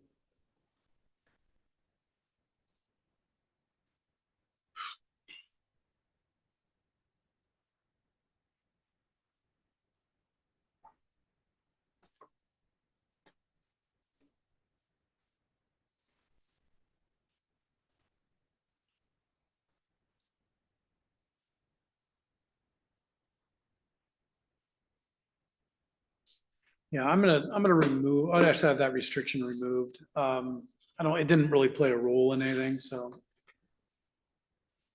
All right, that condition is removed, Mr. Sheets, but the other conditions remain in effect. And you have to have the proof of the ignition interlock to the court within 5 days. Or an affidavit of I'm not driving. Or just don't drive. You need to do an affidavit that just says I'm not driving. You can talk to Mr. Haverco about that. Okay? Okay. Or just, can you print it out so you can pick it up at the window? Okay.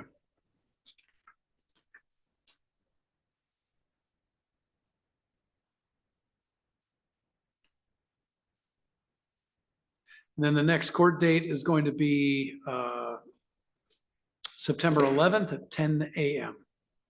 Okay? All righty. Before you get a copy of the window. Before you go. Sign here.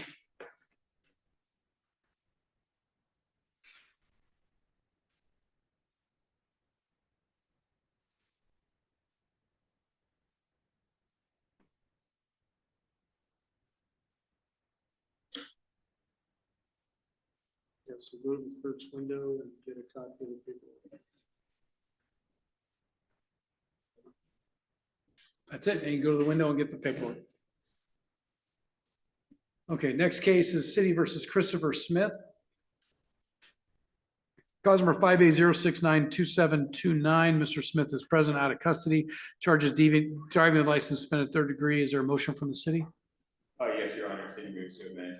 All right, Mr. Smith, you've been here for a little bit. The city makes a motion, standing motion on driving with license suspended thirds to amend to a no valid operating license with ID, which is an infraction and impose a $150 fine. Is that something you want to take advantage of? Yes? Okay. All right, I will sign that order and then you can pick up a copy of this at the window. And again, do you know what you need to do to get your license back? Well, I'll tell you in just a second. Hold on. Well, I'll give you my best read on it.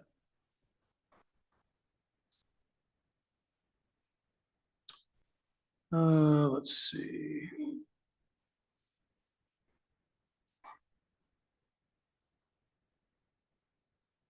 Looks like you might have, so there's a reissue fee, but also looks like there may have been an accident you were involved at some point with an uninsured motorist. You were uninsured.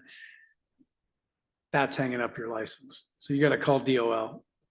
Okay. Our Department of Licensing has turned into a collection agency. So unfortunately, I can't do anything about that. Okay. All right. Good luck to you. The copy of the order will be at the front. Oh, I'm sorry. There's also a no insurance ticket that's tracking. 150. City would indicate the intent to mitigate the no insurance ticket down to 150. Oh, wait. He did not. That's a different case. Never mind. Different Smith. All right. Oh, Take it yeah. easy. Yeah. That would be, Good. that's it. Take care. That'd be Marion Smith. Come in and have a seat, Miss Smith, if you're okay to do so.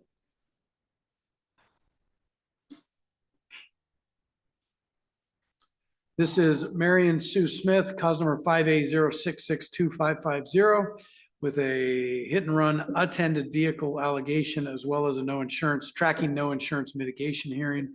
Ms. Smith is present, out of custody. Ms. Smith, are you working? Retired. Retired, okay. Do you receive, how much do you receive a month, give or take?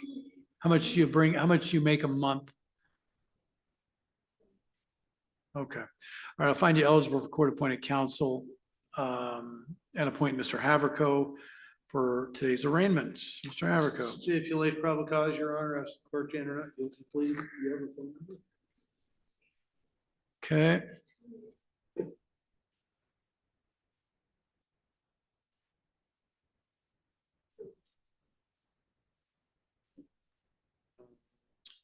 All right.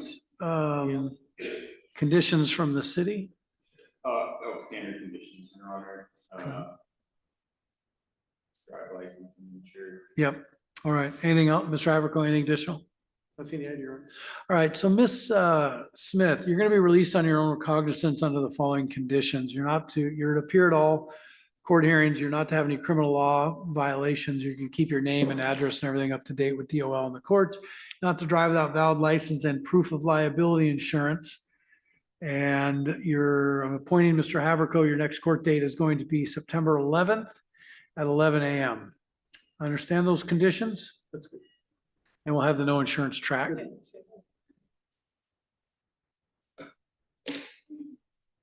Okay, I've signed that order. You'll be able to get a copy of that order, Ms. Smith, at the window. Next court date, September 11th.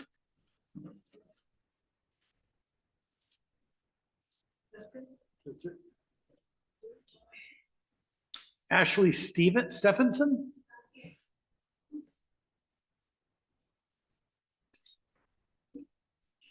Come on up, have a seat, Ms. Stephenson. This is cause number 5A01500697. Expect a motion from the city. Yes, Your Honor, city moves to amend and no law in second. Okay, so Ms. Stephenson, if you've been here for a little bit, you have a driving with license suspended third degree charge. That what the city is doing is, on these cases, the city is amending the charge from a criminal offense to an infraction and imposing a fine of $150. Is that something you want to do? Okay. All right, I'll sign this order. Do you know what you need to do to get your license back? Yes. What do you need to do?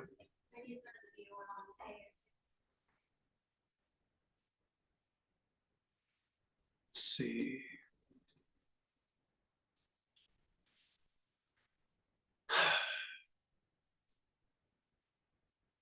And then you're gonna have to pay a $75 reissue fee too. So, okay, all right, get that taken care of sooner than later. Don't drive. All right, copy will be at the window. Thank you. Good luck. Thank you. James Taylor. Come up, have a seat. So James E. Taylor, cause number 5A064278, on for arraignment, criminal trespass, first degree. Mr. Taylor's presence. Mr. Taylor, are you currently employed? No, I'm retired. Okay. Yeah, what's your monthly income roughly? 4,000. Okay, do you have any dependents? No, sir. Okay.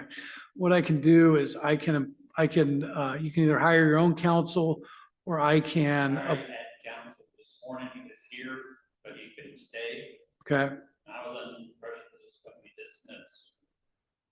Basically, I had the homeowner's permission to enter the property. Well, I'm going to tell you to hold off for 2 seconds. I don't.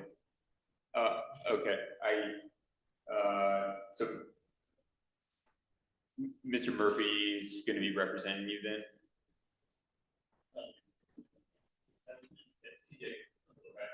Okay, city's just going to move to dismiss without prejudice. Okay, Yeah. all right. Mr. Taylor, I will sign an order to that effect and we'll give you a copy of it at the window.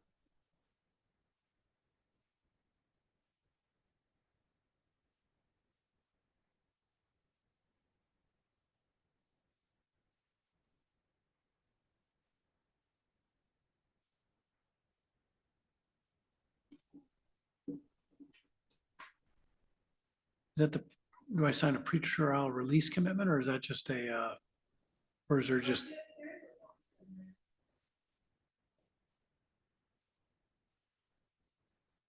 I typically put a separate one together.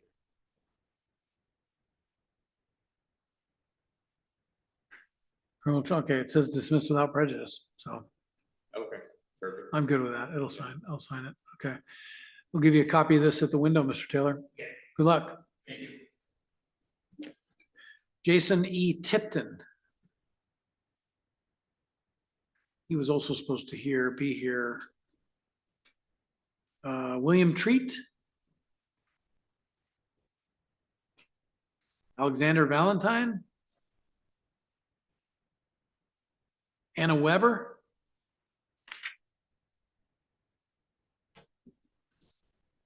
Angela Westfall. Okay. Good afternoon, Ms. Westfall. It's cause number 580. Are you referring to the man or to the fiction? What? Who do you refer to? Me, the person, the man sitting here? Are you referring to the man sitting here? Or are you referring to the fake corporation that you're holding?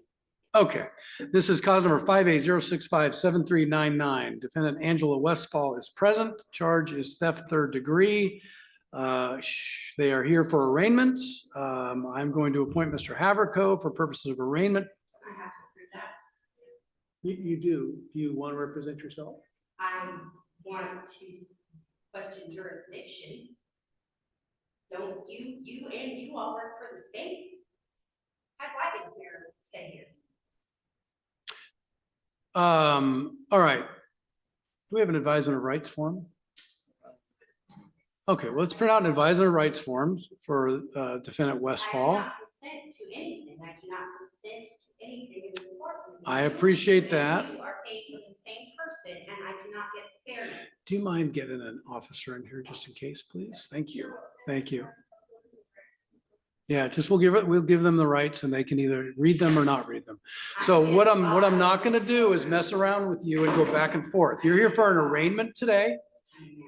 That's fine. There is an arraignment today and we are going to dictate how this is going to go. So whether or not you want to represent yourself or not is up to you. But what we're going to do is we're going to go through this process. You cannot consent. That's fine. I don't really care. Then I'm going to hear from the city in relation to release conditions. And then you can talk to myself, the court, about how you would like to handle release conditions. Make sense? Very good. Thank you. So she's going to print out a copy of the advisement of rights.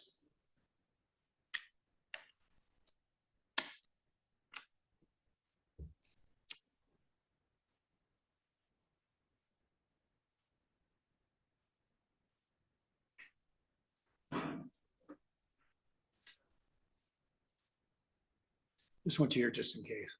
That's maybe being a bit of an issue. So, okay. So this is defendant Westfall on for arraignment, theft third degree. Have we provided them with their rights? Oh, okay. Oh.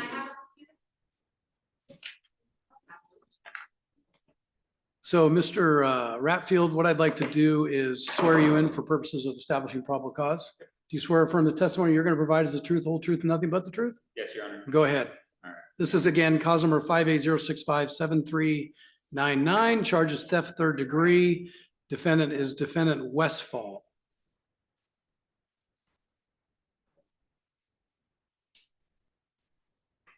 Your Honor, I'm reading from the criminal citation issued in this matter on July 16, 2025 at 13:13 hours while assigned to patrol as officer from the Yelm Police Department. TCOM advised me of theft that just occurred at Walmart located at 17100 SR 507. While en route, asset protection members on site, including Amanda Dextre, reported a female shoplifter fleeing from the store before being picked up by a second female subject in a vehicle.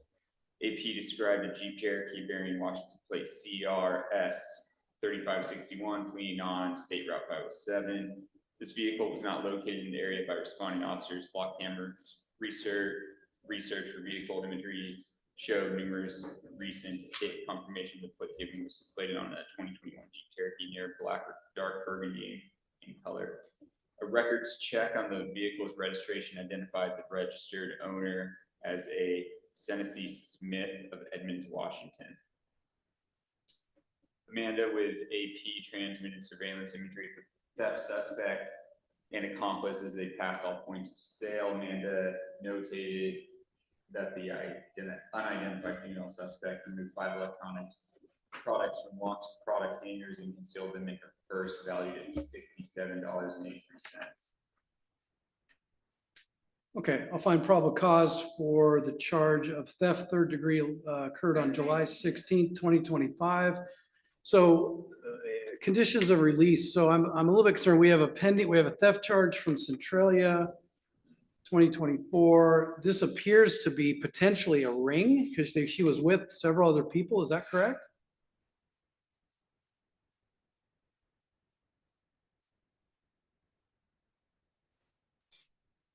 On 7/17, I conducted a call with Amanda Dexter at Walmart regarding desire to prosecute trespass the involved females contacted the night before. Shaunacia, there's notices for Shaunacy and Angela for all Walmart properties. So is this a group thing? Is that the city's understanding of this? No. Okay. I see. All right, so Ms. Westfall, you've decided to defend yourself, or you want to represent yourself, or would you like Mr. Haverco to speak on your behalf? I require representation. Okay. So why should I not take you into custody? Where's my accuser? Why should I not take you into custody? Because I did nothing wrong. Because it's not your jurisdiction. I am God's child. Okay, You have no jurisdiction over me. okay. All right. Well, I disagree with you at this point. I understand that. And I have a situation where you appear to be going into stores in this town and you find it funny that you are able to come in and try to bully probably the people in the store, bully me, bully the city. The bully here is you. I understand that. That's fine that you understand that. I sat here and I watched you take a veteran. You sit here on your throne like you are somebody, and you are not. I agree, I'm not anybody. You are nobody. Okay, what I'm gonna You do are is, judging people, and you have no business judging them, because the God, High Almighty, is the only judgment. And for your judgment on people, you will burn in hell. but you're judging me. No, God speaks through me. Okay, I'm gonna hold Miss Westfall on $1,500 cash or bond. And, okay, and we will assume that she will not be able to post, so we'll set this for 2 weeks out. And if you do post, we'll leave it set for, we'll put her on in custody just in case. And conditions will be no contact with Walmart. $1,500 is based on several reasons. One, There is no accuser in this courtroom, and you're gonna hold me on bail. right, no. Miss Westfall, I'm holding you on bail because you have a multitude of prior thefts. You appear to not be taking this seriously whatsoever, and that's why you're going to be held on bail. So it's pretty simple. So $1,500 cash or bond, no contact with Walmart. We'll appoint Mr. Haverco. She can always terminate him later. Next court date will be August 14th at 8:30 a.m. Okay, I'll sign the order. Thank you. Thank you, folks.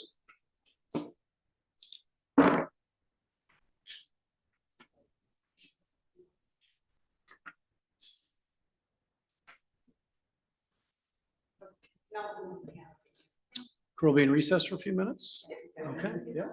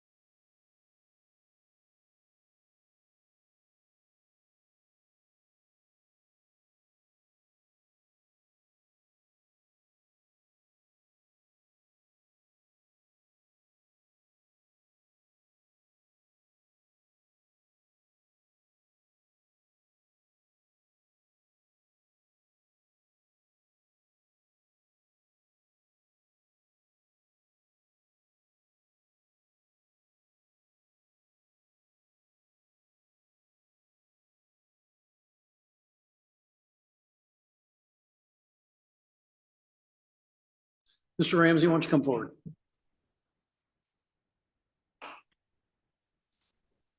Good afternoon. Come have a seat. All right, you are Michael Ramsey? All right, Mr. Ramsey, so you're here for a contested hearing from an infraction that you were cited for on May 29th of 2025. And so allegation speed of 16 over and a 40. So the kind of explanation I give people when they do a contested hearing, you have two options. We have multiple options. Two options when you're sort of challenging a ticket. One is to mitigate the ticket, which means I'm saying, okay, I did it. I want to explain the circumstances, maybe get a reduced ticket or whatever. The other is a contested ticket, which is saying, I didn't do it, wasn't me, etc. Do you see the difference?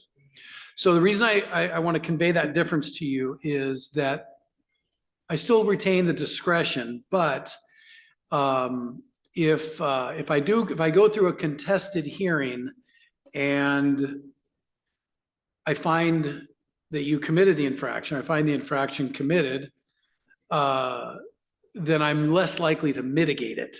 Does that make sense? You also look like you might be eligible for what's called a deferral. You get one deferral every 7 years, which is an advantage because it keeps it from getting reported to your insurance.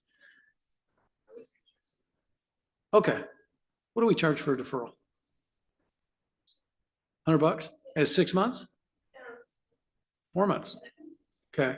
So you can, I'm looking at your record. I don't see that you've ever exercised your right to a deferral. You get one every 7 years. So if you wanted to exercise that on this ticket, you could do it. It costs you $100. You don't have any moving violations for 4 months and it's gone.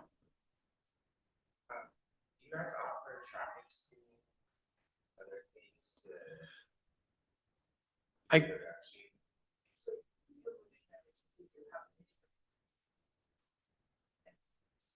So I'm adding, so a traffic school class is part of the deferral process. There's a low cost one. $5? Wow, okay. So the deferral is 4 months of no moving violations, $100, and you do this $5 traffic school. Do you want to do that? Yes. Okay. Do I need to do anything? Okay, oh, yeah.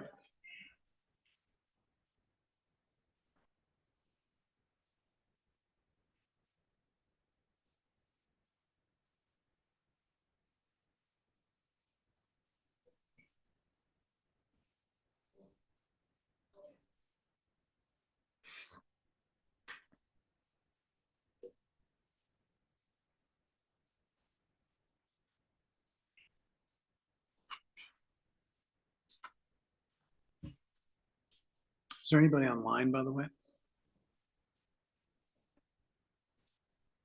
Okay. Okay. I'll give you that back. That's the infraction. Okay.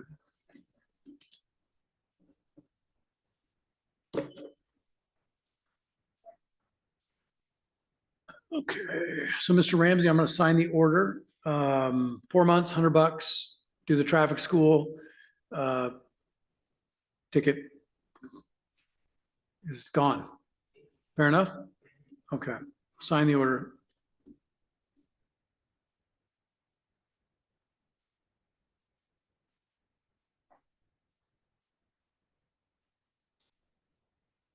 Pay a little more attention to your driving. Okay, all right. How old are you? Yeah, pay more attention to your driving because you're paying a lot of money. Okay, all right. You can go to the window out there to get your to get the copy of the order, okay? And they'll get you set up on the payments, and the information on the traffic school is in the order. All right, good luck to you. Okay, I'm seeing the people, we doing the no-shows from this morning? Well, let's deal with yeah, hold on 1 second. We're gonna just do it in 2 seconds because I got a bunch of people here for a towing case. Oh, okay. Is the petitioner Joe Aline Scherer? I'll give him to 2:40, then we're done. Okay, okay. Actually, you know what? We'll give him to 2:40. So 7 minutes, just to, okay, why don't we whip through some of the no-shows? Actually, I got a contested hearing, Jaylene Irvin, 5A0027654.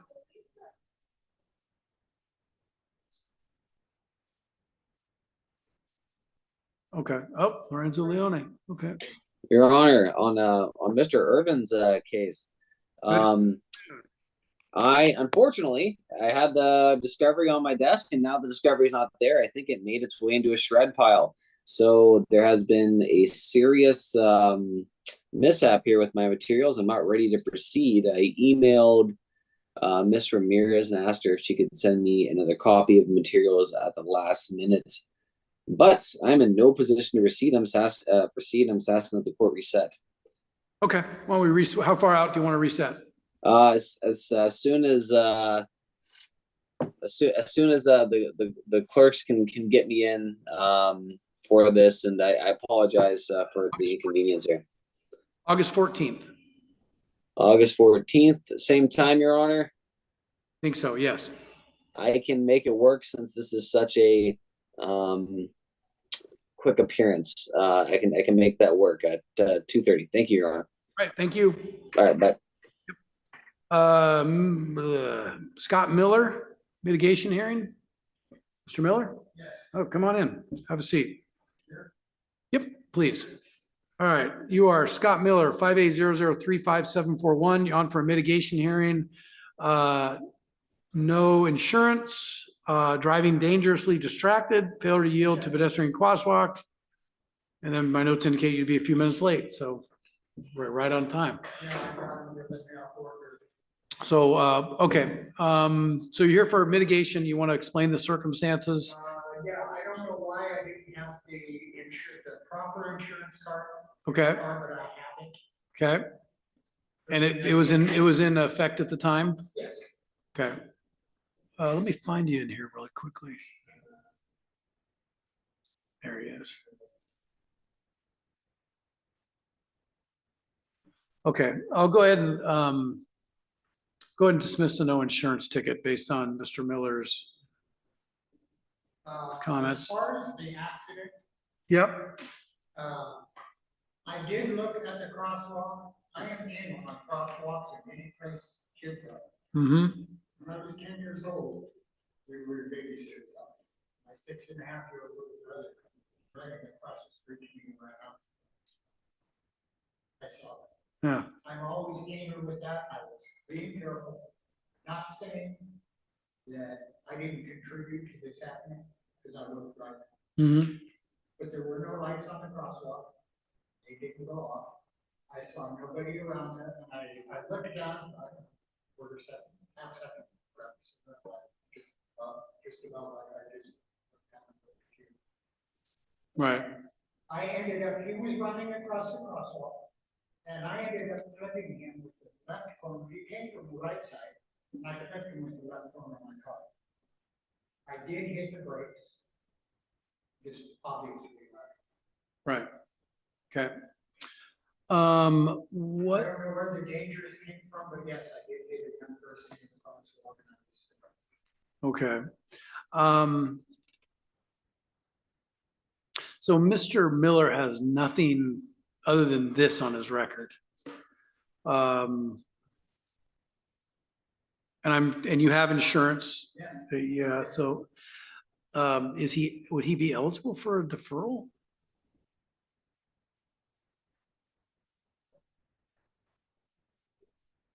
It's not a schools, I don't think, no. Right.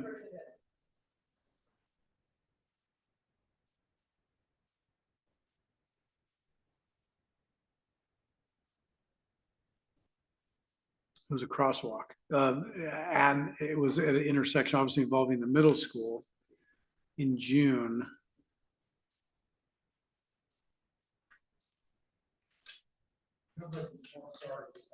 No, I completely understand. So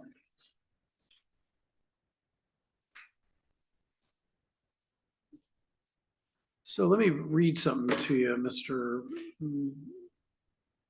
Miller, just so you kind of understand what so when the police come on to something like this, you know, they have the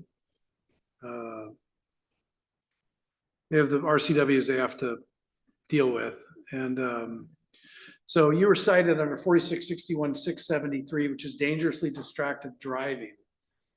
And that statute says it is a traffic infraction to drive dangerously distracted. Then it talks, and it's an older statute. Any driver who commits this infraction must be assessed a base penalty of $30. That's probably changed.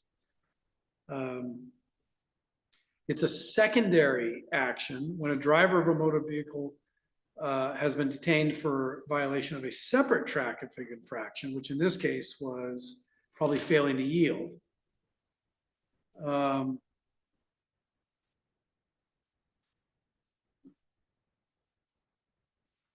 And then failure to yield is just the fact that the individual was in the crosswalk. Okay.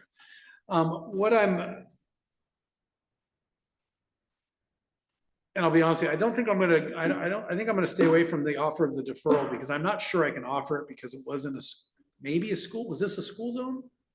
I'm not sure, but It was near the middle school. to find out that it is. What's that? I'm not sure, but it wouldn't surprise me to find Right. out that it is. Right. It was the crosswalk right there by McDonald's. Yeah. Okay. What I'm gonna do is this, Mr. Miller. I dismissed the no insurance ticket because you had insurance at the time. I'm gonna reduce the other two. They're currently $250. I'll knock them down to 75 each. So that's $150 total, okay? 75 each. Yeah, Oh, yeah, for the driving dangerously distracted and the failure to yield to the pedestrian, okay?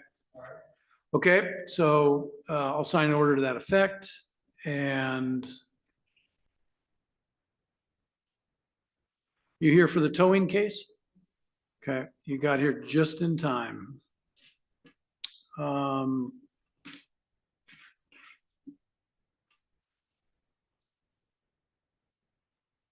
Okay.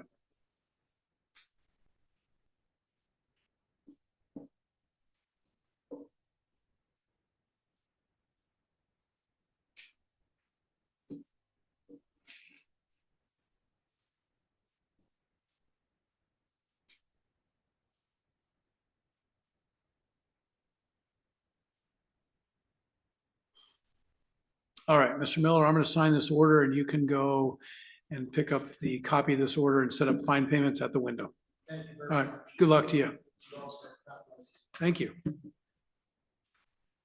Okay, we are here for the towing matter. Petitioners Joeline Shar, is that you? Why don't you come forward? Okay.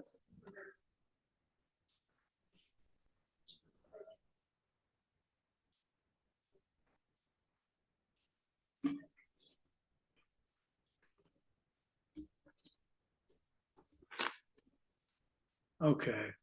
And so we have, are you, officer, are you here for the towing as well? Yes, Your Honor. And then you, sir? Yes, Your Honor. Here for the towing case, okay. I will just disclose for the record that I am familiar with the gentleman from Patriot Towing, correct? Yes. Yes, I've done some work for Patriot Towing. It's been a while, which is good. Yes, sir. But it was all business related stuff, nothing over the top on that. Ms. Shar, this is a civil matter. I don't have any obvious or apparent conflict that I think is going to prevent me from being able to rule on this matter. Do you have any concerns? I know the towing, I know one of the witnesses. That's not out of the realm of reasonableness. If you have an objection to me hearing this case, I'll listen to it. I'm not necessarily going to grant it. I'm just letting you know. I'm sorry? 4? Well, we're not even there yet because we're going to still deal with the contested part of this first. You are requesting to have the fee waived? Yes. And is this financial statement signed by you?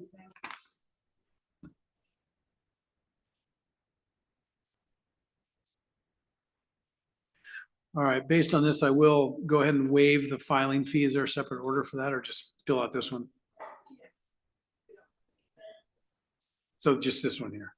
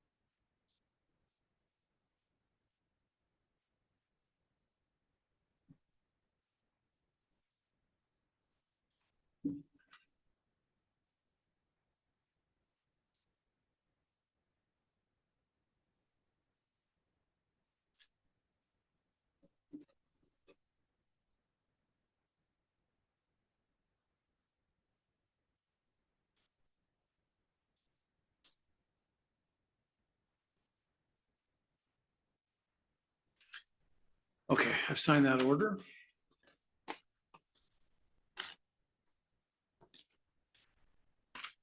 Okay, all right, Miss, am I pronouncing your last name correctly?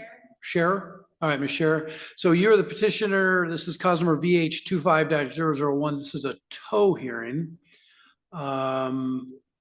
Related to, I'm assuming the towing of a vehicle. We have an officer present on behalf of the city of Yelm. We have the towing party company, Patriot Towing here. Are you ready to proceed? Okay, all right, hear from the officer first. Why don't you come forward? And do we, Mr. Ratfield, can we get a chair there?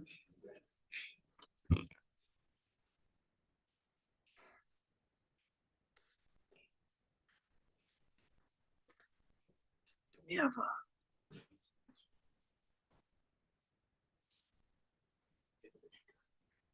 all right.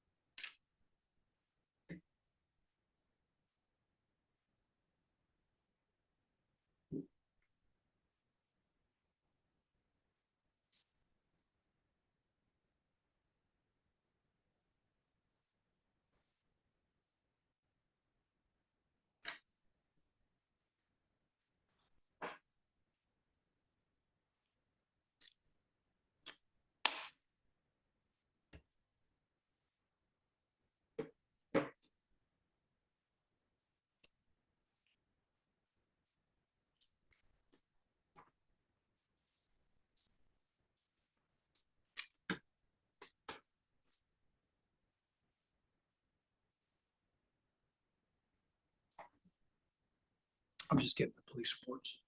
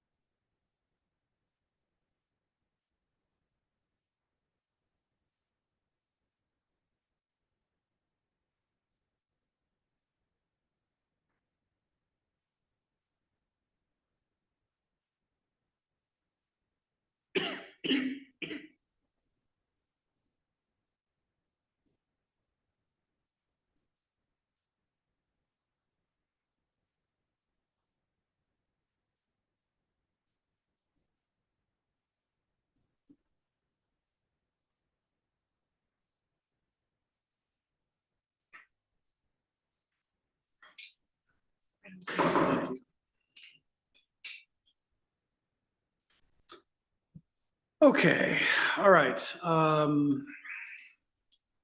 Officer Sorensen, I see you raise your right hand.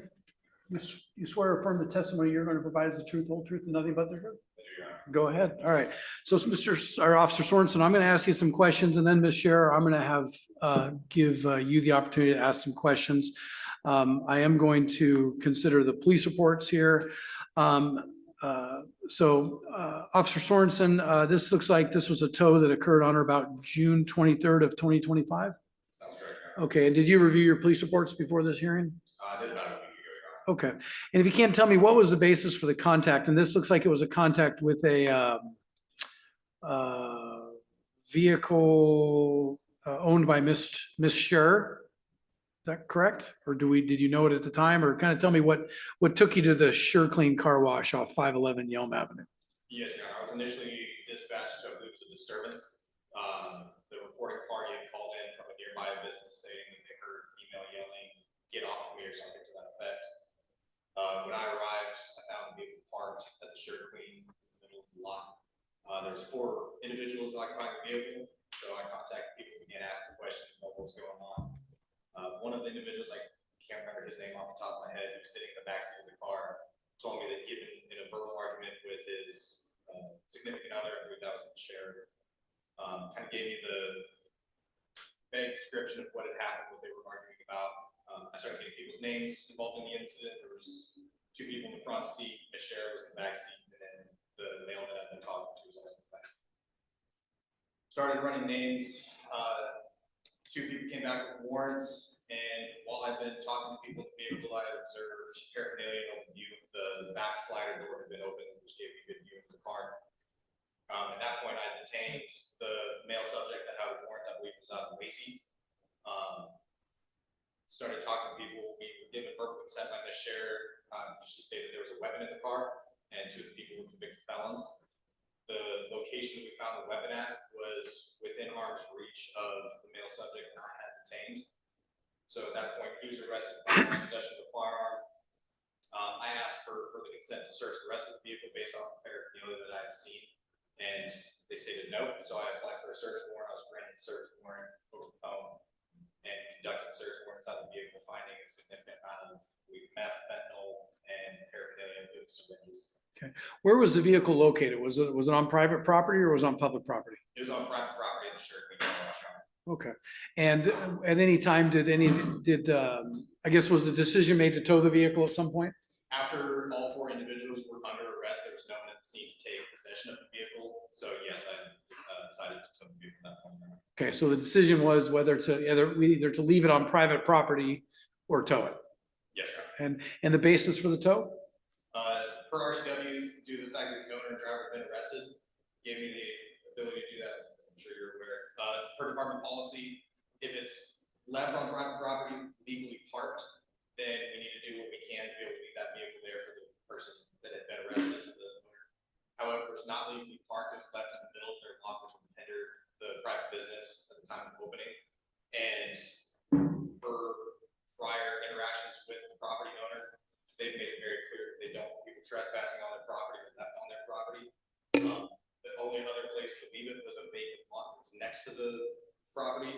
I'm not sure it's owned by the same individuals. However, that property owner has made it very clear, including giving some trespass authorization to the police department. They do not want anyone on that property, including vendors, parking, anything like that. So I had nowhere to leave the vehicle. My only other option would have been to drive it onto a public roadway to a different private business, which, given the amount of narcotics and paraphernalia I pulled out of that car, was not comfortable getting in that car and trying to drive. Okay. So. Thank you. Ms. Scherer, I don't have any further questions from Officer Sorensen. Do you have any questions for the officer?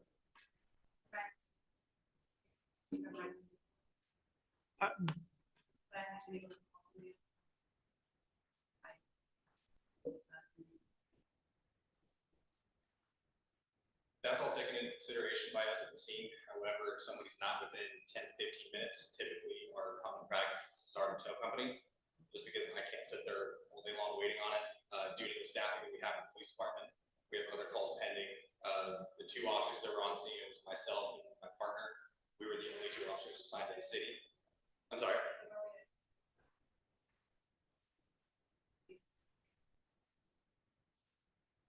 I get told that a lot, and then we sit there waiting for 2 hours for a tow company, or the person shows up doesn't have a license, or they're suspended, or they have warrants, and then it just snowballs from there. So typically, if somebody can't be there within 10 to 15 minutes, then the vehicle gets impounded. That's common practice with the police department, not just me, but other officers. Any other questions? All right.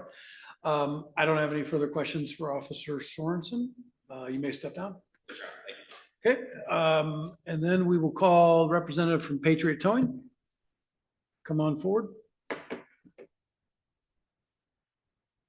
Raise your right hand. Do you swear or affirm the testimony you're going to provide is the truth, whole truth, and nothing but the truth? I do. Thank you. If you can state your full name for the record, please. William Hines, H-Y-N-S. Okay, and are you currently employed?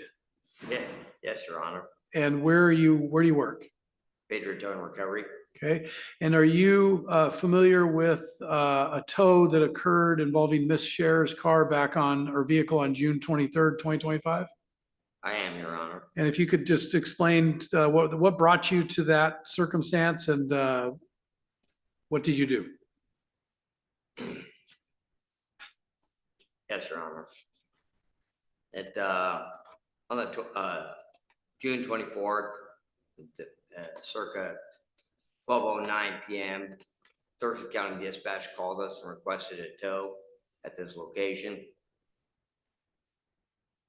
which is a Shirt Queen. That's 511 North West Yelm Avenue.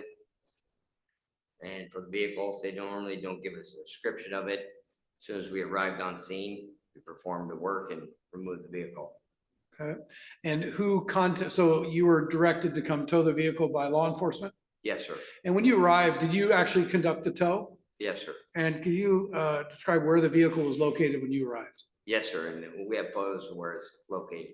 Okay, if you can just describe it, maybe if you have Yes, sir. It was on a parking spot, was blocking the entrance, and any customers that would come, they would be impeded to go through the car wash at the entrance. And then was the vehicle towed? Yes, sir. And then I noticed in the packet of information, I think there was a tow invoice amount of $601 or something like that. Does that sound right? At that time, Your Honor, that was probably the price. Okay, and was that consistent with the prices that are scheduled by the Washington State Patrol for towings of this nature? Yes, Your Honor. Okay. Anything else about the vehicle? Was it ever picked up by Ms. Scher? No, she came by and redeemed personal property two times after the impound. So that was 6/24 is the impound was authorized, and then 7/1 and 7/2 were the same 2 days that she came to redeem personal property of that vehicle. Okay. All right. I don't have any more questions. Ms. Scher, do you have any questions for this witness? You can read that's your vehicle. We just have custody control of it. You could redeem your personal property as much as you want during the duration before it goes to auction. I don't have that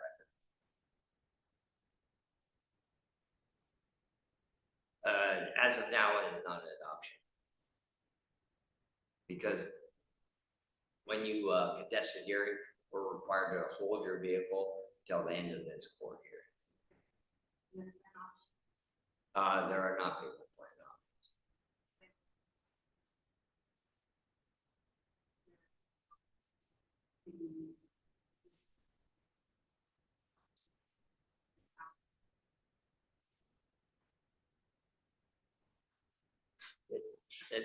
That's fine for asking, in my opinion, ma'am. That currently, because we're required to hold it over this, it still accrues storage charges. Your bill, you're looking at $48.80 and 48 cents. We don't have a payment option plan, you know, there are definitely some people on leave if they're on, or the court knows that somebody else that can assist you with that.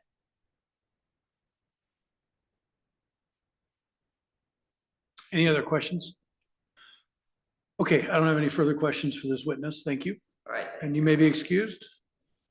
All right, Ms. Scher, do you have any witnesses you'd like to call, or would you like to provide testimony on your behalf? Okay, I'll hear argument. I'll hear argument at this time regarding the tow. So it's your petition.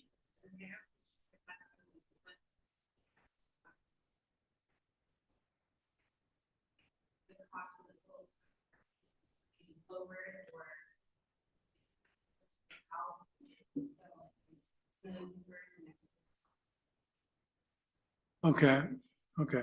So the purpose of this hearing is to challenge two things. One is the validity of the tow, and the other is the charge related to the tow. And so the first thing I look at is whether or not the tow was valid. Okay, and there are certain things that come into play under the RCWs that Officer Sorensen referenced, that when someone's arrested,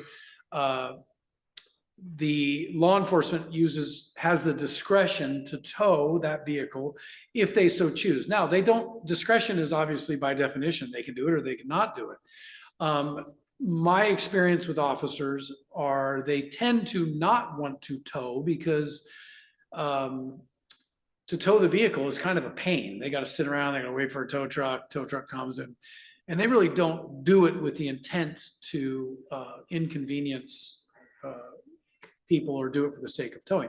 Because in reality, there's a lot of statutes that allow cars to be towed that are never towed. DWS 3, for example, I think still allow a vehicle to be towed. So the first thing I'm looking at here was this valid grounds to tow? I heard from Officer Sorensen that you were there on scene. There were arrests, all the parties there were arrested, it sounded like, for various things. Most importantly, though, the vehicle was on private property.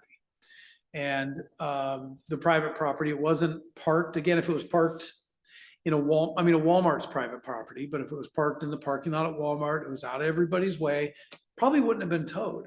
But this was a different circumstance. Officer Sorensen testified, as well as the gentleman from the Patriot Towing, that the vehicle was obstructing the business. The law enforcement folks had received information from this business that, they didn't want, they did not authorize people to be leaving their vehicles there. So based on the circumstances, the location of the vehicle, most importantly, really, that it's private property and the vehicle was blocking that private property, I think the tow is clearly justified.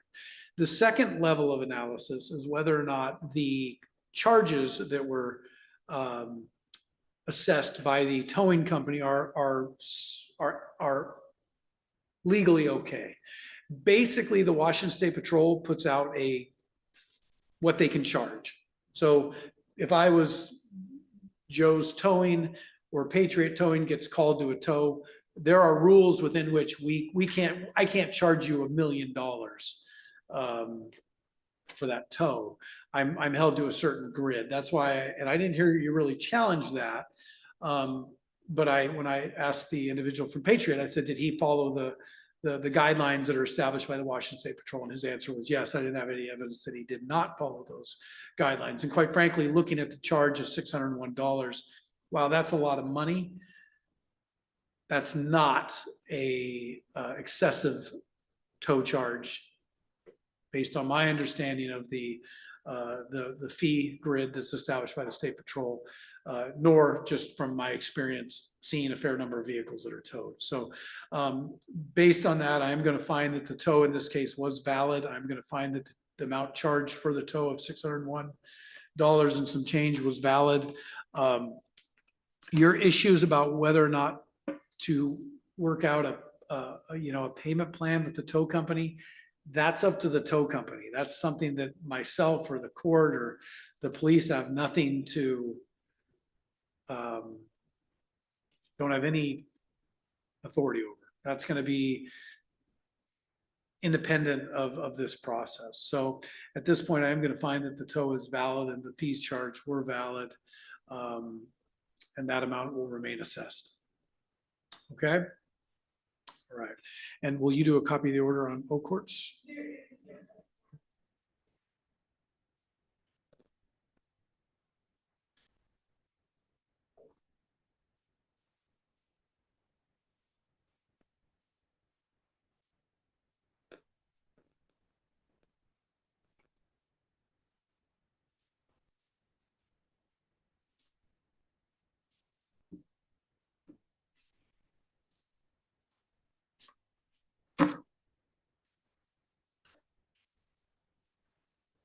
Yep, nope, and I'm gonna edit it a little bit. I made a finding that there was arrested and or incapacitated. I'm also gonna find that it was improperly parked on private property.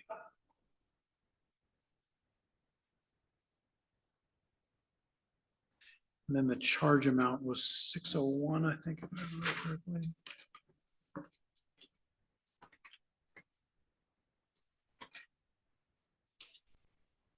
Oh, gotcha. Okay.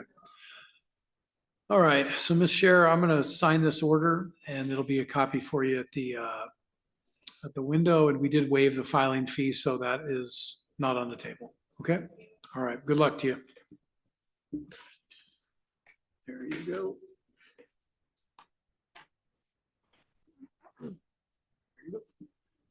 Okay. All right, folks. Sorry about that. You want to go through these? We're going to go through the no-shows? Okay. We're going to the 10 o'clock, Bethany Crow. Well, hold on one second. We had Michael Pengilly. Oh, yeah, he was on the.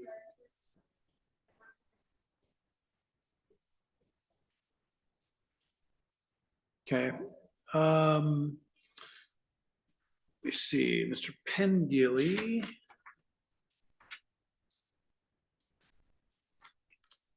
Cause number 480579429, outdoor camping prohibited trails. What's the city's request if there's, it was on for arraignment. 500 cash or bond. Okay, 500 cash or bond on Mr. Pengilly. All right. Haddo, Maria Haddo. Did we miss Miss Crow? Oh, Bethany Crow. Yeah. I don't think we did we? She wasn't here. I talked to her on July 2nd, so almost a month ago. She did say she was gonna plead guilty, but I've had contact with her since, and she hasn't provided me any information. That's why she's not here today, so I guess I would ask to note the failure to appear and reset the notice. We did that on July 3rd. Have you talked to her since? What's that? Does she have a good address? I have no idea. Haven't been to her house yet. It was not. Haven't made it out there yet. You're like, does she have a good address? Dan's like, I have no idea. Like, you haven't been to her house yet? Okay. All right. So do you want to do, Miss Crow is a Maybe you should more. theft third. She's got warrants out of Fife Muni, Pierce County District. Go 500 cash or bond. Yeah, 500. Then I've got Maria Haddow. Yeah, last time I spoke to her was in April. So I have no information, so I'm sure the city wants to reset the notice. No, the city would like. This is from 2017, mind you. Wait, what page is this on? It's page 5, number 3. FTA at pretrial back on April 24th, 2025. Well, how about if I do $1,000 cash or bond? She's got a bunch of history. I mean, frankly, my city's almost inclined to dismiss. Does the city want to dismiss? Yeah, city will dismiss. She has a long history already, I mean, it's not great, but 2017. All the witnesses are probably dead. They might be. No, let's try 1,000. okay, $1,000 cash or bond. Yeah, one last shot. I mean, we must have seen her sometime recently, right? Next one is Sitzma, Brandon Sitzma. Yeah, Sitzma, he had given me a number, at his arraignment, and called it on the 24th. The number is no good. So I have no information. Let's go $1,000 cash or bond for Mr. Sitzma. Ryan Young. Left a message to call back on 7/24, have not received any return call or information. DWS second degree. 500 cash or bond. Russell Chenier. He told me on July 1 was gonna do an SOC. Haven't heard from him since. It's possession of controlled substance, knowing possession. 500. 500 cash or bond. Anthony Nelson. Called him on 7/24, left a message to call back, never called me. All right.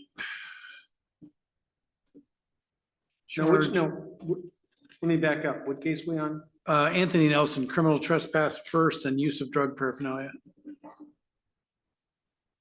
Yeah, that was the one. Yeah, called 7/24, just left message, call back, haven't heard back. And back on July 31st, noted must appear in person, Zoom not approved. 1,000 cash or bond? Yes. All right, $500 on each. Joshua Patterson, he gave me a number. That number is not accepting calls or messages. Don't have a way of contacting him. Joshua Patterson. Yep. 500 cash or bond. Tipton, he missed a On morning Tip- and an afternoon. Here's the calendar. thing, if Tipton ever shows up, I am gonna make a motion to withdraw because I've left messages for him 5 times since February. He's got a good number. In his outgoing message, he mentions the name Jason. The guy has never called me back. So he's got 3 matters: compliance diversion, pretrial on the 11 o'clock, and then he had an arraignment for possession of a dangerous weapon on the 1 o'clock. So what's the city's? Maybe 1,000 each. I was kind of thinking $1,000 each. Well, yeah, $1,000 cash or bond. Okay. Mr. Tipton.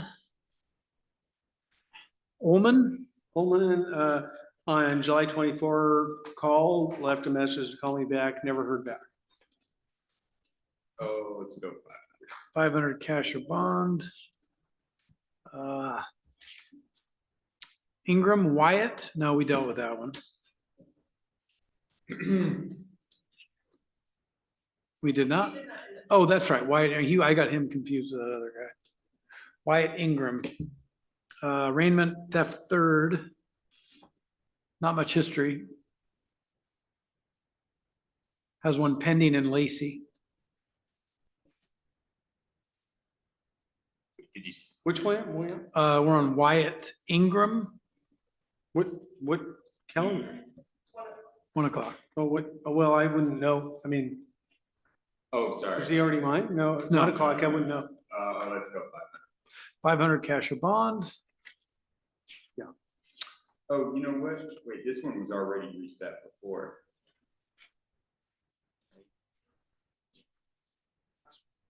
Yeah.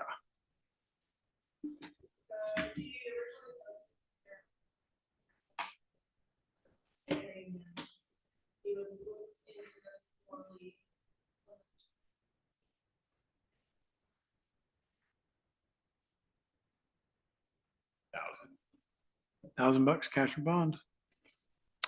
William Treat, theft third, criminal trespass first, false statement to public servants. On for arraignment at 1 o'clock. 500. 500 cash or bond on each. Valentine, Alexander Valentine, theft third, failure to appear at arraignment, August 3rd, September 14th, 2023, December 2024. 1,500. 1,500 cash or bond. Anna Weber. Defendant telecall, today, telephone call from defendant and has no ride, cannot appear, wants to plead not guilty, get reset or appear via Zoom next time. DWS third. I mean, does Tom typically, does he amend those off the? Yeah, we usually just amend. Reach out back